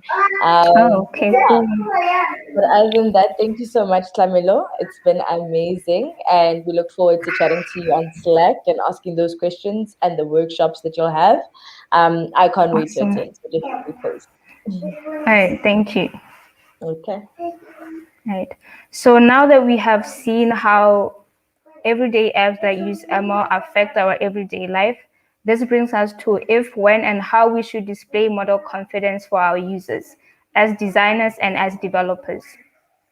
So first, confidence level or model confidence is a statistical measure of how certain a prediction or outcome is. For example, remember if you've run the Fashion MNIST tutorial till the end, where you printed the model's confidence that the image corresponds to maybe certain clothing that you've chosen. So you saw which label has the highest confidence value. Let's say maybe when you were training the model and then you predicted, and then the shoe had a higher confidence value, maybe of 0.86, the other one 0.7. Be sure to set aside lots of time to test if showing model confidence is beneficial for your users and your product or your feature. You might choose not to indicate model confidence if the confidence level isn't impactful or if it doesn't make an impact on your user decision making.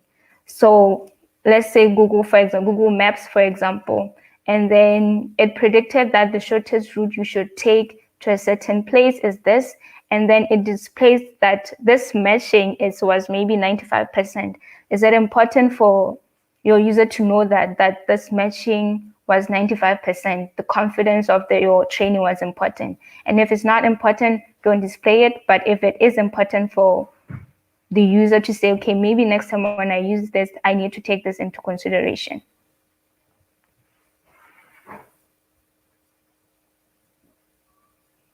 Also, showing confidence could create mistrust. If the confidence level could be misleading or less savvy, users can reconsider, so whether to display, whether as a designer or a developer, you need to look into if showing this trust, the confidence level, will actually work for or against you. So let's take a look at various ways that you can display confidence and what we can learn from them. So you can either display it as a numeric number, let's say percentage, or you can display it as n-best results, a categorical list, or data viz.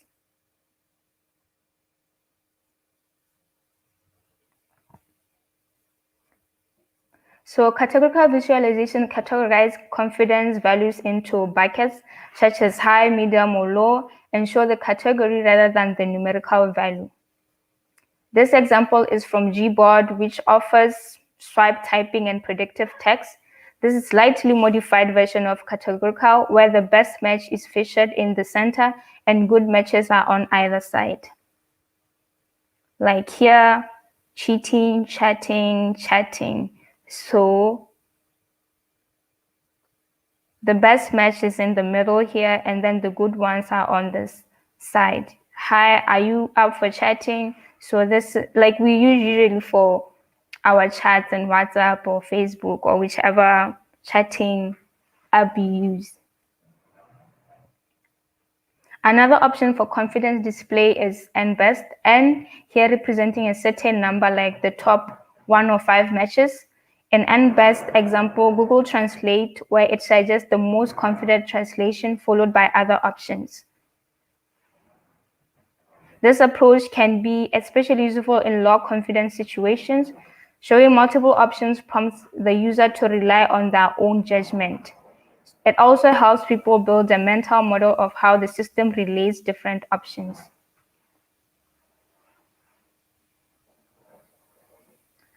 Another one is the percentage, where you can just display the percentage.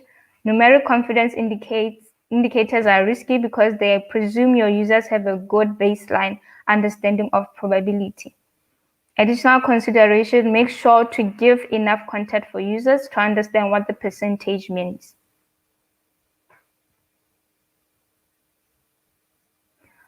Last one, data viz. These are graphical-based indicators of certainty. For example, a financial forecast could include error bars or shaded areas indicating the range of alternative outcomes based on the system's confidence level.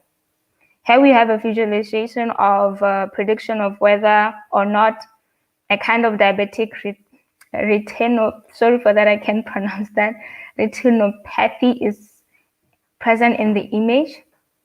Keep in mind, however, that some common data visualizations are best understood by expert users in specific domains. This goes back to knowing when to display your confidence level to your users. If displaying them will not make sense to the users, it's best not to display them unless you have an explanation of what that representation means.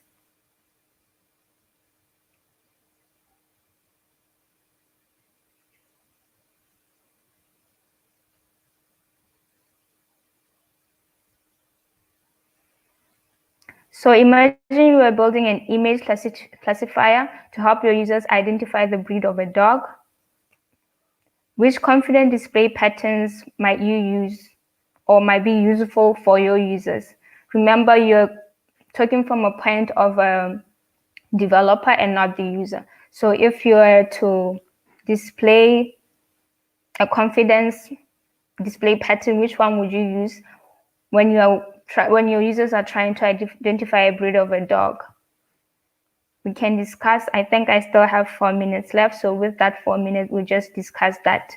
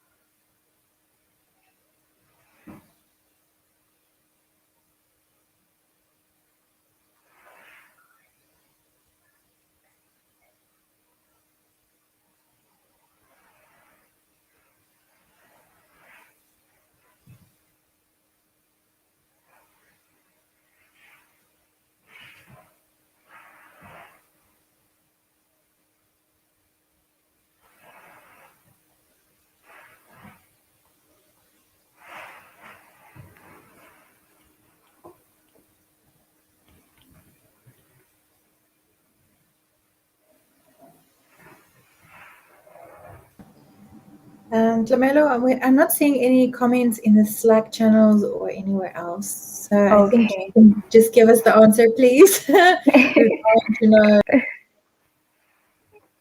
All right. So for this Google platform, Google Lens utilizes Embed.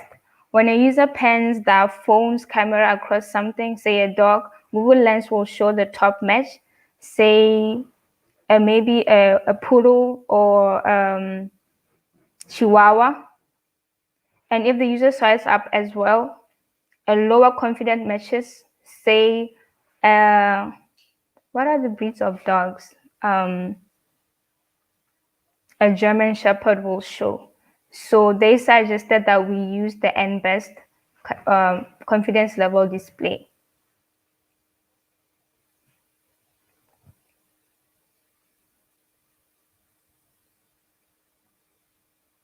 So recapping what we've learned from this chapter of explainability and trust from People and AI Guidebook.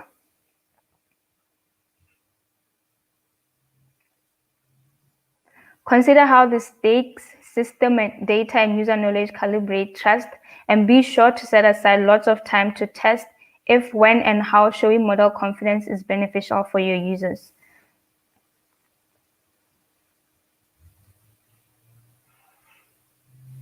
So this is just another tutorial that you can do on your own. Everything will be put in the Slack channel for everything that we weren't able to cover. So, and if you want to go and learn more, especially about people in AI, visit these sites. And then for the tutorials, go to TensorFlow tutorials. And then there's this hands-on ML with Scikit, where you just train models and just see how you can work out everything, just similar to this tutorials that we have here. And then additional resources here. Why should I trust you? Explaining the prediction of any classifier. I feel like this is really a good book if you really want to go into AI for people, or you want to understand how your design will affect your users as a developer and as an ML engineer. That's it from me. Thank you very much for the invitations, and thank you everyone for coming. Thank you so much, Tamelo. Yeah, sorry about that. Like I got a bit confused. But yeah, no, I loved it. Thank you so much. Like even with Google Lens, I literally just got the app and I can see that it does like literally use that Embed feature optimally. But yeah, so thank you so much for the wonderful talk. It was very informative, and I understand that with AI, it gets very in depth and a bit hectic, especially if there's no prior knowledge. But yeah, thank you so much for making it an easy transition for us, just to better understand what's what. Yeah, thank you so much for inviting me. Okay, have a good one. Thank you, Tamilo. Last but not least, ladies and gentlemen, so we have Sarah. Everybody can be an entrepreneur. So I have been like waiting for this talk, right? So I think I think we at IWD Southern Africa, we save the best for last, right? No pressure, no pressure. But I definitely look forward to this one. So yeah, how are you, Sarah? How's everything? I'm good, thank you. I'm at my sister's house and I just realized there's a hat stand behind me, but I ran away from my house so that my toddler won't interrupt me. But it's good to be here, thanks. Yeah, and that was really, I was tuning into what Tamela was saying earlier and it sounded so interesting. Yeah, no, it is it's a very hectic topic as well, and it's good that they're using design thinking when it comes to artificial intelligence and also machine learning. But now we are talking about the monies, the entrepreneurs. So I'm gonna give you the platform, and yeah, so I hope everyone stays tuned. Okay, great. Hi everyone. Let me see. Share screen. Don't show these tips again. Okay. So here we are. Can everyone see my screen? Not yet, not yet. Now we can. Okay. Oops, I'm not in the beginning. So, okay. So now I can't see you, which I suppose is the name of the game. So I'm going to talk to myself. Okay. So my name is Sarah. And I'm a creative lead at Over by GoDaddy, as Vuyo was saying. And what Over by GoDaddy is it's an app that focuses on helping small business owners and entrepreneurs show up and market themselves online in a professional and consistent way. So basically, in a nutshell, what it's done and what is happening right now for quite a lot, for many years, is the democratization of design.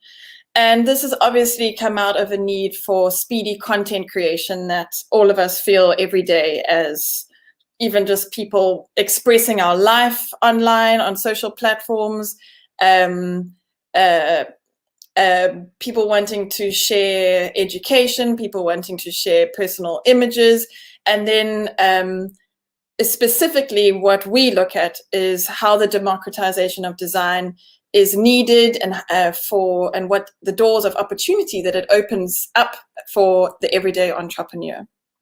So the everyday entrepreneur is I wouldn't say trend or movement, I actually couldn't find the right word, but more and more people over the last decade especially have started to have a kind of passive income or active income where they are starting their own businesses online. And interestingly, COVID-19 accelerated this because many small businesses who did not yet have an online presence had to very quickly pivot and migrate online. So I'm sure you know many stories of, for example, in Cape Town, Clark's, a restaurant, they couldn't operate anymore. So they started to do fruit and veg delivery. Some restaurants maybe started to offer pre-packed or frozen meals. And that's a classic case of I suddenly need a presence online. I need to look professional and I need to communicate every day and grow a community in a professional way. But the last thing that a hustling small business owner has is time. And a lot of the time, there's not many design skills or any design skills. So there's also a lack of confidence there. And so that's where the democratization of design comes in. And interestingly, research shows that the everyday entrepreneur most commonly begins their journey by creating a social media page. So, and a website or business plan or setting up a business email. But the first two steps of the journey is mainly people are creating a social presence. And then there's also a lot of entrepreneurs creating a website. So this workshop is aimed at entrepreneurs or business dreamers who maybe have an idea that they want to turn into a business. And they want to start this by creating a social presence as a first step. It's also relevant to anyone who has an existing business and wants to give it a revamp. Okay, so what I'm going to do here is introduce you to a toolkit called Brand New Brand that exists on the Over blog. And the Brand New Brand is offering a step-by-step guide to creating your brand identity. So the act of creating a business can really feel messy, confusing, and overwhelming. I want to personally start a business in scatter cushions. So not just scatter cushions, but bedding of all sorts. But, so the point of saying that is there's this fun, silly idea, but I wouldn't really know where to start. And so when it comes to creating a brand identity, I think many of us don't know where to start. And we may not even know that a brand identity is what we're after. We might know we might see other people's businesses and go, I want that. But personally, for me, as a completely I have no design skills, I'm absolutely not a designer. I wouldn't even know how to articulate like certain things that I've learned along the way, like color consistency or layout, or I wouldn't understand what those variables are that you're putting together to make this brand identity. And so that's what Brand New Brand does. It simplifies this whole process. And so seeing this simple map for myself was inspiring, because it made me realize, like anyone can actually do this, and that's why I want to share it with you. So there's a few simple steps that you can follow, and you can go into detail. This is the actual landing page for the toolkit. And you go through your story, and each article really goes into depth. So it's quite a fun journey. Your logo, your graphics, your images, your fonts, and your colors, your templates. And you come out on the other side with a brand board. So a brand board is going to be like your map for content creation, and this is what you can store in your app, in your design app, so that every day when you are creating new posts, a giveaway or a story just showing you in your studio, or maybe announcing new arrivals of maybe you have a fashion brand, or maybe you've got a jewelry brand, and any content that you create, you always just need to use your chosen fonts, your chosen color palette. You've got a logo, and then you follow a certain kind of photographic style. And I'm just going to go back here. I want to give you an example of some businesses that clearly are doing this. And so this is a colleague of mine, Rebecca Scher. I think some of us will know her in South Africa. So Rebecca did get help creating her brand Bible, and she uses Over to create a lot of her content. And the lovely thing that you can see is that it all holds together really nicely. And this is what brand consistency looks like. It's the same colors, the same photographic style, the same fonts, and it looks professional. And you can do it too. So another example of a business like this is Lichen and Leaf. They're also local, and you can see they're all like these lovely muted colors and very feminine and soft, and they use the same fonts and same colors, fonts, and photographic style. And then I want to show you an example of a business that is struggling a little bit, that has no idea about brand identity. And this is my cousin Paul. He's he does sports massage. And he just picks random images from Google and puts them on his page. He's also got a Facebook presence. So I thought that for this course, what I would do is I'd revamp Paul's business for him. So I'd apply this, because I don't have my own business myself. I thought, why don't I try do this brand new brand course and revamp his brand identity. So I'm going to do this for my cousin. He is in Durban, and this is his Facebook page. He struggles with online marketing. He doesn't feel confident with it. He does pay someone to do his social media, and he's suffering, well, he's got a degenerative disease, which is called Usher syndrome. So he's going blind and deaf. So he's got quite a lot to already juggle. And that's why I thought, hey, this is a cool opportunity to maybe find a new look for him online. So the first step you ask yourself, like with any story or with any new venture, is you kind of find the key and the why. And that's maybe in a story, a log line. And with your business, it can be your story. So your biggest challenge, of course, is standing out. With this rise of online of business owners and the everyday entrepreneur, it's a crowded marketplace. And there's two fundamental things that are going to help you find your voice and stand out from the crowd when it comes to online branding. So meaning, why are you doing what you're doing and what value does it add to the world?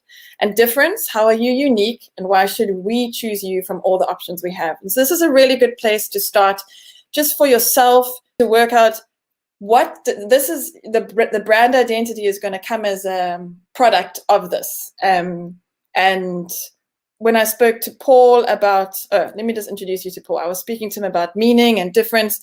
He had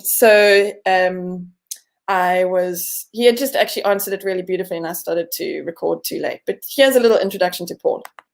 So I really liked what you said there and I think it's really strong. Yeah, so, but I'm very grateful for the skill because obviously without too much hours, I rely on the hand. So my touch, my touch is connection to the body. It's just on another level compared to all the other material. Do you know what I mean? I read a body like you can't. People make joke about my finger to have mini brain because it's just like seriously, it's very cool. So my touch are on another world. That's my sure. I find it funny because that heavy Durban accent. So Paul's story, I said, Paul, what's the meaning behind your business? He said, look, if I'm going to be honest, I'm going blind and it's a skill that makes sense for me as I'm a very sensitive person. I'm tender, I'm a sportsman myself. He says that I enjoy what I do because I fix people and I've always loved helping people. It's a skill that allows me to help people. Paul's tagline right now for him is everybody's car needs a service and so does your body. Okay, so we start with story and from that you can find a tagline. I'm not sure if that necessarily sums us up, but for the sake of today, I thought it was quite entertaining. So I kept it. So for you, you start with your story, and that is the main kind of, what's it called? Springboard. And then we go to, well, I've actually jumped to colors. And colors is amazing because for someone like me as a non-designer, I didn't know that color consistency was even a thing. Never mind how much power there is behind colors.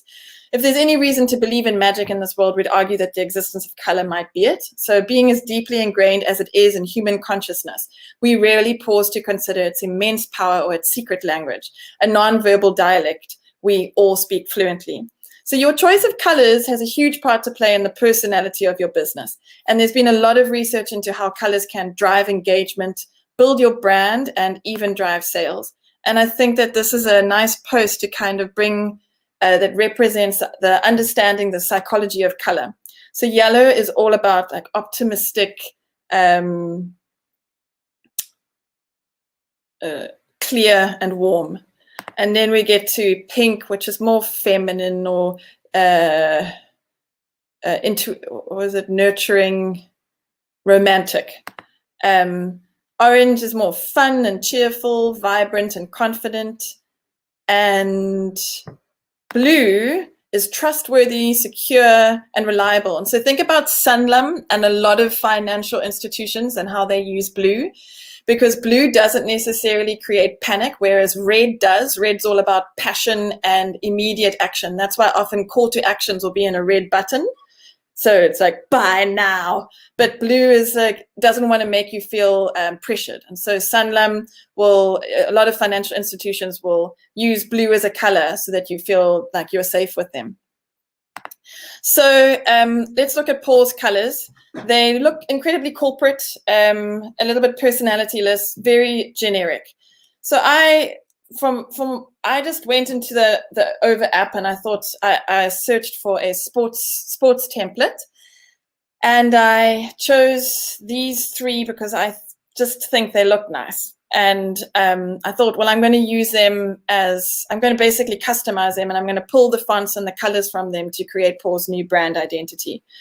And so how I do that is I've just actually made a little video. I wonder if I should just do it right now. I'm going to see if this will work. So I think it will. Okay, so I'm here and I'm just going to go and find a sports template here. So I go to templates and I search for sports. And these are the templates that come up. As you can see, some of those templates I put there because I like the look of them. So now I want to pull the colors off this photo, and I want to save them as a brand palette for Paul, and then I'll apply them to other designs. I think you can see that. Maybe I should pick. Yeah, I'm just going to carry on. So I click on the layers and I go to the background image, and it naturally pulls up the color palette that is involved in this image. Now I can save that color palette as is and apply them to other designs, or I can add more to this color palette based on the picture. You can see there's no blue there, but there's very nice blues in the image. So then I'll just use the color picker to go find the blues that I want and add them. And I want a dark blue, and I want maybe the luminous yellow of that tennis ball. Okay, so I'm happy with my color palette now, and I want to use this as a brand color palette. So I go and I save it. And as you can see, I've already saved one there, so I'll save another one. Paul's brand palette. And so now I have a brand color palette, and I wonder if I can get back to where my presentation is. Sorry. Okay, I don't think I'm sharing anymore.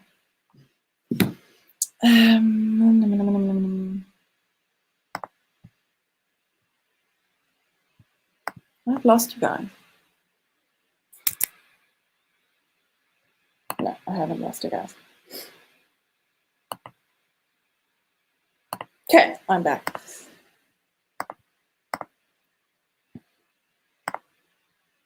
So I have now created a color palette for Paul's brand and tried to create a better looking post for him that I hope looks better than this kind of stale look. So this is the first step. I've got a look and feel that I want, and I've now created a brand color palette for him, and I've applied it to a new post that would basically be an interpretation of this centered one here.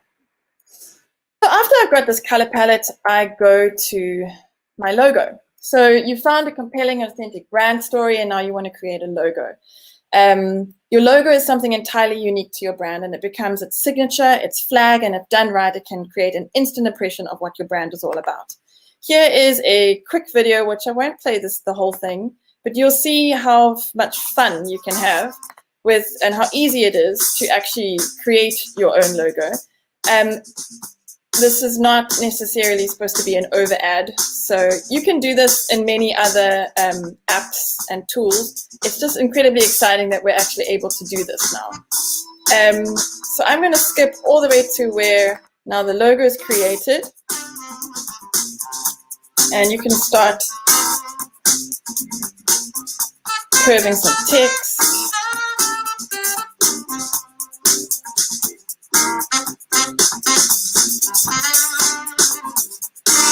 And then you can start applying it to your designs.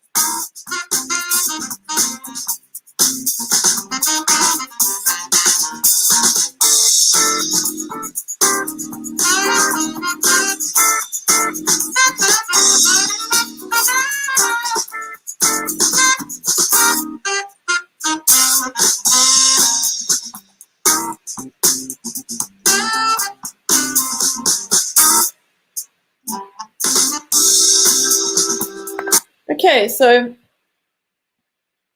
that is, so this is currently Paul's logo. Again, everything's reminding me of Santam or Sanlam. So I created a new logo, which I hope is a little bit better. I need to emphasize how quick this all is. So, I mean, when it really becomes, you know, it's your brand, you'll take a lot longer to maybe this option, maybe that option. But like this logo, I created in, I think, 3 minutes, using the colors from that lovely orange, which is, as we've seen in terms of psychology of colors, all about vibrance and friendliness and confidence. So I thought that orange is a lovely theme color for Paul's business. And after we've got our logo, we're going to go to fonts. And fonts is really an interesting thing when you're not a designer and you start exploring the power of fonts. So friendly, posh or sassy, fonts actually have personalities. What does your brand sound like when it speaks? Are you, is your typeface is the key ingredient to shaping your brand's voice in the world, and we'll help you choose the right one. Here is a quick video showing how a little introduction to fonts, and I won't play the whole thing, but you'll get the gist.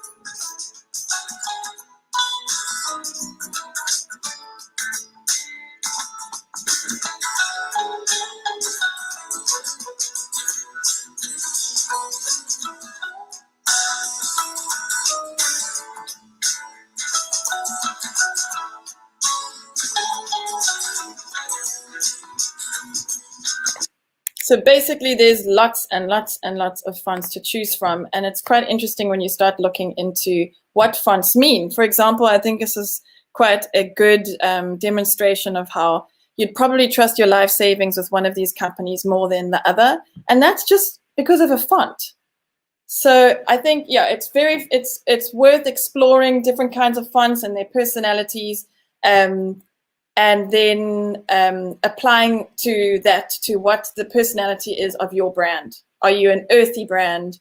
Are you all about like organic and sustainable farming, or fruit and vegetable? Or are you young and bold, and is it like a edgy fashion brand? And your font really does need to work with whatever the personality is of your business. Okay, so for Paul's business, I've just taken these templates that I like and I've pulled the fonts from them. So this one is a Halen font, and this one is a Matahari font. And there's so much that you can look into about font pairing.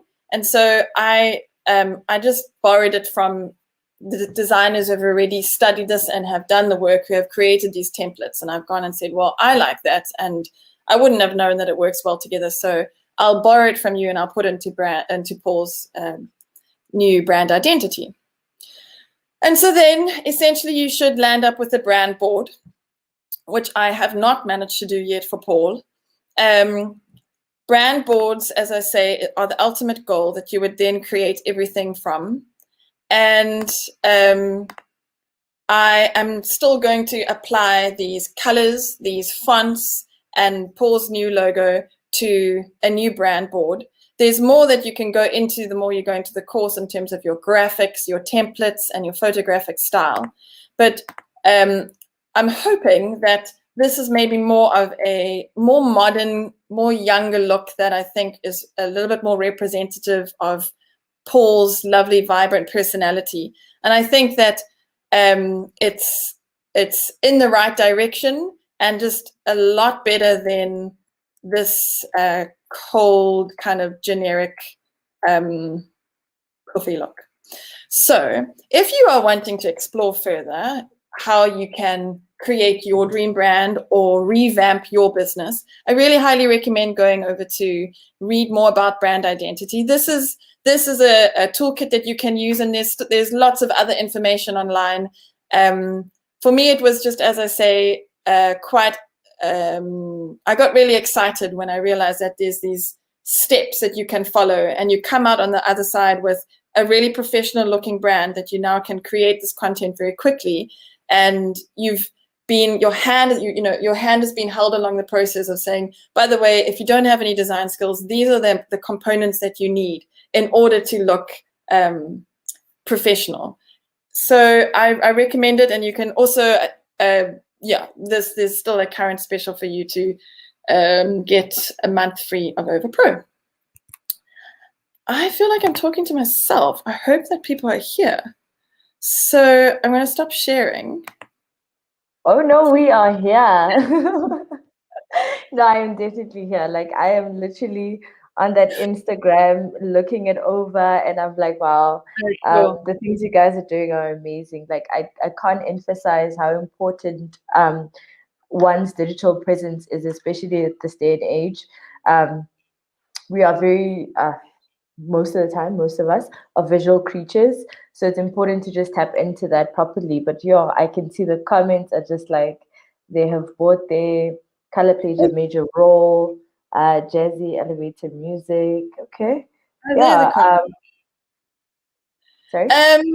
Oh yeah, I didn't actually see the comments. You are so right. I forgot to say that in the beginning, because in terms of how important it is to have a professional online identity as any business, I mean, we feel it more and more, and it's visual communication really is the new kind of communication. No one reads books anymore. That's not true, but basically, it's a lot of pressure on small business owners, because already you're hustling so much, and now you've got to create professional content and hopefully a couple of posts a day. So it is a game changer, and it is a big relief when you realize that there are certain tools in place and you can leverage them to help you. And you get you actually feel quite amazed once you play around with these tools and you go like, okay, I can do this. And it just gives you more confidence and actually excites you more to put this this entity out there and to give it legs, and to give it life. Yeah, and I think it's just really cool how easy it is for people to use, because people don't understand how difficult design is. Because I've worked with Sketch and Figma, and it's not the easiest, especially if you don't have if you didn't study for it and so forth. But this makes it so much easier because the professionals put it out there for you. I do have a quick question for you from my side. What is the offline support? So is there a version that you can download over? I can still use it offline, or is it just strictly online? Because I found with Canva, some people can use it offline, but it's a bit of a struggle. So you have to zoom in constantly. So we do like pairing the apps against each other and seeing what works well and what doesn't. But I know like over is like premium, like we see you. I'm not sure if I have it. My understanding is that I don't think there is an offline version. So I'll put that into our engineers and ask them to sort that out very quickly. No, so I've got my own little agendas, because we're helping communities in the rurals. But I think just using these wonderful tools, exposing them to like over, and just even here in Gauteng or the city or wherever, it's a really wonderful app. Like, the designers are really proper. So I really enjoyed this session. Yeah, sure. Are there any other questions? So it looks like it is offline or mobile, Rebecca says. Thanks, Rebecca. Oh, it is. Oh, okay. Thank you. Yeah. Thank you. Okay. It just registered now. And then maybe I missed this, but is that brand identity guide available? Yes, that's a good one. It is. It's on the Over blog. So it is made with over .com, and if you just go to madewithover.com, you will be able to see the blog, and you can reach the brand new brand toolkit on the blog. And yeah, please do. And if you want, I'll happily just put those links into the Slack channel after this. Okay. Yeah, and a brand identity is very important, especially for businesses, because you want to be like, I love how you revamped your cousin's site, and just how you made it fresh, and it's more vibrant and it speaks to who he is as well. So that's really lovely. No, I think it needs a little bit more work, but I think it's in the right direction. It's a good start. I think just getting started is also very helpful, because playing around with Crazy 8s help a lot when it comes to actually doing the logos. But not everyone gets to know that. But now they've got logos that they can tap into, and it's so much quicker, but looks so much nicer. Yeah, and look, I think the main thing is it's also saving everyone money, because most small businesses are not in a position to pay a designer to create their content. So I highly recommend going and playing around with one of these tools, because, as I say, it's quite empowering to realize, oh, okay, I can actually do this myself, and then you don't need to pay anyone. Saving money, getting us out of employment. Yeah, so I love it. Everybody can be a designer. Yes, we all can. But over we can. I really love it. I love the platform. Definitely followed on Instagram. I implore you guys to also follow just to see what they're doing. I realized that they're consistent at being inconsistent with the lovely pictures that they post. So obviously that's like you guys showing out everything that's out there that they can do. But I would implore you guys to definitely check it out. Cool. Please put it on Slack. Yes, so it will be on Slack. I will put it on Slack, definitely. Any Yeah, other questions?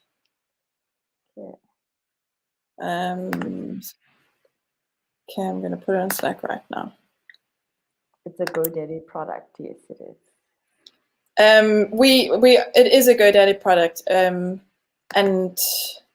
it is. So we started as a startup, and we were acquired by GoDaddy, which is incredibly exciting, because it's now not just about design. It's also about, basically now it offers small business owners the ability to build a website, buy a domain, and create content for their website and market their website on social through awesome content. So it becomes more and more of a full package.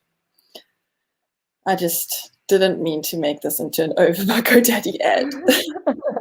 No, it's not. It's not. We definitely love hearing about it, because a lot of people, especially during this pandemic, have seen that it's very important to be online as well. So now it gives them the platform to actually use these tools to their advantage. It's, I mean, it's interesting that one of the main things that has come out of coronavirus is quite a drive in the passion economy. So, I mean, whether it's been out of necessity or, I mean, some people had been just literally, they've had to make a plan. So it's very exciting to see how many people are actually going out there and starting an online business and making a passive or an active income. And the tools that are available for people that are simplifying the process right now, they're just getting better and better. So I think it's something to explore if you're interested in it. No, I love it. I think you had me when you just showed me the color pick. I'm like, no, Over's the one, because not a lot of apps have that as well. So it really makes life so much easier, and having your style guide ready. I hope you guys took away as much as you possibly can from today. Thank you so much for the session, Sarah. Yeah, thanks everyone. No, thank you so much. Okay, so, and with that, I hope you guys had a wonderful day. It was long. It was wonderful. I just want to say thank you for joining us today, the wonderful panelists, the speakers, the fun activities we did. Please post on social media, show some love, click that like button and subscribe. But I just want to say thank you and goodbye. I hope you have a wonderful day. Peace.